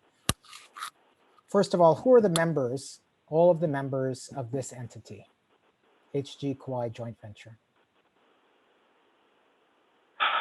I'm trying to be specific here, and I'm going from memory. I may need to actually have to refer to an org chart or into something in later. So, alternately, generally speaking, I'll take a step back. Ultimately, our ownership rolls up to, you know, we kind of look a little bit like a large corporate structure, but our owner is Robert Roach and his family. That may be in the form of a series of trusts that he has for his kids, but that is essentially our ultimate ownership here. I believe that HG Kauai joint venture specifically is owned mostly by an entity named just HG Kauai, which is his ultimate membership interest, the Roach family interest. And then there's a little bit by an entity called Steam Investments, which is where the Allen family has their interest from what they contributed in. And then there's two individuals, myself and a gentleman by the name of Dave Wilkie, who have kind of a contingent percentage in the neighborhood of 1 or 2%. Go on. Go ahead. No, please go Sorry, ahead. I interrupted. Please go ahead. I don't have. I was just going to say the Roach interest may have, you know, an ownership chain within their organization that I would need an org chart to go into further details. I just don't have that off the top of my head. Is it going to be possible for you to submit an org chart to have us fully understand how these ownership interests, basically where the buck stops, getting to the questions that Commissioner Okuda asked earlier? I don't believe that would be a problem. I would need to just make sure that I would have authority to commit to that on behalf of any entities. You know, there might be some entities in there that I don't have full authority to commit to, but I don't see that as a problem. I mean, I'm only interested so far as it relates to this. I'm not trying to get at anything that is unrelated to this topic. Yeah, no, I understand. I don't see that as a problem. Okay. Can I ask if your interest is one based on invested equity, or is it based on, as is sometimes the case in real estate, your interest is based on successful securing of entitlement? It's not actually entitlement. It is more of a success fee. It's basically I have a small percentage that is contingent upon return of original capital of the investors. So it doesn't really kick in until their original capital has been returned. Which is dependent on, for instance, getting successful action by this commission. Any successful action, correct. So the further along that we make it, you know, further going through development, construction, the better that is for myself. Okay, and the gentleman you mentioned who also has a small 1 or 2% interest, you had earlier said under testimony that this is manager managed, but so you are a manager of the entity, correct? I am a manager of the entity, and then there is another manager that is, you know, Teresa Roach, who is Robert Roach's sister. Okay. But is, so the minority, can you explain something about the other 1 to 2% member? Yeah, it's another business partner that Robert has done business with in the past. He's a partner on our Sand Hollow project, and he made some of the original introductions out here. Okay, thank you. Is the solar farm owned by yet another separate entity? The solar farm is a third party. As I mentioned, it was, I couldn't tell you the entity offhand, but it is not a party within this group. It is a third party. So so the legal relationship with them is by a lease. By a lease and an option to purchase when we're able to subdivide that. Okay. And I apologize if this is somewhere in the record. It's an extensive record, which I'm still trying to completely familiarize myself with. Is there something in the record that points to any rights that the lessee of the solar farm may have to restrict development or have a say in what happens in the remainder of the property? Access, easements, sunlight easements. I don't know what kind of things might exist, but is there anything like that in the record? I don't know that there's anything like that in the record. I believe that the lease is in the public record, though. Is there anything that, to your knowledge, that the solar entity as a lessee might have that would implicate the ability to successfully, for you to successfully complete development in the petition area? Not that I believe. No, no. Okay. I asked a question before I rudely interrupted Commissioner Okuda. I was a little concerned that the title report is for the entire TMK, and then it was revealed that certain aspects of the exceptions in the title report you asserted were only applicable to the other portion of the property, not the portion of the property that's in the petition area. Is there a plan from the petitioner to submit a title report that is clearly only applicable to the petition area?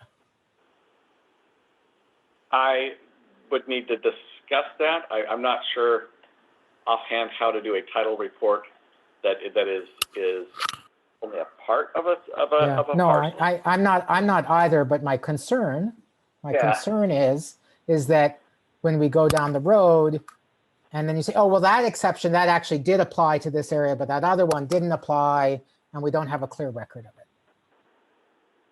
So, I'm open to creative solutions to this problem, but it's a legitimate concern of the Land Use Commission, I believe. Okay, I understand. Okay. I'm going to pivot to affordability.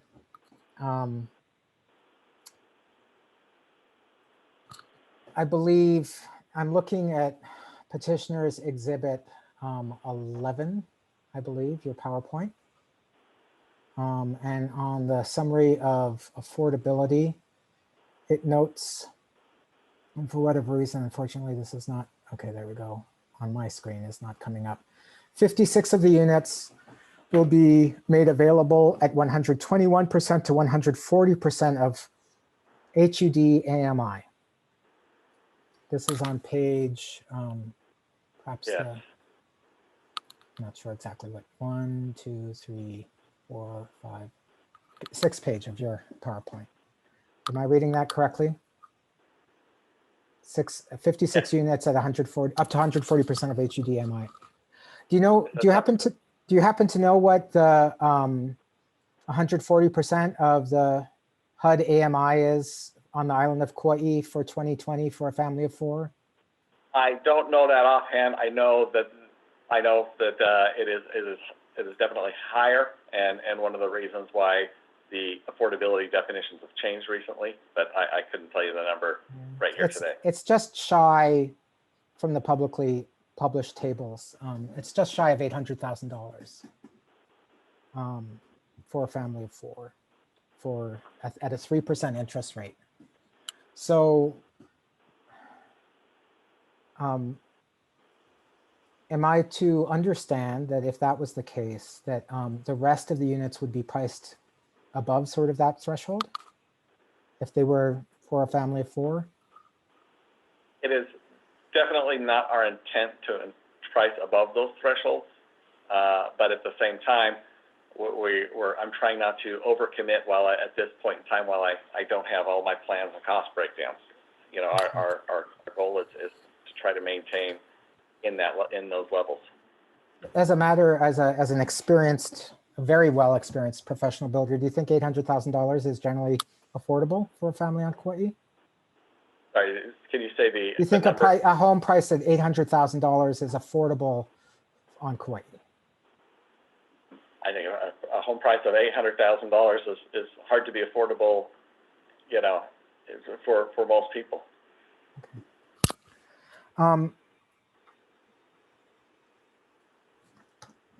Commissioner Giovanni asked you some questions regarding the retention of ownership. Do you have anything in your exhibits or in your documentation, or are you willing to make any commitments now as to the length of time which you would anticipate these homes being affordable, the affordable units? I don't think I've got anything in there now. I believe our expectation is the affordability commitment would be finalized with the county based on what they typically see. Okay. Are you at all familiar with the ability of the county to restrict ownership, say, I mean, because the representation has been this is a project for Kauai residents. Can you explain to me what the restrictions might be that the county can place, if you're aware of them, on restricting sales to Kauai residents? I'm not fully aware. Again, it's one of those situations where I'm a little bit careful because we certainly don't want to violate any fair housing rules or anything like that. So I don't want to misstate a different real estate process, but I do understand that there are some restrictions that the county can put into place. I don't know the details on that here. So you don't know the details of them. All right. Is it possible that somebody who would like to live on Kauai at an affordable rate, but is not from Kauai, would be able to live in one of these units? I suppose it's possible. I believe that again, with fair housing rules, we have to be careful how we position that. I don't want to speak outside of what the other federal and rules are, but any opportunity that we can work with the county to make sure that it's going to the people we're intending and it's being utilized in the way that we would like to see it without violating any additional rules is something that we're very interested in.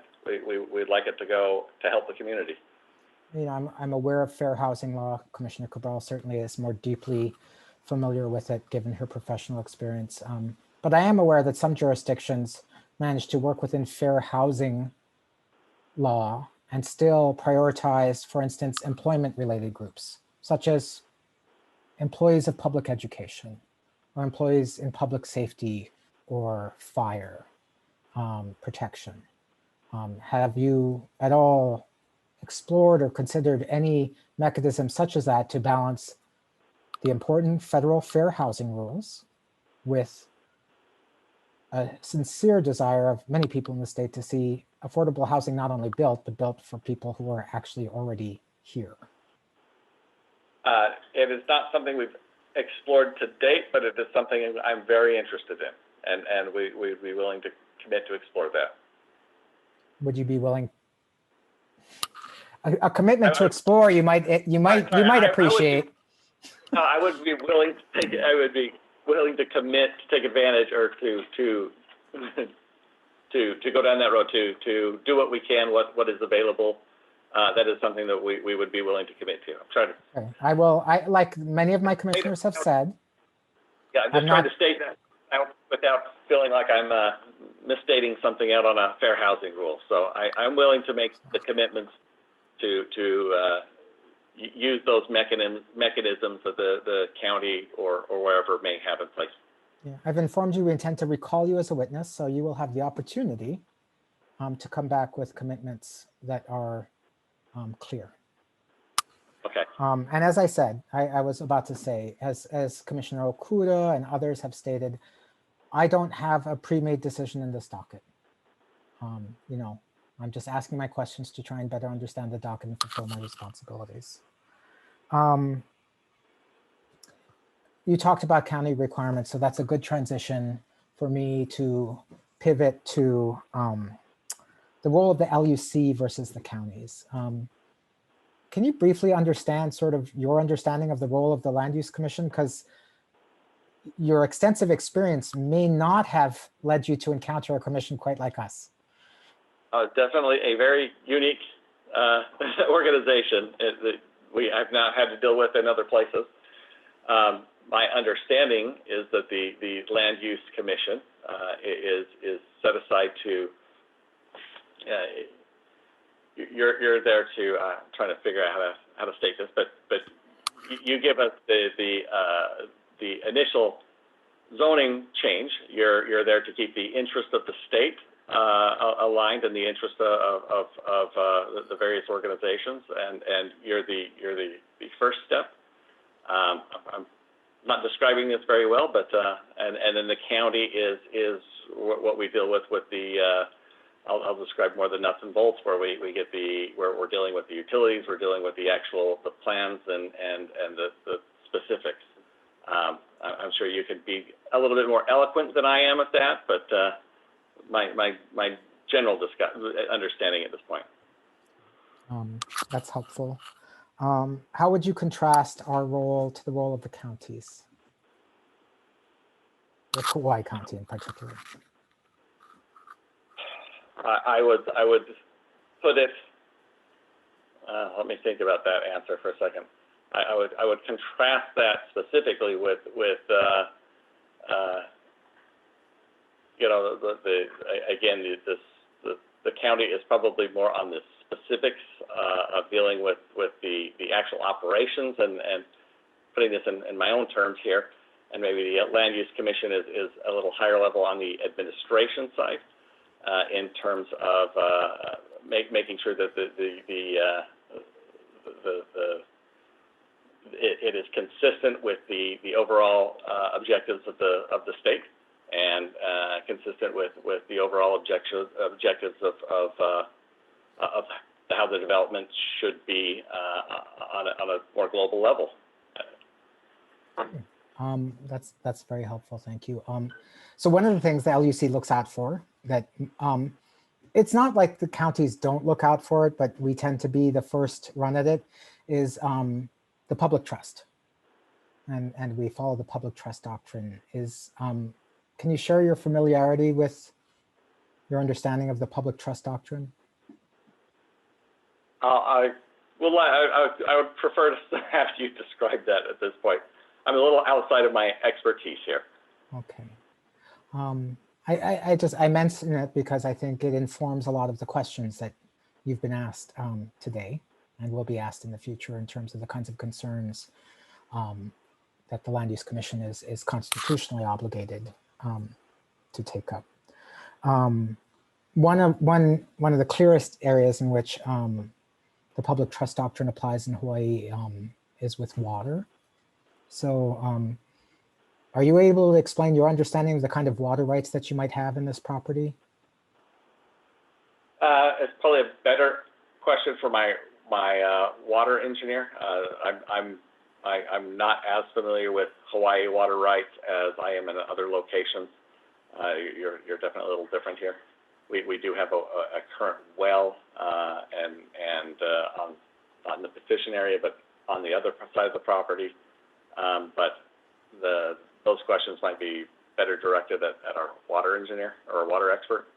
Okay, thank you. And then, you know, we might actually end a little bit early or even have a chance for redirect. I just have one last question. And I just want to clarify my understanding. At this time, I have one last question. I want to clarify my understanding of something you've said in response to a series of questions from Commissioners Chang and others regarding traditional and customary practices of Native Hawaiians. If just please correct me wrong if I've misunderstood your testimony. Your testimony is that you've heard now that there might be certain traditional and customary practices on the property exercise that you weren't aware of before, but the commitment you're making to us is, if entitled, to work with those practitioners to try and protect those practices? Yes, if there are traditional practices that are found to be in place in place, we certainly want to follow the rules. We're not looking for any exemption here. This is something that we're sensitive to. We're not looking at trying to get out of an obligation that every landowner has out here. We're not trying to be treated different than anybody else. And you're looking to do that after receiving your entitlements from the Land Use Commission? I guess right now, again, from what we've had, we haven't. I don't have an understanding of necessarily all of the traditional practices that are being claimed. So or described. So I need to understand that better, I guess, before I can answer that. So I think maybe this might be a question that might make more sense to ask at the end after we've heard from everybody, and I can understand that a little bit better. Okay. Thank you very much. I'm going to make a last ask for commissioners on our cross-examination of the witness at this time, keeping in mind he will be recalled later. Are there any more questions for this witness at this time? Otherwise, I will offer him back to Mr. Ewan for redirect. Commissioner Giovanni. In the interest of time, I had held this question in abeyance, but since you've given up time, you've yielded time back, I'll take advantage of it. We heard some discussion about the watershed and fencing that might be required around that. And there was a reference to predators. Are you familiar with what's called predator-proof fencing? I'm familiar with the term. I don't know if I don't know if that's something different or specific that you have here. Okay, so we do have a unique situation in Kauai, relatively unique, in that our native bird species are threatened. Several of them, a couple of them are endangered species actually, and we're quite protective of watersheds. And in the same time, we have a situation where we have a large population of feral cats and rodents that roam the land.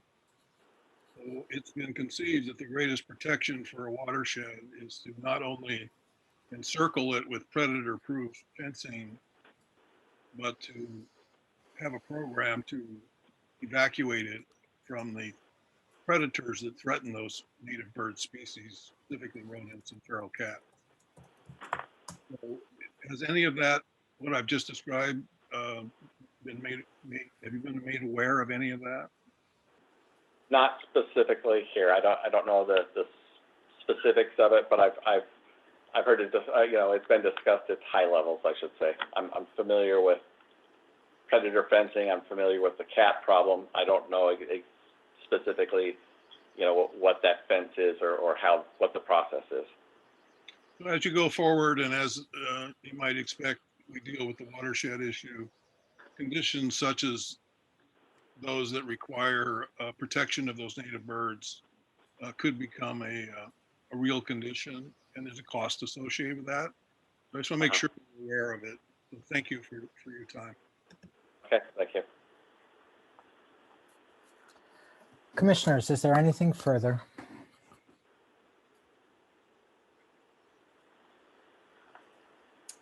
Seeing no further cross of the witness from the Land Use Commission, Mr. Ewan, it's your witness to redirect. I'd like to reserve my redirect since the commission wants this witness to come back after all of the other witnesses have testified. I'd like to reserve further questions until that time. That's fine. I have no problem with that. Is there any further business for this commission today? Mr. Ordenker, any scheduling issues? No, Mr. Chair, I think we've addressed all of those. Okay. I